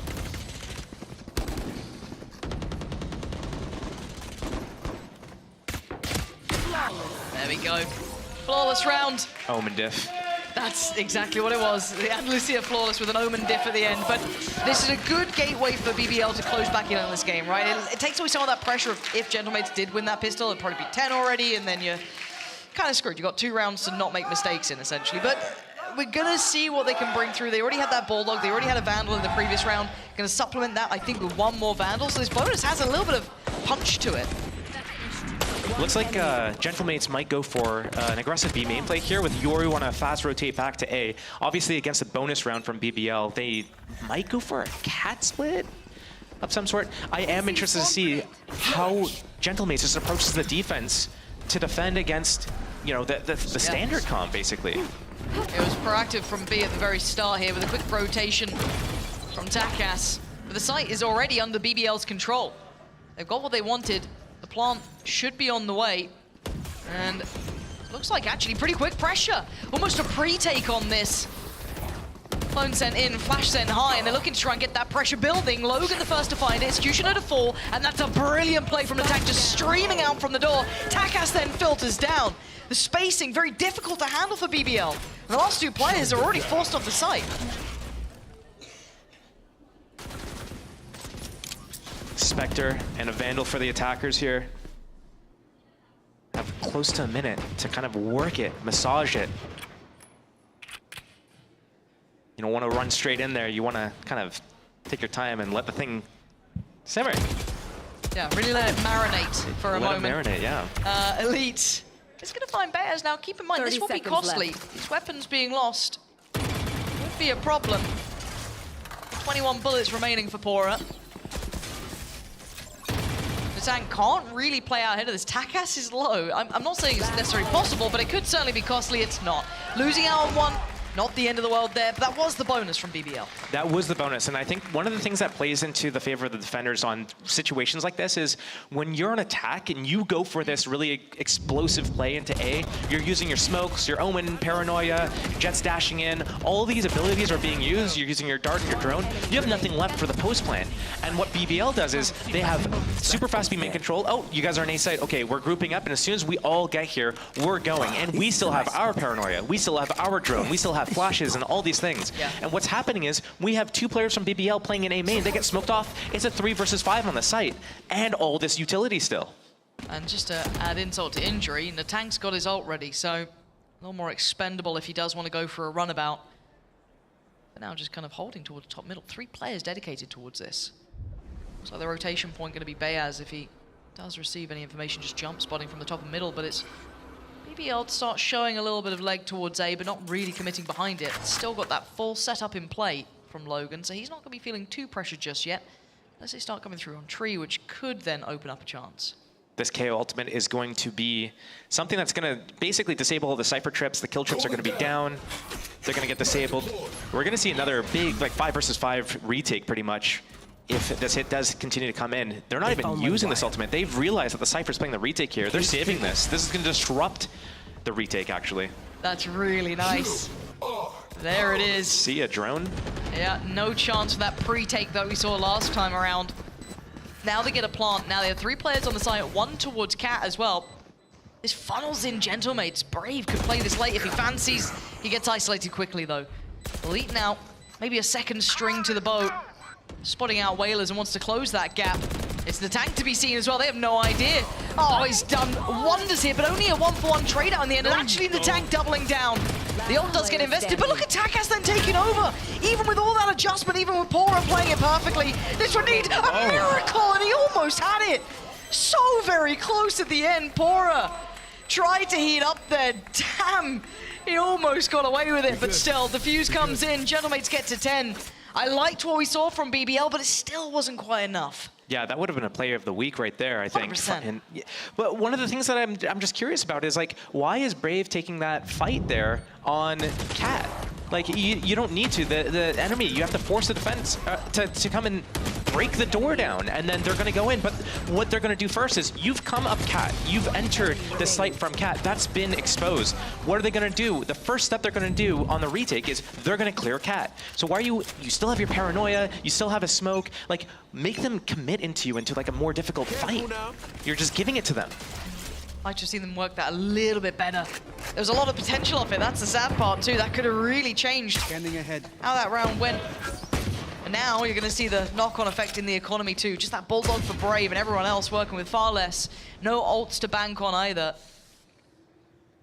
So pause for thought here. High-low setup towards tree. Just patience being shown. Gentlemates don't need to go too far ahead here. They know they're going to be up against a broken bar. You don't want to be giving away rifles. You don't want to be allowing these ults to come anywhere closer.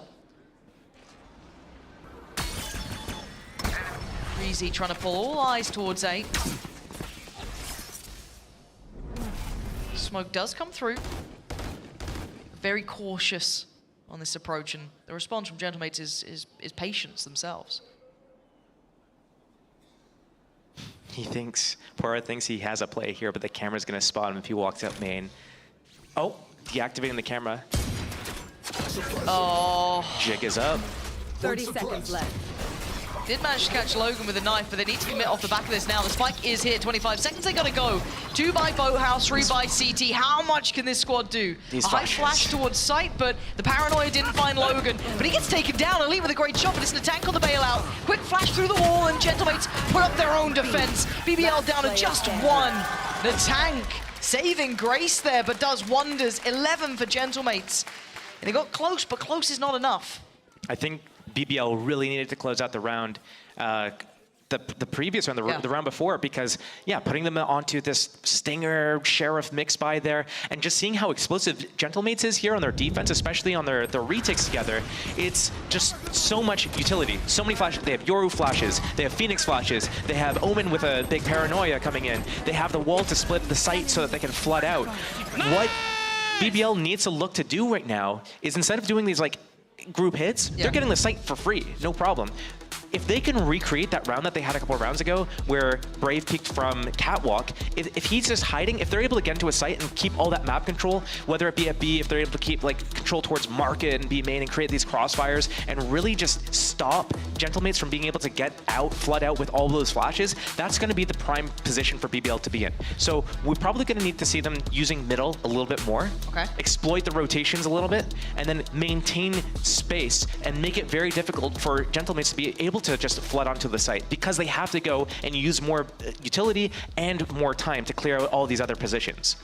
I mean, that's maybe all the timeouts for. I don't know how much they're going to be able to get done here, because, okay, let's speak bigger picture too. There's almost a snowball round here for Gentlemates on the horizon. Very close by to almost all ults being available. I think 1 away for near on everyone. On the other side, yes, they've got the lockdown and the TP. Pora not too far away, but when you've got 11 rounds against you, that 1 snowball round for Gentlemates could be everything. That could be the 13th. That could be 12. But now Logan, respecting this early utility, doesn't want to get caught out again. A couple of knives have found him now as well. And there's the early lockdown. The tank, he's getting in there. Oh, don't tell me he's got lineups for this. Yeah. Does he have it though? Let's see. Amazing. Don't. Nope. Nope, didn't work out. All right, the tank's screwed. Here comes the execute. No, no way, no way, no way, no way, no way, no way, no way. There we go, Reezy's got him, all good. Nice try from the tank, didn't get what he wanted. Reezy with the clear, and that's just completely shattered this round. I don't know what Logan, Takas, and Whalers can do about this 5 on the other side. Good positioning too for the post plants. With the tank gone, Bears as well, losing a lot of that utility to springboard those retakes, and it looks like a save's already on the horizon. It looks like they're going to go and backstab B main here and keep the contain out and try to punish them if they rotate this way. They say, never mind, we got spotted by the artillery. Nah, let's not have any of that. I was actually so surprised that BBL was going to commit with that Killjoy ulti onto the site there. I thought, I'm like, oh, Natai, he has got the lineups? Amazing. But no, I guess the wall didn't completely commit all the way through, and then it didn't make contact with the lockdown. Unfortunate. Okay. I mean, that could be the round, right? They kept 5 standing. They got a little closer to Kushina's ult as well. Aura not too far away from his. But by all rights, that snowball round is very nearby for Gentlemates. The thing I'm looking at right now is this combination, and then they also have the Phoenix ulti. So we're probably, I don't expect them to be playing on the sites really for the defense, but it's gonna make the retakes so strong. Yeah, it is. Uphill struggle starts now for BBL. Can they make this into something? No. Oh, here we go. Not like this. You said you wanted to see the combination. You might just get it. Everything seen. Oh no. Where's the ult gonna come through? There it is. Problems aplenty now. Kushina tries to get away from it. Oh, it's a double as well. Beyaz finding so much value for this, and Takas can just get out of danger. Early damage done. Still a minute 15 on the board. Kushina even got tagged off that as well. That's devastating for BBL. That's tough. You just think, you just get another round, you're like, oh, okay, we can do this, and then 3 versus 5 within the first 10 seconds of the round, basically. You're like, oh man, And trying to entry on these sites now without Poro, without Reezy, is so much more difficult. Oh, Tootsie's on display. Everything's been seen. Camera taken out. They're on this site. The tank just trying to slow progress here. Flashes from the boathouse too is going to be so strong on the defense. Yep. Brave waiting for it almost. The paranoia actually gets sent, but no one going to commit off the back. 30 seconds left. Down to 30 seconds. Gentlemate's aware that there could be a CT swing too, but it's just a creep on Cat. Both players trying to get closer. Nice shot. Spike down. And yeah, there's just no winning here. That start was everything Gentlemates would have wanted. Elite can take a scalp, but it's going to be Gentlemates to take the round. 12 now. And that ultimate combination, you noted it early. Yeah. That's why it's dangerous. It is super dangerous when you have the Yoru with the Sova. When you make these compositions, and this is obviously something that Existence has in mind when he's coming up with the strats here, is that like all the synergies between all the characters. And that's why I was bringing up the Killjoy instead of the Cypher earlier. Maybe there's a play that they have with the Cypher, with the cameras, with the trap wires, or just how they like set up for the retakes with it. Maybe the cages are used in a certain way. We just haven't been able to see it yet, so there's probably a reason for it, because everything else that they do has so much reason for it. And they're executing it perfectly. Yep, method to the madness. Logan again going to be challenged here. Knife not actually does find him. That's the other side. Thank you. For now though, very, very patient. TP going to get taken. And here comes the ult, here comes the spam. Can they hold on? It looks like the answer is a severe no. Natang just bulldozing the entire site. How much does he see? How much does he know? Now it's been noted with Takas dropping down, but the plant's not even in. The plant's not down. The time is not ticking yet. They're still just brawling this out. Kushina is surrounded on all fronts. The firing squad is here. Gentlemates mauling BBL. That felt quick. Yeah, that was pretty explosive. I mean, we haven't really seen Phoenix being played by any teams except for Gentlemates here, and they're making it look like it's reinventing the wheel, almost.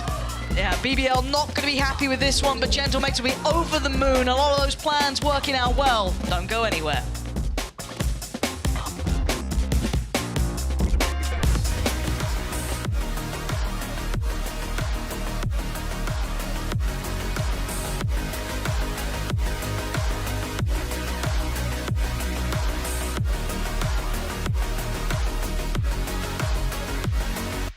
I know a place that will break you into 1,000 pieces. Stay away from them. Stay away from Lorca, Paco, and Picasso. Don't ask about Lola. Ay, Caballo Grande. Ay, Dolor de Nieve. But in spite of everything, it occurs to you to visit Andalusia. Don't say I didn't warn you. Be careful of the Andalusian crush.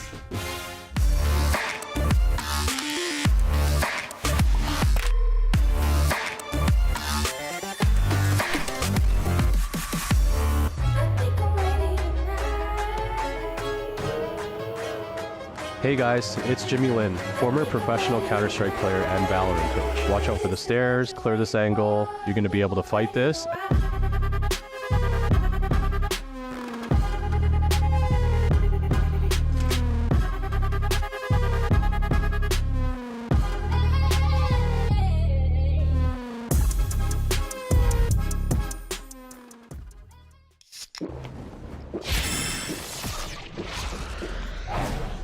Red Bull gives you wings.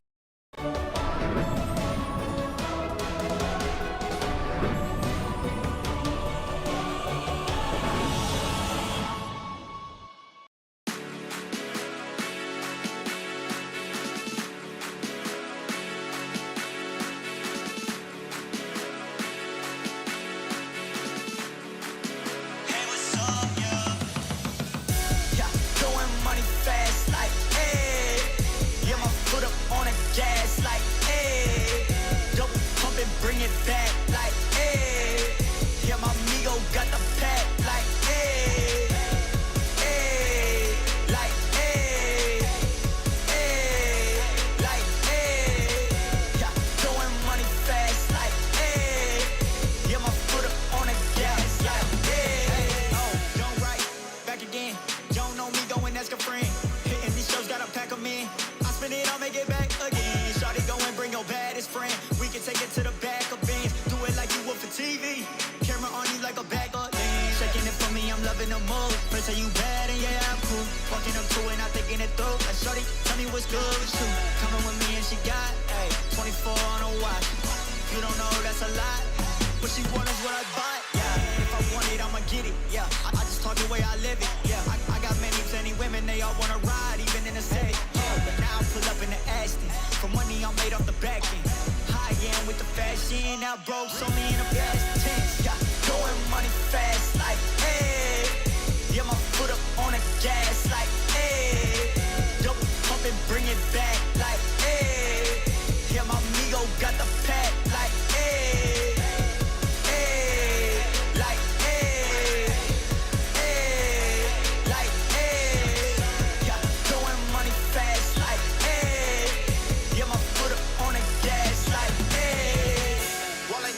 Check. Whoa, VVS all on my neck. Whoa, we talking power, respect. Got me blowing on gas and I'm high as a jet. Like, whoa, shorty can't breathe no air. Yeah, red bone body, long hair. Yeah, everything I do real rare. Yeah, can't buy one, need pairs. Yeah, I get paid now. I was in them streets and I ain't never do no playground. I just kept it real, stay 100 and I stayed down. Made it out that jungle, now we shopping when we touch down. We riding around, my windows down and my speakers loud. Hate my grind down, like my shine, I'm one of a kind, no stopping mine. I'm certified, can't copy me. Out the bank like Monopoly. My tie fly, that's all design. I'm dripping, shorty, know it's hard to see, but best believe live. Yeah, throwing money fast, like, hey. Yeah, my foot up on the gas, like, hey. Double pump and bring it back, like, hey. Yeah, my amigo got the pack, like, hey.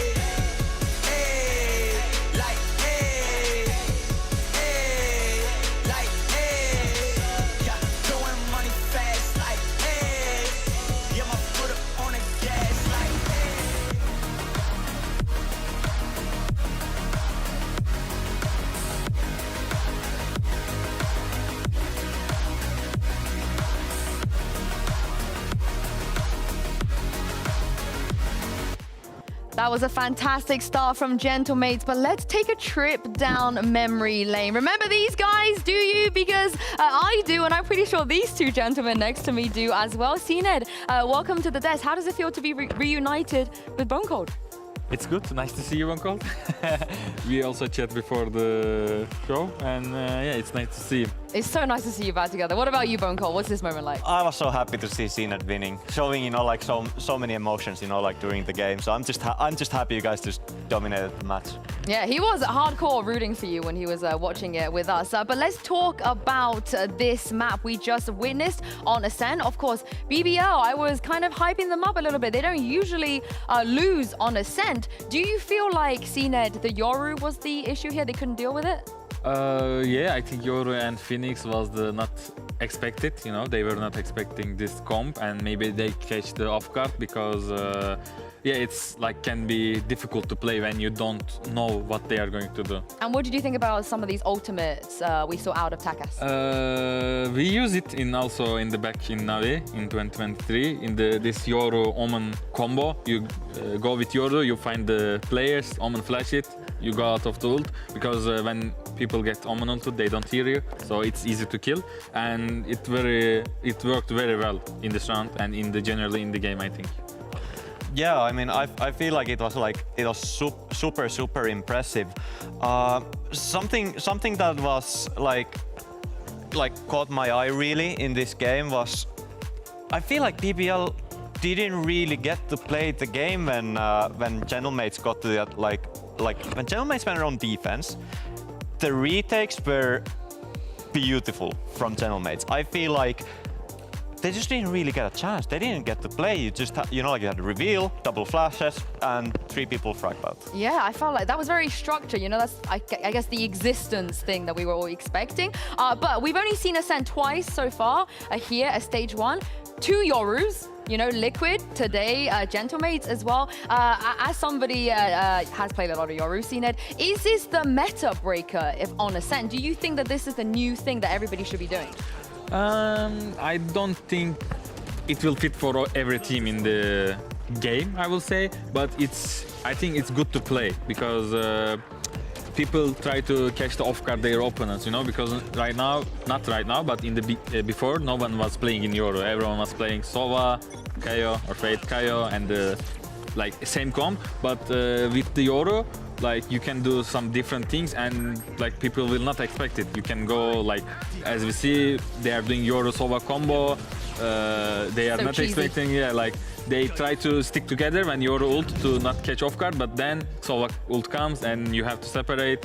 I wouldn't say meta breaking, but it's different style to play, I think. I mean, I feel like if your opinions of the Yoru is like this, CNED, I trust you. But let's take a quick look at the AIM Labs warmer, because we have Pora here, who despite losing Bone Cold, he was still fragging now. He was still kind of saving his team in a lot of tricky situations as well. Yeah, Pora had magnificent moments, but I just feel like, it wasn't enough. We didn't really see, that light from BBL when it came to those retakes, for example. I feel like, Gentlemates kind of, just took the soul out of them a little bit on the first half.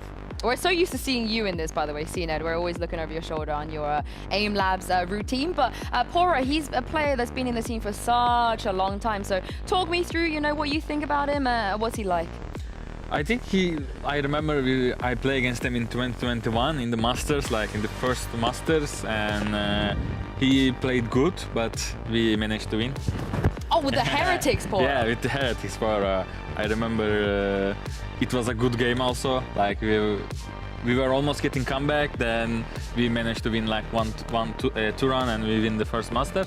He's a good player. He's a good also person. We were almost playing with him in one team in the beginning, but we couldn't play. It was a different situation. Anyway, yeah.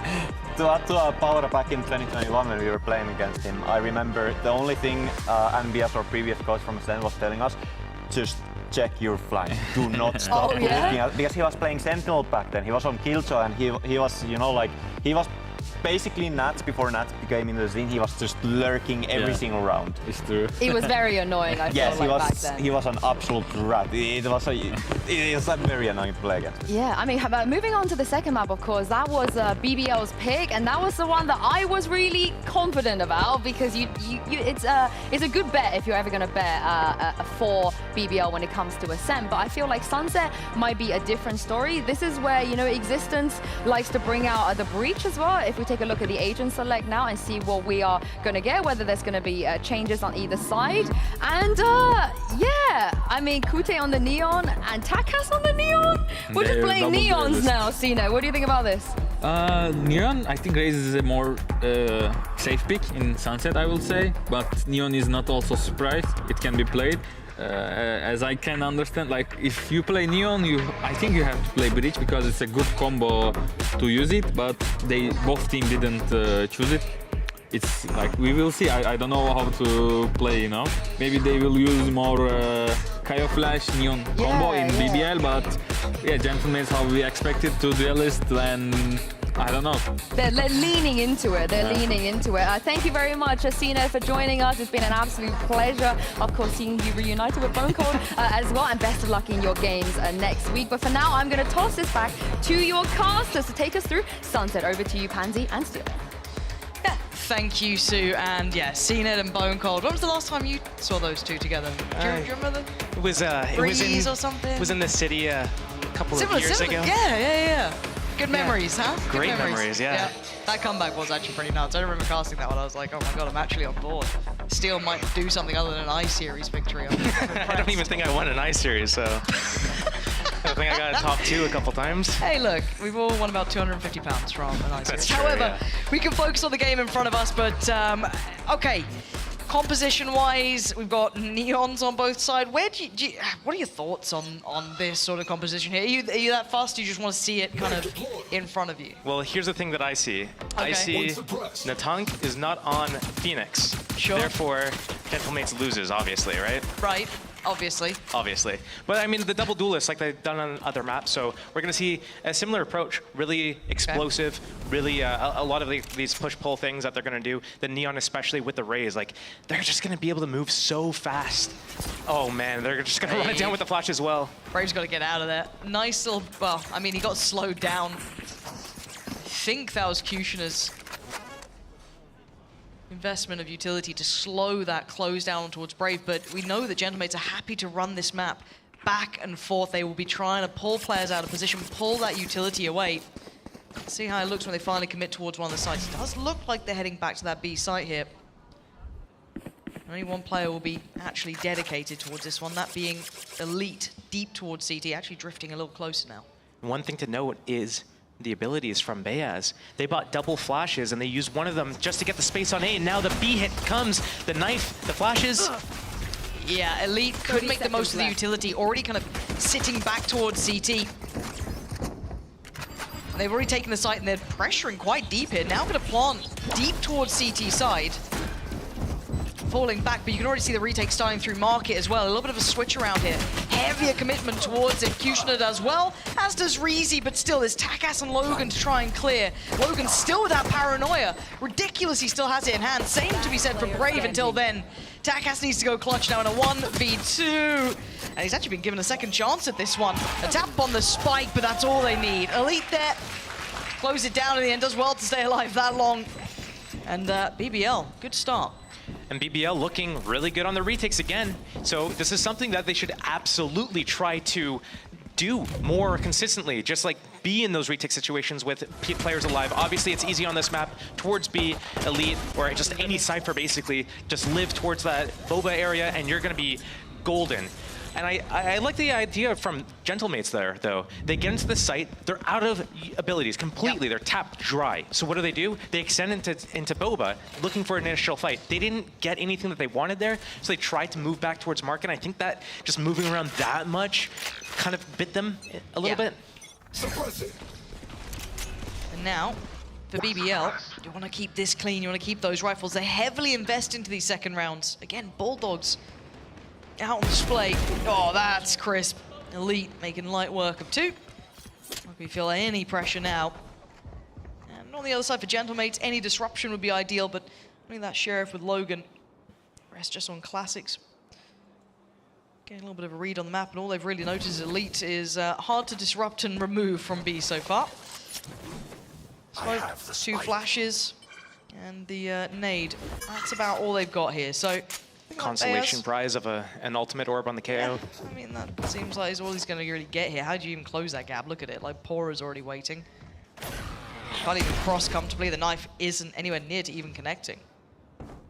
Nothing to break the trips with either. No shocks, no satchels, one-way cage. That's all she wrote. One enemy Pretty much, remaining. Right? This one is looking wraps. And there. Beautiful round from BBL. They'll be happy with that. And you'll see a flawless coming in. You love that, don't you? I do love it. Yeah? You're going to take that with you when you leave here, when you I might. leave me from the cast. I might just introduce that into my everyday speech. 3 Bulldogs, a Vandal on the defense on the bonus round here. Spectre on the Omen player, which is not a bad weapon to have as the smokes player. You get to shoot through the smokes undetected, pretty much. Play nice and close to them as well, get the maximum damage off. Light shields from all the attackers right now. This knife might tag. Oh, Takas! made such a big attempt on Elite's life and still falls. Elite is a nightmare to clear. Finally, they get rid of him, but it took basically clearing the entire site even just to get close to this guy. Spike planted. Now into a 4v3. How good is this retake? Trying to do a lot with less at this point, considering they still have that SMG, they have that Bulldog. Yes, there's a Vandal on Kushner, but it's going to be very hard to bring that into effect here. The tank's still prowling around on the site itself. The last two tucked towards CT. Whaler's going to find Pora. It's just on Kushner now. Can he make it a bit more costly? Not looking like he can, really. Not given much play here. Logan happy to test and challenge and prod and poke. Kushner just trying to find a way. The tank could be the one to do it. There we go. Logan in the end does it. So 3 stand for Gentlemates, 3 rifles get carried through. But for BBL, that was their bonus, so kind of going as you'd expect, but it is still a dangerous bonus, so keep it in mind, it's not your usual walk in the park. I don't think BBL was prepared for that, and the reason for that was, we saw at the start of the round, Pora had a knife lineup for B main, but the knife was going to land towards kind of like the T side of it, near the barrier, right? To get the info, are they walking up and creeping? But the pacing was just so fast that by the time the knife landed, we already saw Gentlemates, it was already in the sight. That's how fast they are and explosive they are with the Neon. Let's see if they're going to keep that pace up. It does look as though that's the case. Desperate for that first pick and almost had it. Kushner, though, re-clearing, actually. He's not particularly falling away from this space at all. Even a orb grabbed. That is audacious from Kushner. Could have re-fought towards it, but they don't. But they decide then to quickly lean towards middle. This is a pacey game, trying to catch those timings on the rotates, and it's a 1-for-1 trade-out. So Bayas goes down, but as does Pora in the end. So both KOs now removed from the round. And it looks like maybe a pause for thought here for Gentlemates after what was an absolutely volatile beginning for both sides. The creep up mid. Smoke on the right, Neon flooding down with the paranoia as well. Great trading though, Logan going to keep this one going in favor to Gentlemates just slightly. With the man to the good, Whaler's got to be careful, but fortunately for him, Elite was not nearby this time, so he gets away with his life. But caught in the back, Brave going to find a tank trying to peel back towards B, but keep your eyes towards Elite and Brave here. What can these two do? Elite now nearby. Logan heard that. Plan going to come in and once again leaning towards CT. Good timing on this. Whaler's going to make it a little bit trickier. Turns the eyes back now. Logan fully on patrol. Waiting in the smoke itself. Logan, this is so much to ask. He's got to play it perfectly. Brave, Elite, waiting, smoke, drops, he's got one. Oh, Logan! Exceptional clutch there in the end, finding that snap towards Brave. Just a slight smile is all you get from him. I was getting a little nervous for him too, as he's descending down the boxes, like don't let go of control too early.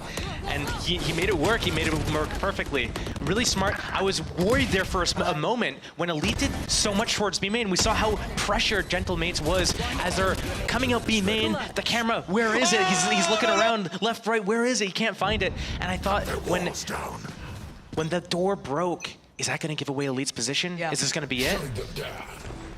But he makes it work in the end, and that's all that matters. And now I'm just waiting for this tempo of this game to settle in because, again, that last round, you looked at that early fight towards A, the fight towards top middle. My camera pacing, nuts. And noting that presence towards middle early here could be pretty valuable. A little bit of a double dip towards middle now with the owl drone too. Should be able to hear that. Don't think it's going to find any information. But will they expect Pora to have refilled this space?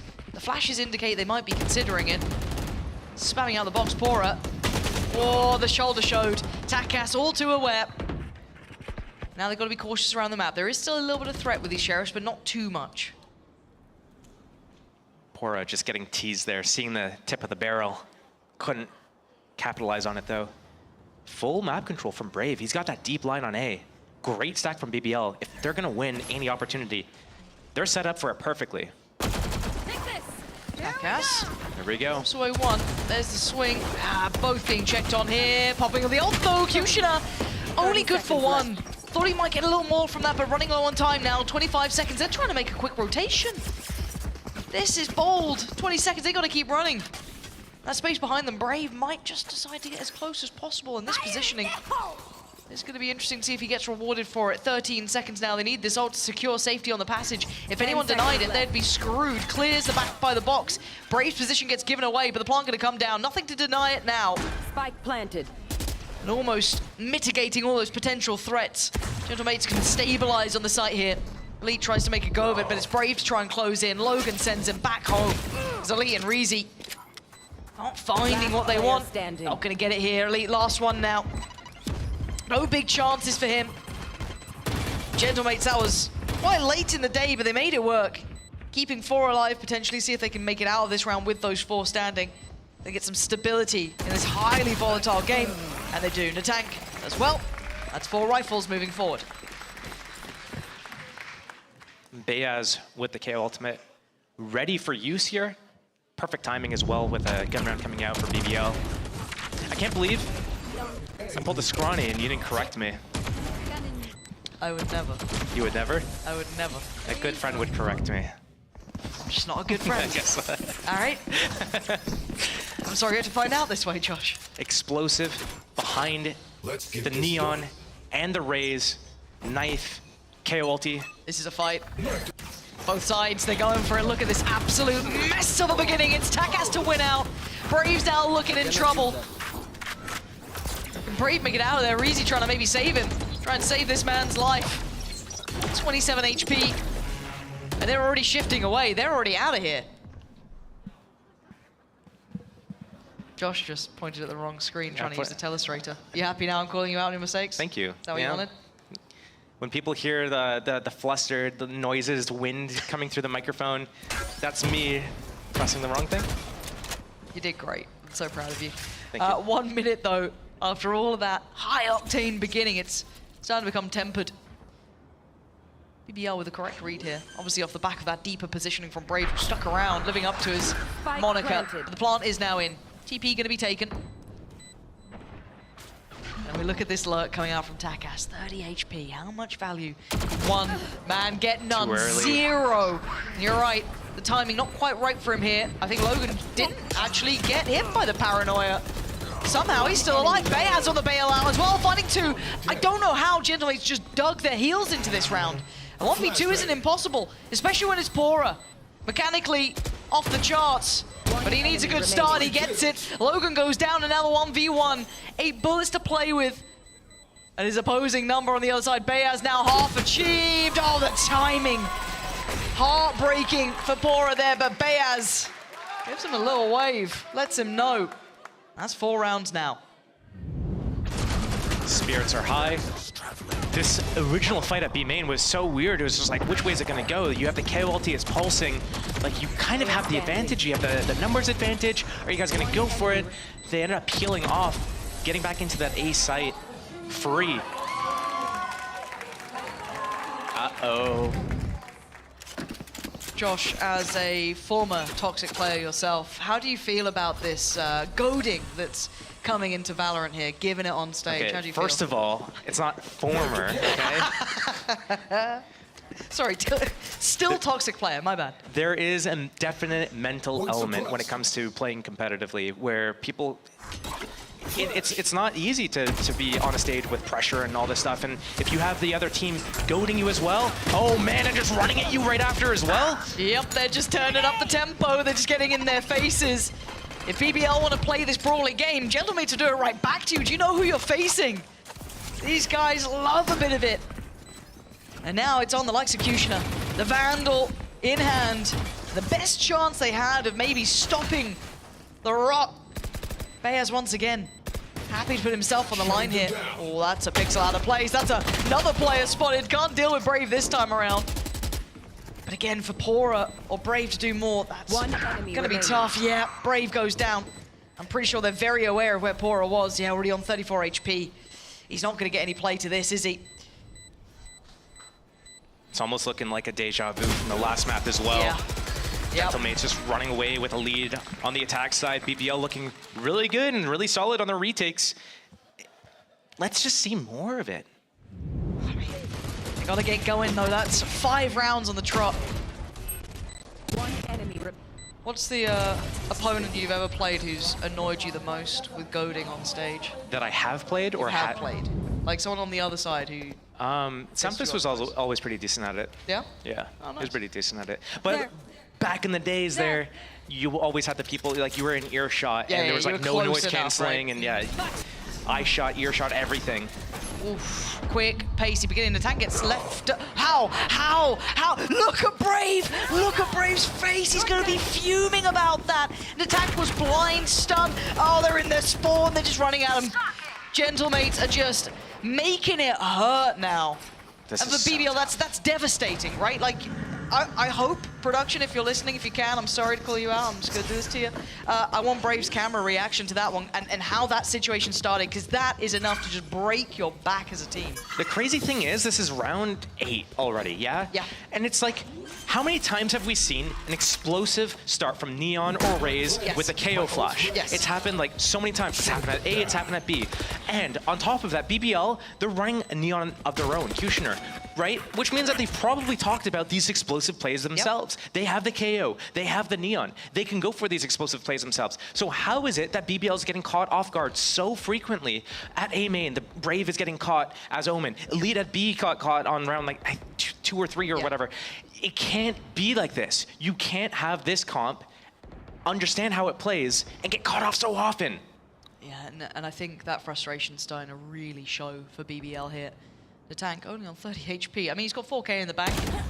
Goes for a walkabout, trying to cost them what they have. No one else could really close that gap, so another one on the board here for Gentlemates, and I hope production has been kind and given me what I wanted. Natank is actually going to Hell get yeah. Look at this, look at that, man. look at that. I'm fuming, I'm fuming. We've got both POVs. shooting Oh. the tracers. That's why Yep. Phantom's better. Oh, that is, you know, that's gonna be a timeout. That's like a tilt timeout coming in. They need to Yeah. just get this team back. And maybe identifying some of the things you were just speaking about, right? Yeah. If you're gonna run a comp that's somewhat similar, right, that has some of the same strengths at least, you can't be caught off by some of the biggest, I guess, credits to that sort of composition. You can't constantly be surprised when someone like the tank is trying to gap close, or Takas is trying to gap close, and taking those early fights and being caught up and punished by it. I want to see what BBL do to try and get a grip on this. If it's just playing deeper, forcing them to use their utility a little bit more, whatever the answer is, I want to see something, because it's 6 rounds now in consecutive form. Something has to change. The problem is, we haven't really seen that much depth from BBL on their defenses. Even like back in kickoff, it was the same thing, right? And going into here, like all of a sudden, what did we see happening the entire time? We saw the same setup round after round after round. So when you just kind of have not a lot of depth with your game plan, and the same players go to the same spots. Like, this is where you need to have adaptations. And if you're Brave, you're saying, hey, they do this really fast, aggressive play with the paranoia, with the KO flash, and they run at me at A main. Can we set up a trap play here? Yeah. Can I get a KO to counter flash? Or could we get, like, I'll counter paranoia, and you get ready to fight. Like, let's do something to switch it up. Or, like, Reezy's had his solo ulti for 3 rounds. That could be a, laser beam that whole line. Well, let's see. Here's the same sort of approach. Early round, late paranoia sent out by Brave, but there's no commitment behind this, but it burns so much of that defensive side, right? There's that stun gone from Kushner. Braves had to post that paranoia. Now, on the other side, though, obviously Logan invested his, and Beaz did use his knife, but still, they're sitting quite pretty. They can still happily hit a site here. Breaking the trip. I feel like they're going to regroup all the way back towards B main, or, I mean, it's possible they go to A. They know that the Omen's burned. Brave has burned his paranoia. He's probably alone on the line here, pulling someone back to watch middle area. That's going to open this up. Raze went off of Rocket, but might not even go for the orb. He's going to hear these steps. He needs help here. Yep. Sticks around for one. Oh dear. Does he get closed down on? No, they're actually going to turn the other way. So Brave gets to keep his life, but his teammate falls. Elite! Where's he found 2 from? Beaz could be back on his feet here with the smoke still in place, but the Hunter's Fury could be great. Gets the res off, but does lose his life for it. Whalers goes down. And the plant going to come in though. Brave still holding spaces, so this post plant isn't comfortable for the tank. Okay, he wants to just take out Brave. Oh dear, Brave can't make it out fast enough. Can the tank hold on though? He's got problems coming his way. Beaz and Logan trying to get to a position they can help from. The tank looking a little screwed here, but he's going to try and capture some sort of danger on the cross. He's going to hear these steps towards the side. Looks to the left, finds one, looks to the right, and the tank is absolutely tearing him apart. Has he got any more for us? He looks a little lost in the sauce then, but it's Reezy up against Logan. Time is on Logan's side here. 6 bullets for Reezy, but a good shot. coming through to take out Logan. How many kills was that for Reason? 4. Oh, that was a huge round as well. Absolutely was, off the back of that ult as well. So much value from both sides there. And he's halfway back to his ult again. That is a really big, important round for BBL to pick up. Letting the game just slip away. After the first 2 rounds, they basically went on a 6-round loss streak until that round. And it's just so important to be able to just stop the bleeding and just pick up a round, especially one off the back of an eco clutch. Again, it looked like the tank was about to close that, but not the case. Reezy with some real heroics there individually. And a timeout for Gentlemates. Maybe feeling that early aggression towards A felt a little red that time, or maybe just wanted to note some of the adjustments. Who knows what they've managed to kind of identify by now, but they still have a good amount of money to be reinvesting here. They're not in a particular problem with that. Again, I don't think Gentlemates even need this timeout, but hey, why would I ever doubt existence? Look at them. Well, we're also seeing, I think, the AWP maybe coming out for Gentlemates, right? And it's peculiar for attack, so maybe they're gonna change up the tempo of everything. So far, we've seen a lot of explosive starts, and then off the back of the explosive start, they've either been able to commit all the way through, or they've been able to pump the brakes and reassess the situation, and then maybe go to the other site. That's what we've seen a lot. And this is the first time we really saw BBL do an adjustment. We saw the paranoia coming out of Brave, stopping that really aggressive A start for Gentlemates. So maybe Gentlemates is like, okay, you know what? We've done all this really explosive play. Let's slow it down, walk around. We know that the Cypher's placing the trip top middle every round. We can go there, break it. It causes a reaction. Maybe we can work around the map and see if we can start picking them off. Okay. Or maybe they just go super aggressive again. But, you know, it looks like that might be the case. They're just gonna walk with the operator, and if you dare shoulder it, how did Takas even live that long? Elite does really well to find Takas, and a really weird beginning to this round, and the ult's gonna show, I mean, not a great deal yet. For as good as Gentlemates is, I'm surprised they don't deal with the trip here on this map that well at top middle, and then, you know, last map on Ascent, they weren't really breaking the alarm about that much unless they were actually going through middle. There they go. This is an individual attempt from Bayaz. This worked out well. He had a little bit of support, but not masses. Just off the back of his own kit, he's basically controlling top middle. Reezy, though, now put under the gun as well. Caught in the heels as he tried to back away.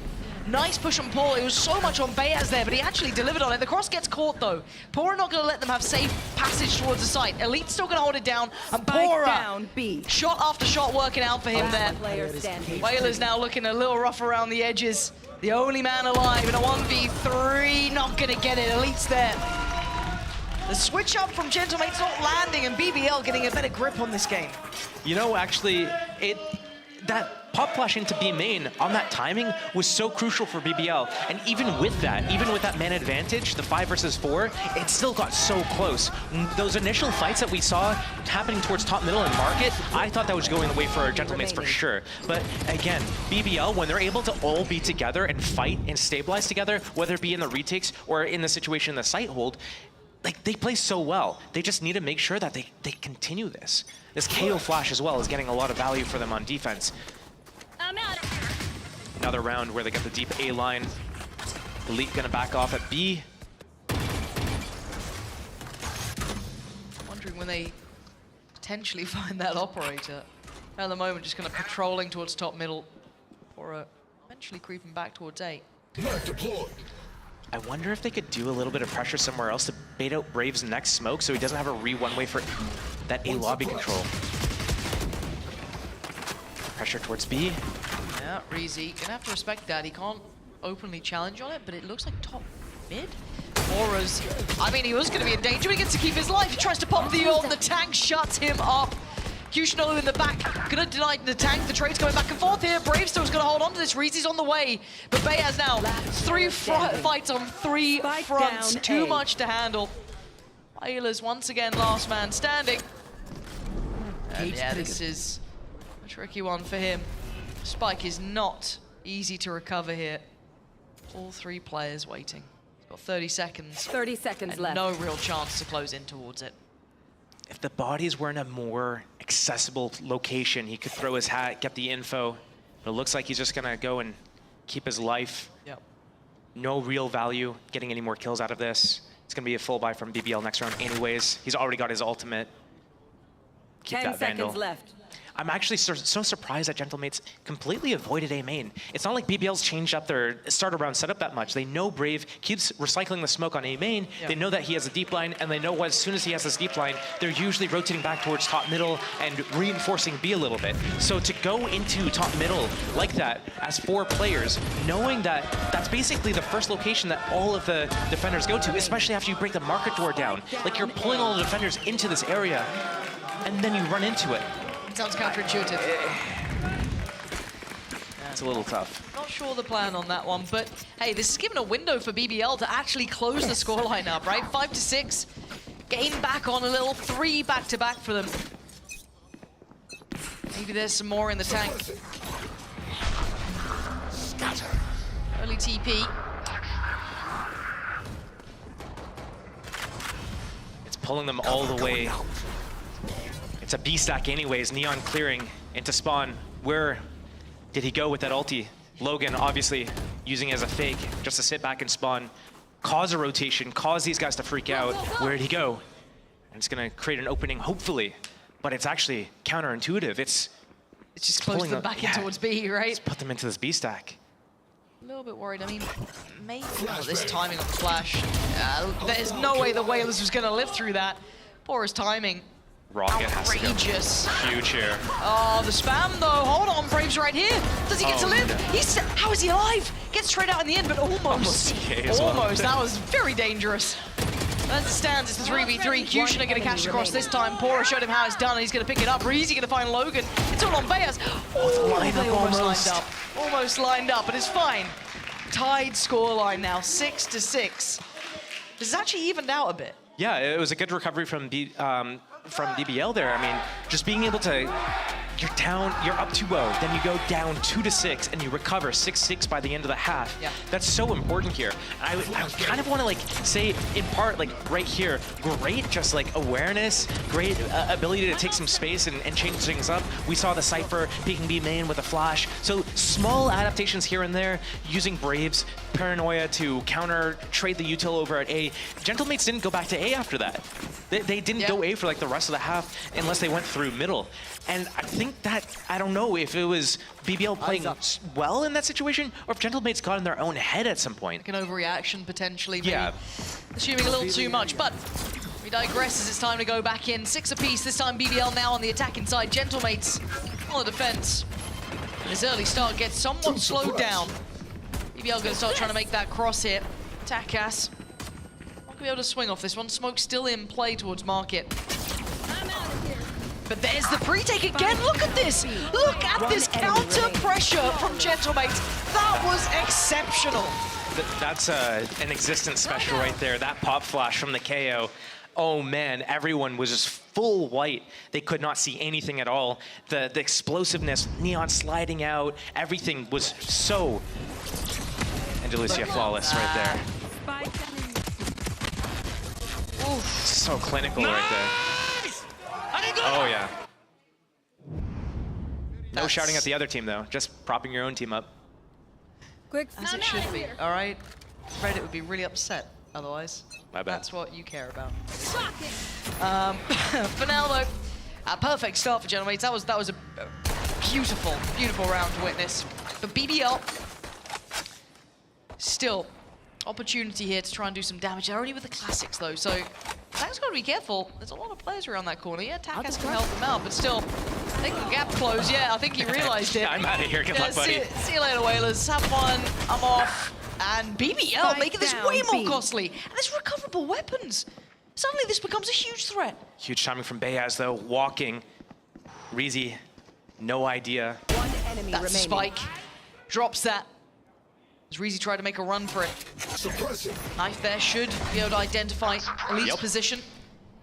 He's gonna try and creep back out. And no, gets caught in the end.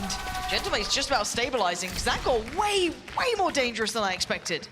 That looked like a little bit of a miscomm right there. Natank thinking, oh, I'm alone here, but Whalers was right behind him. So as soon as he makes contact, misses that shot, Neon was able to get across. I'm out of here. Satchel's away. Wait, you're here? Oh, my bad, dude. And then, like, yeah, right there. It's just like, but just, yeah. Oops.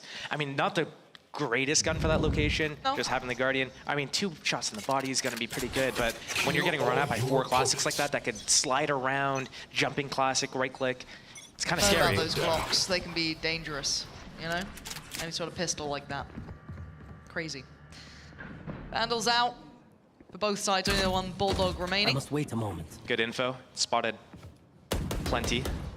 I think all 4 B main players got spotted by that camera. I clear the util, but a little bit further tucked towards the site. Takas does eventually get caught by this, actually. And here comes the pressure.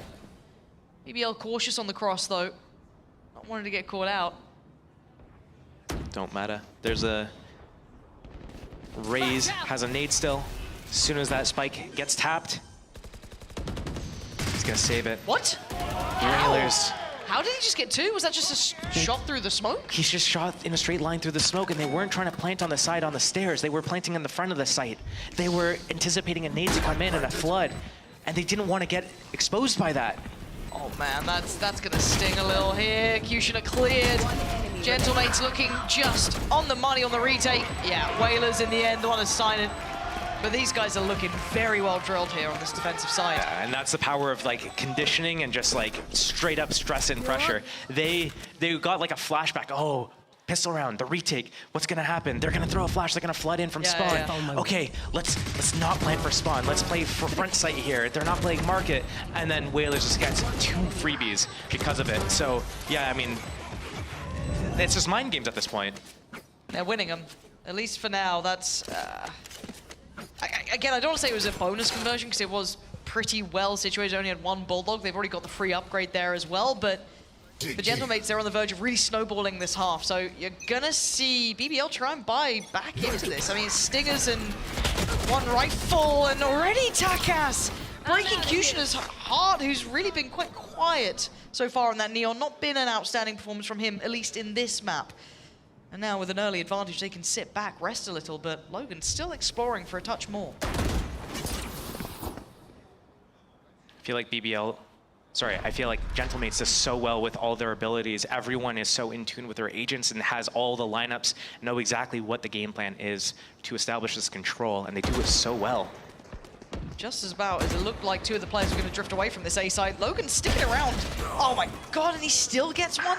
There's so many more players here too. Yeah, light work in the end. Gentlemates still had the bodies on the side. They didn't even rotate away after that early contact. 3 stand, and 10 is found. BBL need to answer back now. They have a buy to work with. They maybe pump the brakes, get a timeout, because this is a really key round coming in.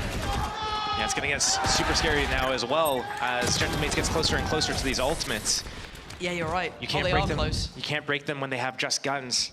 How are you going to break them when they're also able to unlock KO ulti and you have no abilities? When they get Raze Rocket and they're going to double satchel over your head. And this isn't a comfy purchase either. Keep in mind, I think Reezy doesn't even have armor at this point. He can't even afford it. This is going to be costly. This is going to be tricky to make it work. Surely you go shields and like a Guardian and then drone in, and when your teammates, someone dies, you just pick up another weapon and upgrade.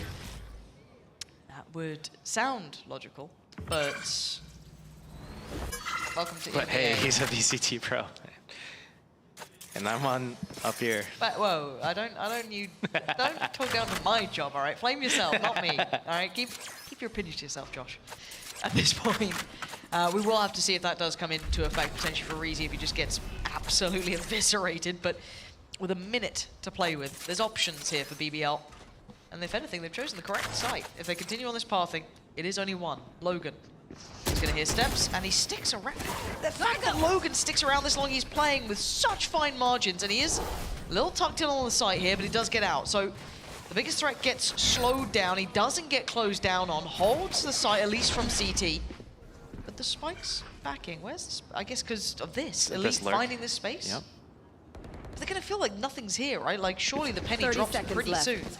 I'm surprised nobody stuck around even in like a middle area just to like listen for the rotations, maybe get a timing backstab. Are they going to peel off and have one lurk through mid lane and backstab through market? I feel like that's the play that they need to make, but it looks like they're all just coming towards B. They have the spike planted for B main, so we might see a retreat into B main here, a heavy retreat. They still have KO with a flash.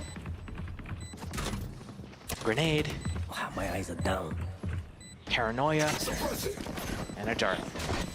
Everything they'd want. They need to combo these so well to stall this because this one way comes into B main. They're smoking their own B main, actually. What? They're prepared for this. They want to Okay. play the spam battle. All right, well, let's see who wins it. Here's There's a the nade. first. Oh. That's Pora gonna find Bears. Bachi actually goes down, and Takas. Wait, they don't know about Takas. He got this close. Can the tank get it towards half? They're putting bodies on the line, and he falls eventually. BBL winning the spam battle in the end, outliving Gentlemates, who fully bit on that A hit. Respectable for BBL there. They knew exactly how they wanted to play that post plan. They knew. They smoked their own main off. Yeah. They wanted that spam battle. Usually, like, if you're on defense, you don't want to smoke that main choke point because that allows the attackers to spam you. They can just ping where the spike is on the mini-map, and then they get to spam for free, and you can't respond to it. So defenders usually smoke the spike instead. I'll find them. But BBL, with the foresight to smoke the main entrance instead. Maybe there's life in them yet. Big round. Takas right off the rip though, trying to build off the back of that paranoia. They got posted too, but finds not as much value as I'm sure he'd want with that. Does have to fall away. A bit of a switch up here as well. Starting to see the tank tucked towards that A side. It's a little bit of info off that knife. I think maybe 2 players connected on. Kushner wasn't one of them. It's going to be so tough breaking through the Rays with the Judge, the KO to bait as well. The knife's going to get the scan. They're going to get the info, but they don't know that he's got a Judge in the heads. There is that, but how much can this one Judge do? Not much. Kushner, but it does tee up Beaz to at least get the trade. The paranoia, that's, again, my heart breaks for Brave. He has died to blind players so often. But it is a 3v3. This is still very viable. I'm wondering if BBL continue on this path thing. It I looks like know they're going exactly to. where you are. Maybe with this information, they may consider against it. But Kushner, curious where that player's just vanished off to. Now Node sitting right beside them. Takas had no idea that Kushner was still around on this. And that was the main player defending the site. Yeah, Whalers is close, but so is Elite. The timing, and he gets away with it. BBL still alive and still holding on. Imagine he got caught on the jump up. I'd be so livid if that happened to me. I'd be like, oh man. But BBL is trying to crawl their way back round by round. Lots of ultis up on the board. 8 ultis in play this round between both teams. This is going to be a really pivotal round here. One enemy remaining. Nice! Not a lot of money on the M8 Gentlemate side. Let's Sorry, a little bit of PTSD from the North American region. It creeps through every now and then. It's okay. We'll try and get you the help you need. But yeah, Gentlemates, they're not in a great position purchase-wise, right? Not at all. They have the one Vandal on Beaz, the Guardian on Logan, and they got Jazz Hands as well, but The official name. gonna get canceled out by the KO ulti here. Yeah, so again, we are seeing some nice counters to this slowing of the roll. BBL, I want to see him get a grip on this game, bring this back all even. The counter KO ulti could be so huge here as well if they want to invest that much. Hold on. I get a little nervous when I see this. That's better from Kushner. Gonna stem the bleed. Bye-bye, Kushner. And now they've stopped this hit, right? It stopped in his tracks. Now they're gonna have to try and make that cross again. No smoke in play. The Omen has the ulti. Could choose to use it, not even necessarily to go and reposition A. They could just use it for space, for info denial. They could reset off of it. There's loads of time still. They're just creeping out. Beautiful shot. I mean, lovely shot from the tank. I'm just curious that they tried to creep this B main approach instead. The tank's not going to be forced off the angle. The double swing from Pillar as well. BBL not getting any of what they wanted here. Gentlemates stabilize, get the upgrades too. I almost wish BBL explored some more options there. I feel like just looking at the two teams, there's a clear difference that Gentlemates has a really good understanding of when they're supposed to do things with their ult on an individual level. Okay. So what we saw there was Beaz had the Vandal. He gets the first kill. Okay, now we have the man advantage. We're all here. They're committed out the choke point. He's going to use his KO ulti, and then now the Whalers goes down. they're really committed. So now we see Natang, he pops his rocket, and they all start flooding in together with that timing. And it's just so good that it's not like you're sitting there pre-planning it, like, hey, and then we're gonna do this B stack, and then if they come here and do this, then you're gonna do this. Like, it's all individuals understanding, like, hey, this is my turn, I have to do this now, and they're just using him on cooldown. They used 3 of their ultis that round, and it was so important that they did that because it, one, converted that round, but also it's just like, this is so good to see teams being so understanding of their agent pool. Well, I mean, this kind of echoes back to what you were talking about before. We are in a quick timeout here just for, I think that would be probably BBL at this point, but it kind of echoes back to that red light, green light system that you were almost discussing when you were talking about Liquid before. You know, yesterday, for example, of knowing when to try and make these moments happen, be it, at least when you were talking about Liquid, more kind of an individual basis, when to lurk, when to hold back, when to kind of find those individual moments, but Gentlemate's displaying some really good understanding of when to make that individual impact happen, and then how to build around it, right? It's not just the tank then investing, it's everyone then going off the back of it too. It's great to see these individuals playing very well in unison. However, BBL, it was 2 back-to-back rounds that stirred up this game to feeling a bit more competitive. We need them to get back to that. They have ults to play with and they have options. They still have a purchase. They have a lot going on for themselves. They need to make it count now where it's 12. And then that first map being Gentlemates becomes a bigger issue. And already, Kushner creeping up pretty deep here. He's got himself some good space. And he's been spotted. And Takas is going to eliminate. That's Bora gone from this. Cross gets uncomfy. The spam chipping away. Kushner trying to close towards the side, but they're already playing off it. This could be devastating for BBL here. Brave needs to go huge. I mean, he's done really well on the first. Takes down the tank. Looking for Takas. He knows he's nearby. Oh, the timing. Takas just crept right around the side of it. Information now flowing back on through, and Takas just controlling that cross. The spike is down, though, so that is a small silver lining to this. They have anything more. Can they stop this again? Can they win the battle of the spam once more? The round that truly saved them last time. Takas actually trying to hold it down. They take him down. BBL clawing onto that round that looked almost like a loss. It was getting really scary. I was super concerned. As soon as Brave is able to get that kill at market area, it's like right there, you have the opportunity to back out of it. He does this TP thing to kind of like fake that he got away. He could have actually probably made it away, but it's like BBL is so good with these spam battles from B main. They set up 2 cages for themselves to be able to, you know, extend the lifeline on just denying the info on B main, creating that spam battle. But then it's just like, if you're so good at that, why not just play into that more? Well, something's happened that Existence wants to slow the game down for. It's a timeout right back.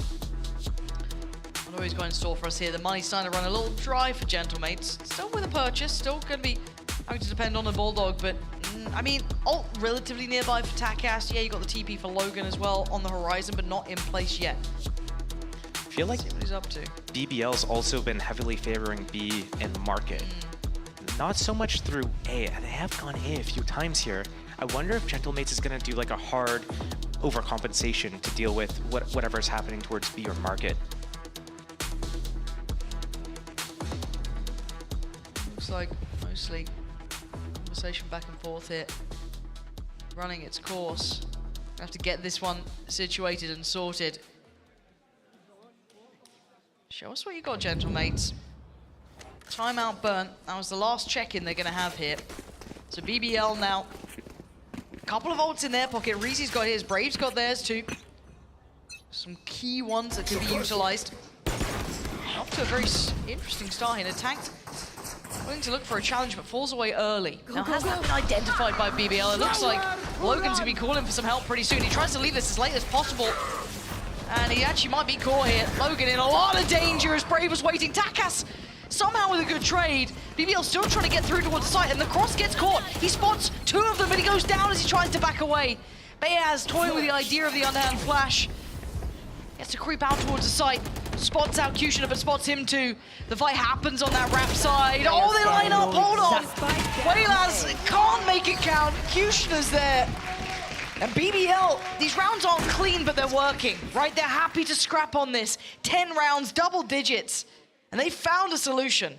I'm really happy that BBL found that specific solution, knowing that Gentlemates is taking this control over A main, leaving one player on their own. It's just Logan with that line, really. So what's going to happen is everyone's going to start shifting away. There's been so much focus on B, they're going to start shifting away. The Omen ulti comes in the back, the Sova just clears out and zones out that line, and everyone else just floods on Logan, who's getting pinched from 3 different angles. Beautiful, beautiful adaptation. Okay, the money starting to run out at the worst time for Gentlemates here. And coming into its own for BBL. Not fully stabilized, but in a far better position. No ults to bank on this time for BBL, but still. Let's go. Oh my god, Takas. Spike down, B. He's the one to hit it on Pora. He's gonna push in with a flash. It looks like it's okay, a little early on that, but it still could be rewarded. How has none of these players gone down? Gentlemates was such a chance there, but they get to live on the other side. BBL, yeah, they've taken a boatload of damage, but they're still standing. This Guardian could be everything. They continue on this pathing. The tank has a real chance. They are lower HP. 29 for Kushner. Spike in hand, and they want to drift away. Dart still available for Reezy. It's going to be super pivotal that they choose an area that's not contested. 3 players solo, 27, 29, 33. Left. And then 59 HP, and there's 2 Sheriffs and a Guardian on the board. That's 1 bullet for so many of these players in the body. This is on a knife's edge here. Through the box, he gets Brave. Oh, the tank can aim pretty, but they're so low HP. They're being chipped apart. They're being torn at the seams. Spike planted. Can Elite and Kushner hold on? Yes, for the first. Whalers falls. 3 more to go. Bayaz, he's got to be careful of this deeper angle. He's gone down as well. Elite holding on here. Can they create a crossfire together? Can they work as one? Kushner gonna hear that step. Oh, it's brilliant in the end from BBL, who are as on a knife's edge as possible there. A couple of chances for Gentlemates, but BBL holding it together. That HP was in the bin, but they still survived. That 2 versus 4 was looking really sketchy. Kushner with a great reposition to the back of the site there.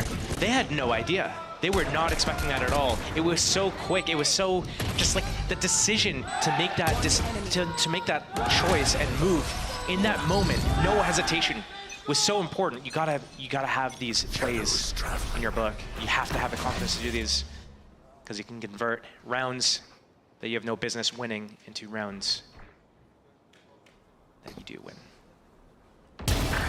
Okay, Kushner takes a walk and gets rewarded. The tank, the first to go down. Man to the good here. BBL. Oh, but Bayaz's timing. This could be filthy.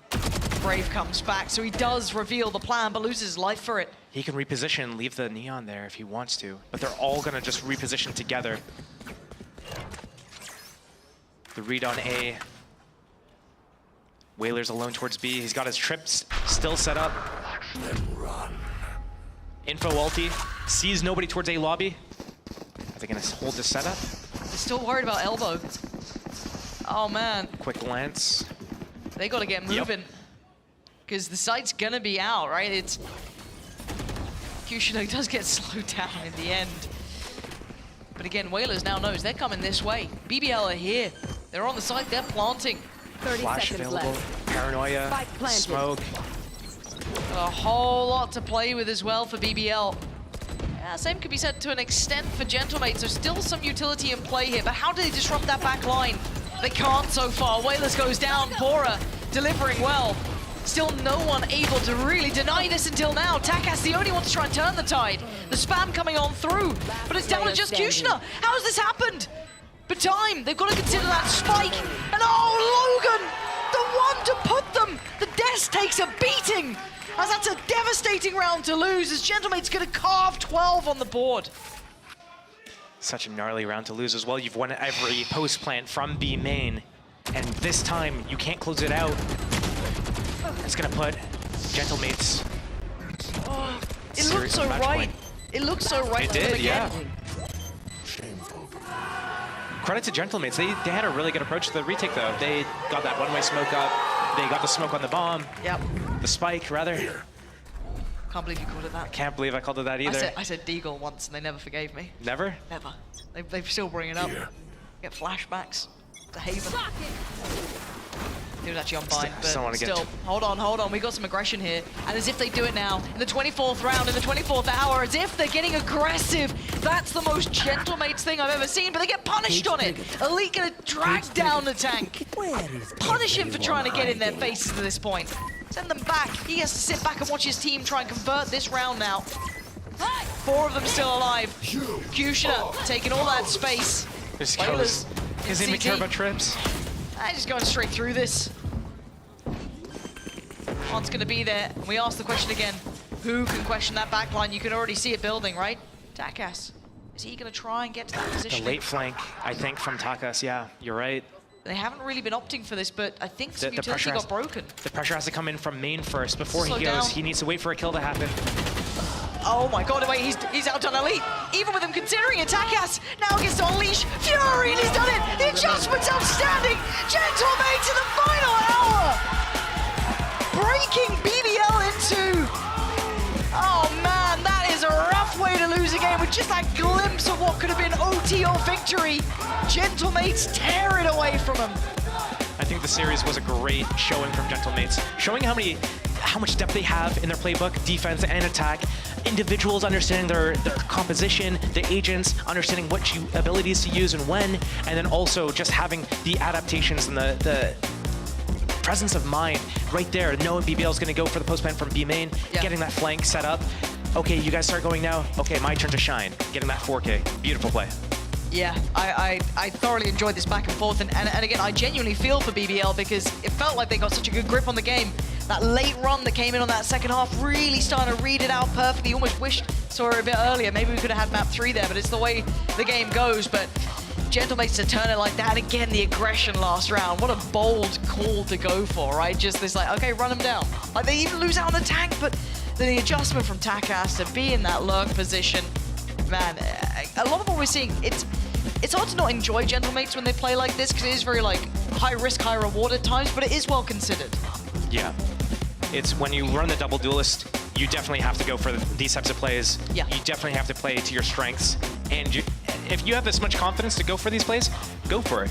There's zero reason to stop. Because if you're like held back, then you lose that confidence over time. And then you're always worried like, oh no, but I'm not supposed to go for this, so I'm not gonna go for it. And I do believe eventually, as we get to it, obviously give it up for Gentlemates who just put a beautiful performance for us. Again, in my mind, I'm looking forward to seeing the interview after this.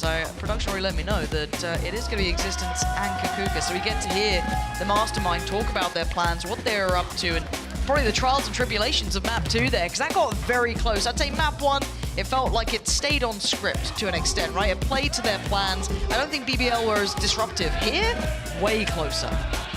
Yeah, I think here was way closer, but I do see the same things from BBL though, right?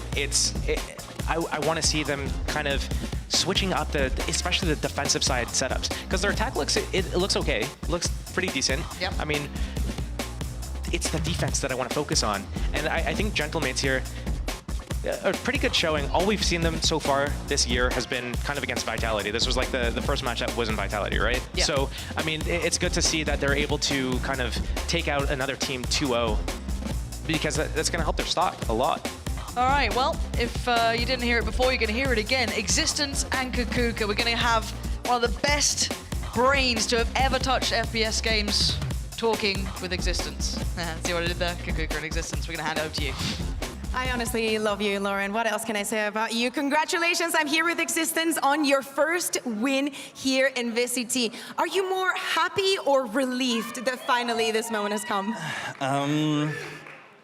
Yeah, I'm happy. It was important to win today to be confident for the next game. I think we worked a lot. We are a little bit shaky for the moment, even in practice. We need to find our game, so I think that win is important to get energy, confidence, etc. That's great. I wanted to ask you, right, after kickoff, you only played against Vitality and you only got those 2 losses, especially getting adjusted to being here in Berlin. How many things or what guys did you focus on to improve coming into the regular season? Yeah, I cannot go too much into details, but we changed some roles, Whalers and Logan. Whalers took some ciphers on some maps. Actually, we changed, like we spoke about a lot of things, like composition, macro, not too much. Micro, we did a lot of micro, like clutch, etc. Normally, we don't have to do that too much, but we lose a lot of clutch recently because we don't have enough experience, and maybe it was because they were not confident enough. But anyway, we are working on that, so we are working on a lot of topics for the moment. Yeah, exactly. One of those topics also being that double duelist that we've seen today on Ascent is actually very refreshing to see something new and teams changing it up all the time. Do you think that the double duelist is like the new meta and something that you want to bet on very hard? I'm not sure it's a new meta. It's the way we like to play. There is a lot of maps where we play 2 duelists. Nathan is really good. He was good today. He was good. Not only today, on duelists, he's really efficient. So, yeah, it's just our style. I don't think it's a meta. Oh, okay. You know, you're praised as one of the best coaches that it is out there. So many people are very excited to see you here in VCT. Are there any other coaches that you were, looking forward to compete against, not only here in EMEA, but also globally? Here, I don't know too much all the call, but Hank did a lot, like a good job, I think, with Carmine Corp. Yeah, and I want to play against a lot of good coach like that. There is a good mind game before, etc. So, yeah. Yeah, I like it. So I love that you mentioned KC, because obviously you're going to be playing against them next week. We're very excited about that one, and I assume that there's a country behind that will also be very excited for it. You know that they just come from playing in Madrid. They're showing off very, very good results. Is there anything that you would like to say to them to get ready for your next matchup? Nothing especially. Like, it's going to be a cool game to play, I think. It's going to be exciting. There is a lot of things, with our CEO, like Squeezy against Carmine Corp, etc. Like that's gonna, there will be a big hype, so it's gonna be a nice game. But yeah, it's another game. Okay, that's good, because of course the season is going to be pretty long, right? Do you see yourselves I know that today might be like just a small showing, but getting this trajectory going, would you see yourself going to Shanghai, going to champs? Do you think that you have the mentality and what it takes to make it all the way? Yes, I think so. Yes, I think that we are evolving a lot because we know what to work on to evolve. So I don't know when we're going to be ready, but at some point we will improve. We are already showed that a little bit. So I'm not sure we are ready yet to go to Shanghai, but maybe yes. Yeah, exactly. Okay, I love that. Again, congratulations. Last thing that I'm going to ask you is to say something to Natank, because actually they're waiting, Natank, Bonko, and Yinsu are waiting in post-plant, so I know that he had a brilliant performance. Do you want to, to say something? Cheers to Natank, yeah. Look at the camera, he's there. I promise you. You can say it in French. Yeah, no, like he's playing good, especially in official. Like it's funny because in training, like he do a lot of mistakes, so I'm always fighting with him, like all the time. But he needs the time. He deserves my patience. Like not really. No, it's gonna be fun for him to. That's the reality. Like he's really young. That's a player that do he's doing a lot of mistakes of like a young player. That's how you learn. But look, like how he can perform, like destroy the other team. So good job, man. Keep going. One day I think he's gonna be a real champion. Like he do a lot of mistakes. He do a lot of mistakes. But one day he's gonna be a big player, I think. Okay, Natank, keep making those mistakes as long as it's in Prague. Thank you very much, you two. It's so nice to hear from, you know, one of the greatest brains in FPS, of course, and existence as well. I'm just going to carry on Pansy's joke, but welcome to Postplan. We are joined by Natank and Bonecode. We're on a tour to reunite you with all of your ex-teammates, I feel like. But yeah, Natank, give me a little breakdown, you know, your history with Bonecode. What was like the last time you saw him? The last time we saw each other in the player backstage. Yeah, that's true. But before that, just before this official game, he came to cheer for me. So thank you, Bonecode. He gave me luck. He gave me luck with this little hug.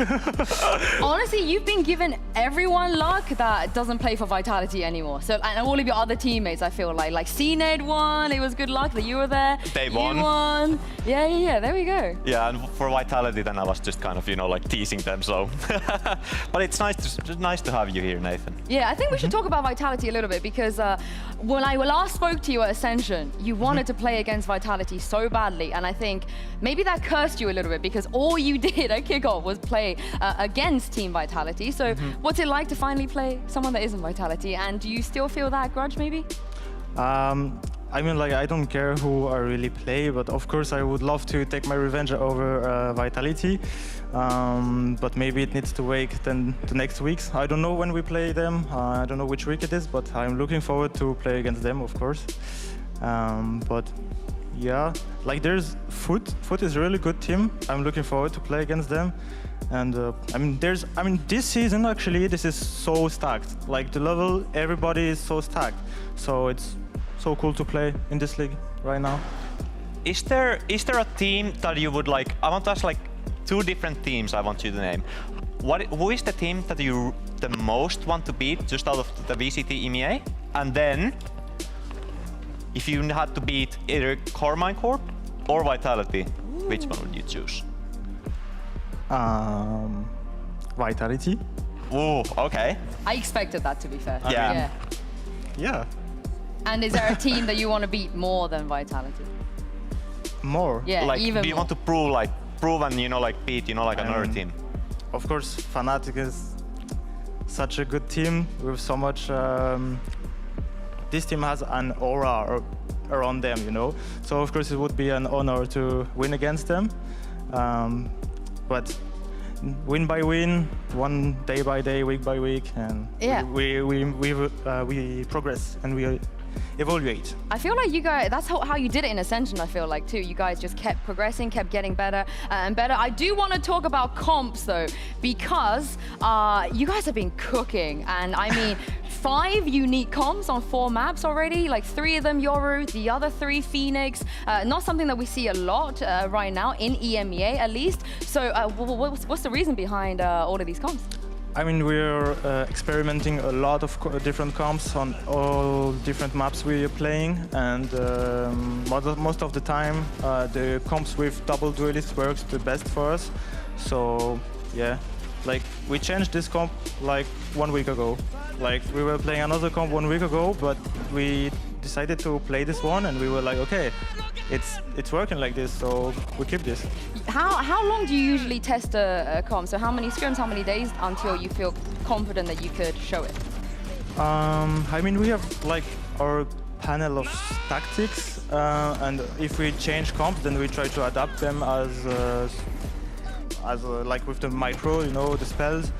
But when we adjust it and we adapt, then we can see after 1 week, okay, are we good on it? Or I don't know how much we spend time on each comps, but I would say maybe 5-6 hours on each to check. I mean, for this one, we didn't have that much time, at least, for this last week. Is this an existence thing? Like, do you just really want to play Phoenix? Or is that just, you know, Kevin telling you what to do?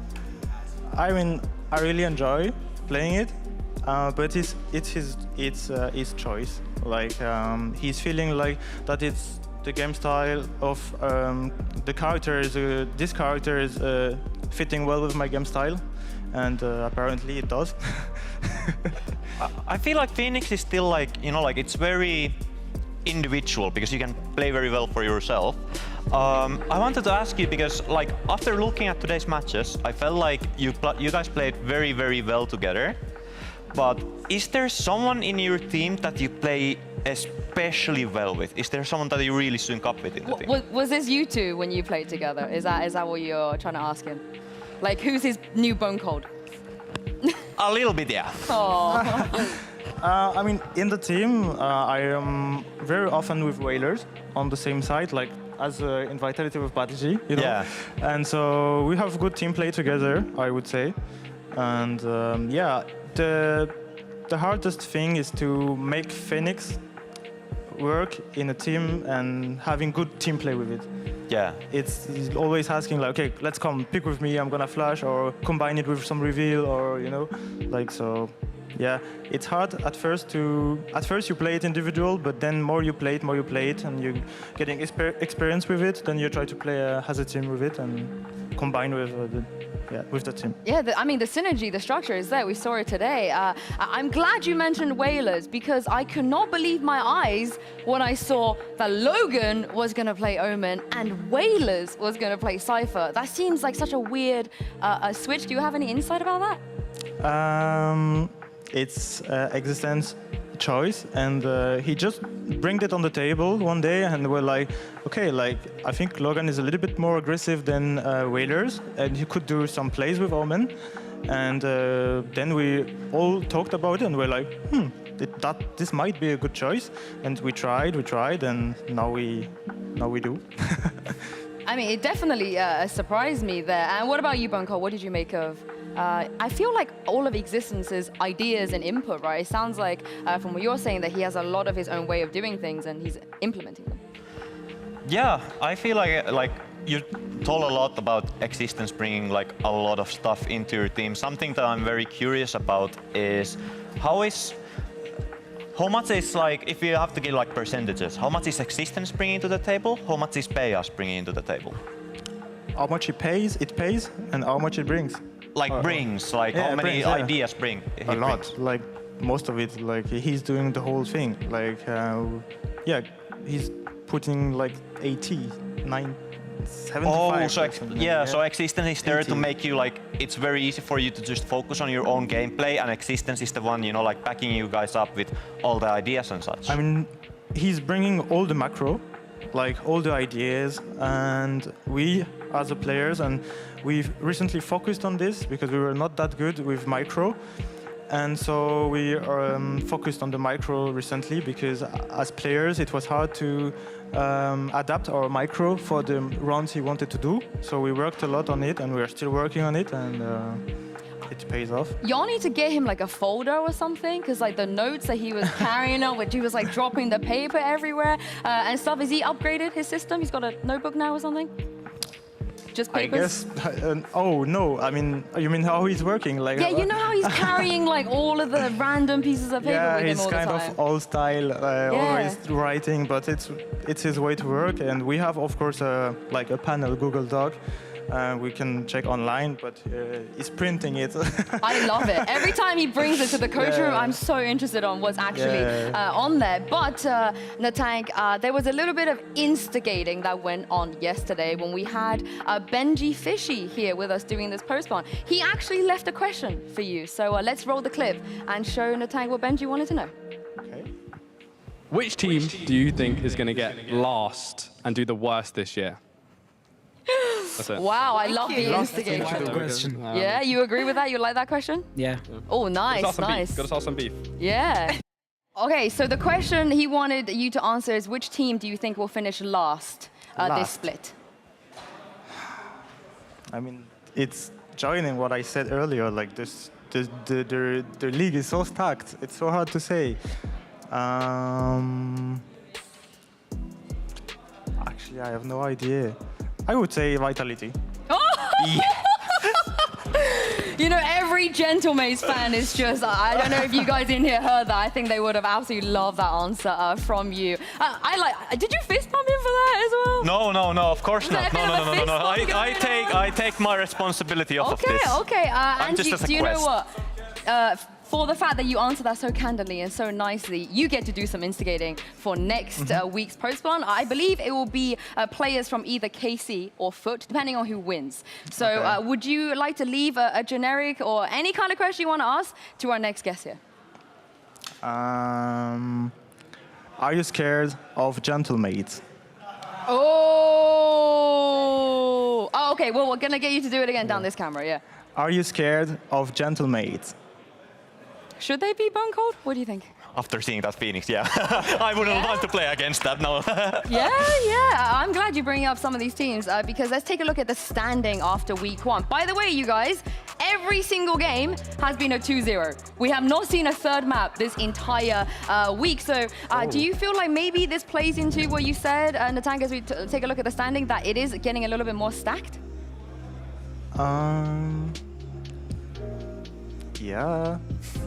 Yeah? Yeah. I would like to see more map 3s though. What do you think? Give you more material to anti-strat. Yeah, of course. But and that's true. Only 2-0. Oh my God. Yeah. And also looking at this, obviously you got a few opponents coming up as well, some pretty hard ones too. Anyone that you feel like it might give you a challenge? Somebody that you feel like could be a difficult one? Foot will be. Oh no, they are not in. Can you show the teams again? I mean, Fnatic, Carmen Corp. Yeah. Well, even Fnatic or Carmen Corp. Even after Fnatic's showing kickoff and here, you still feel like they could be difficult?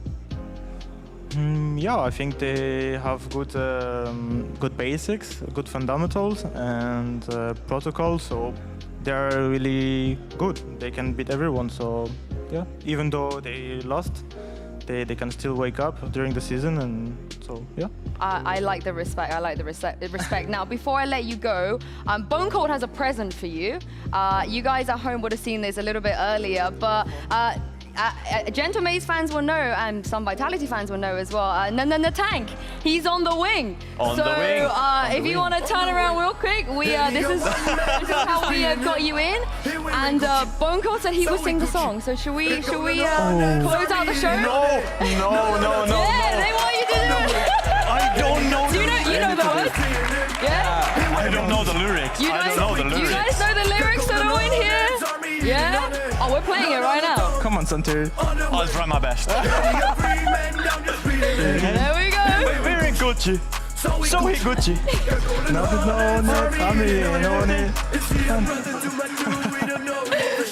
It's a great song. But thank you to Tank for joining us. Thank you for Bone Cold as well. Thank you to everyone here and you guys at home for watching. We're going to be back for more action next week. Have a lovely rest and we'll see you then.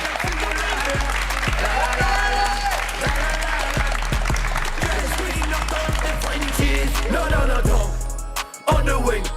And he got 4 men down, just beating him. Hey, we're in Gucci.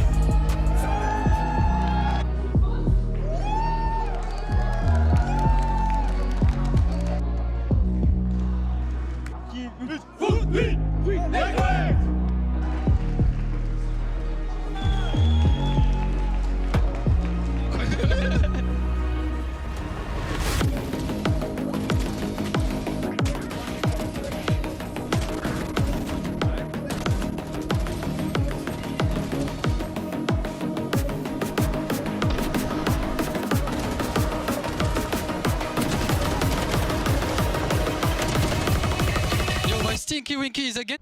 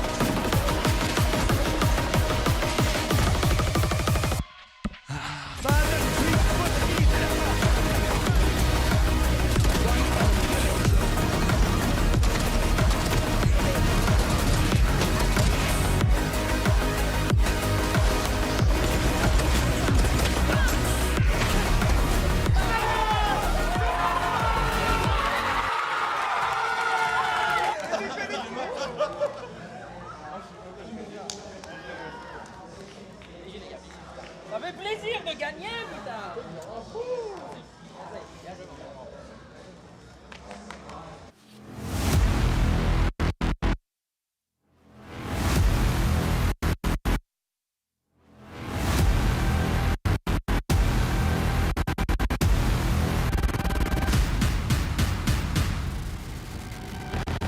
We ain't the same.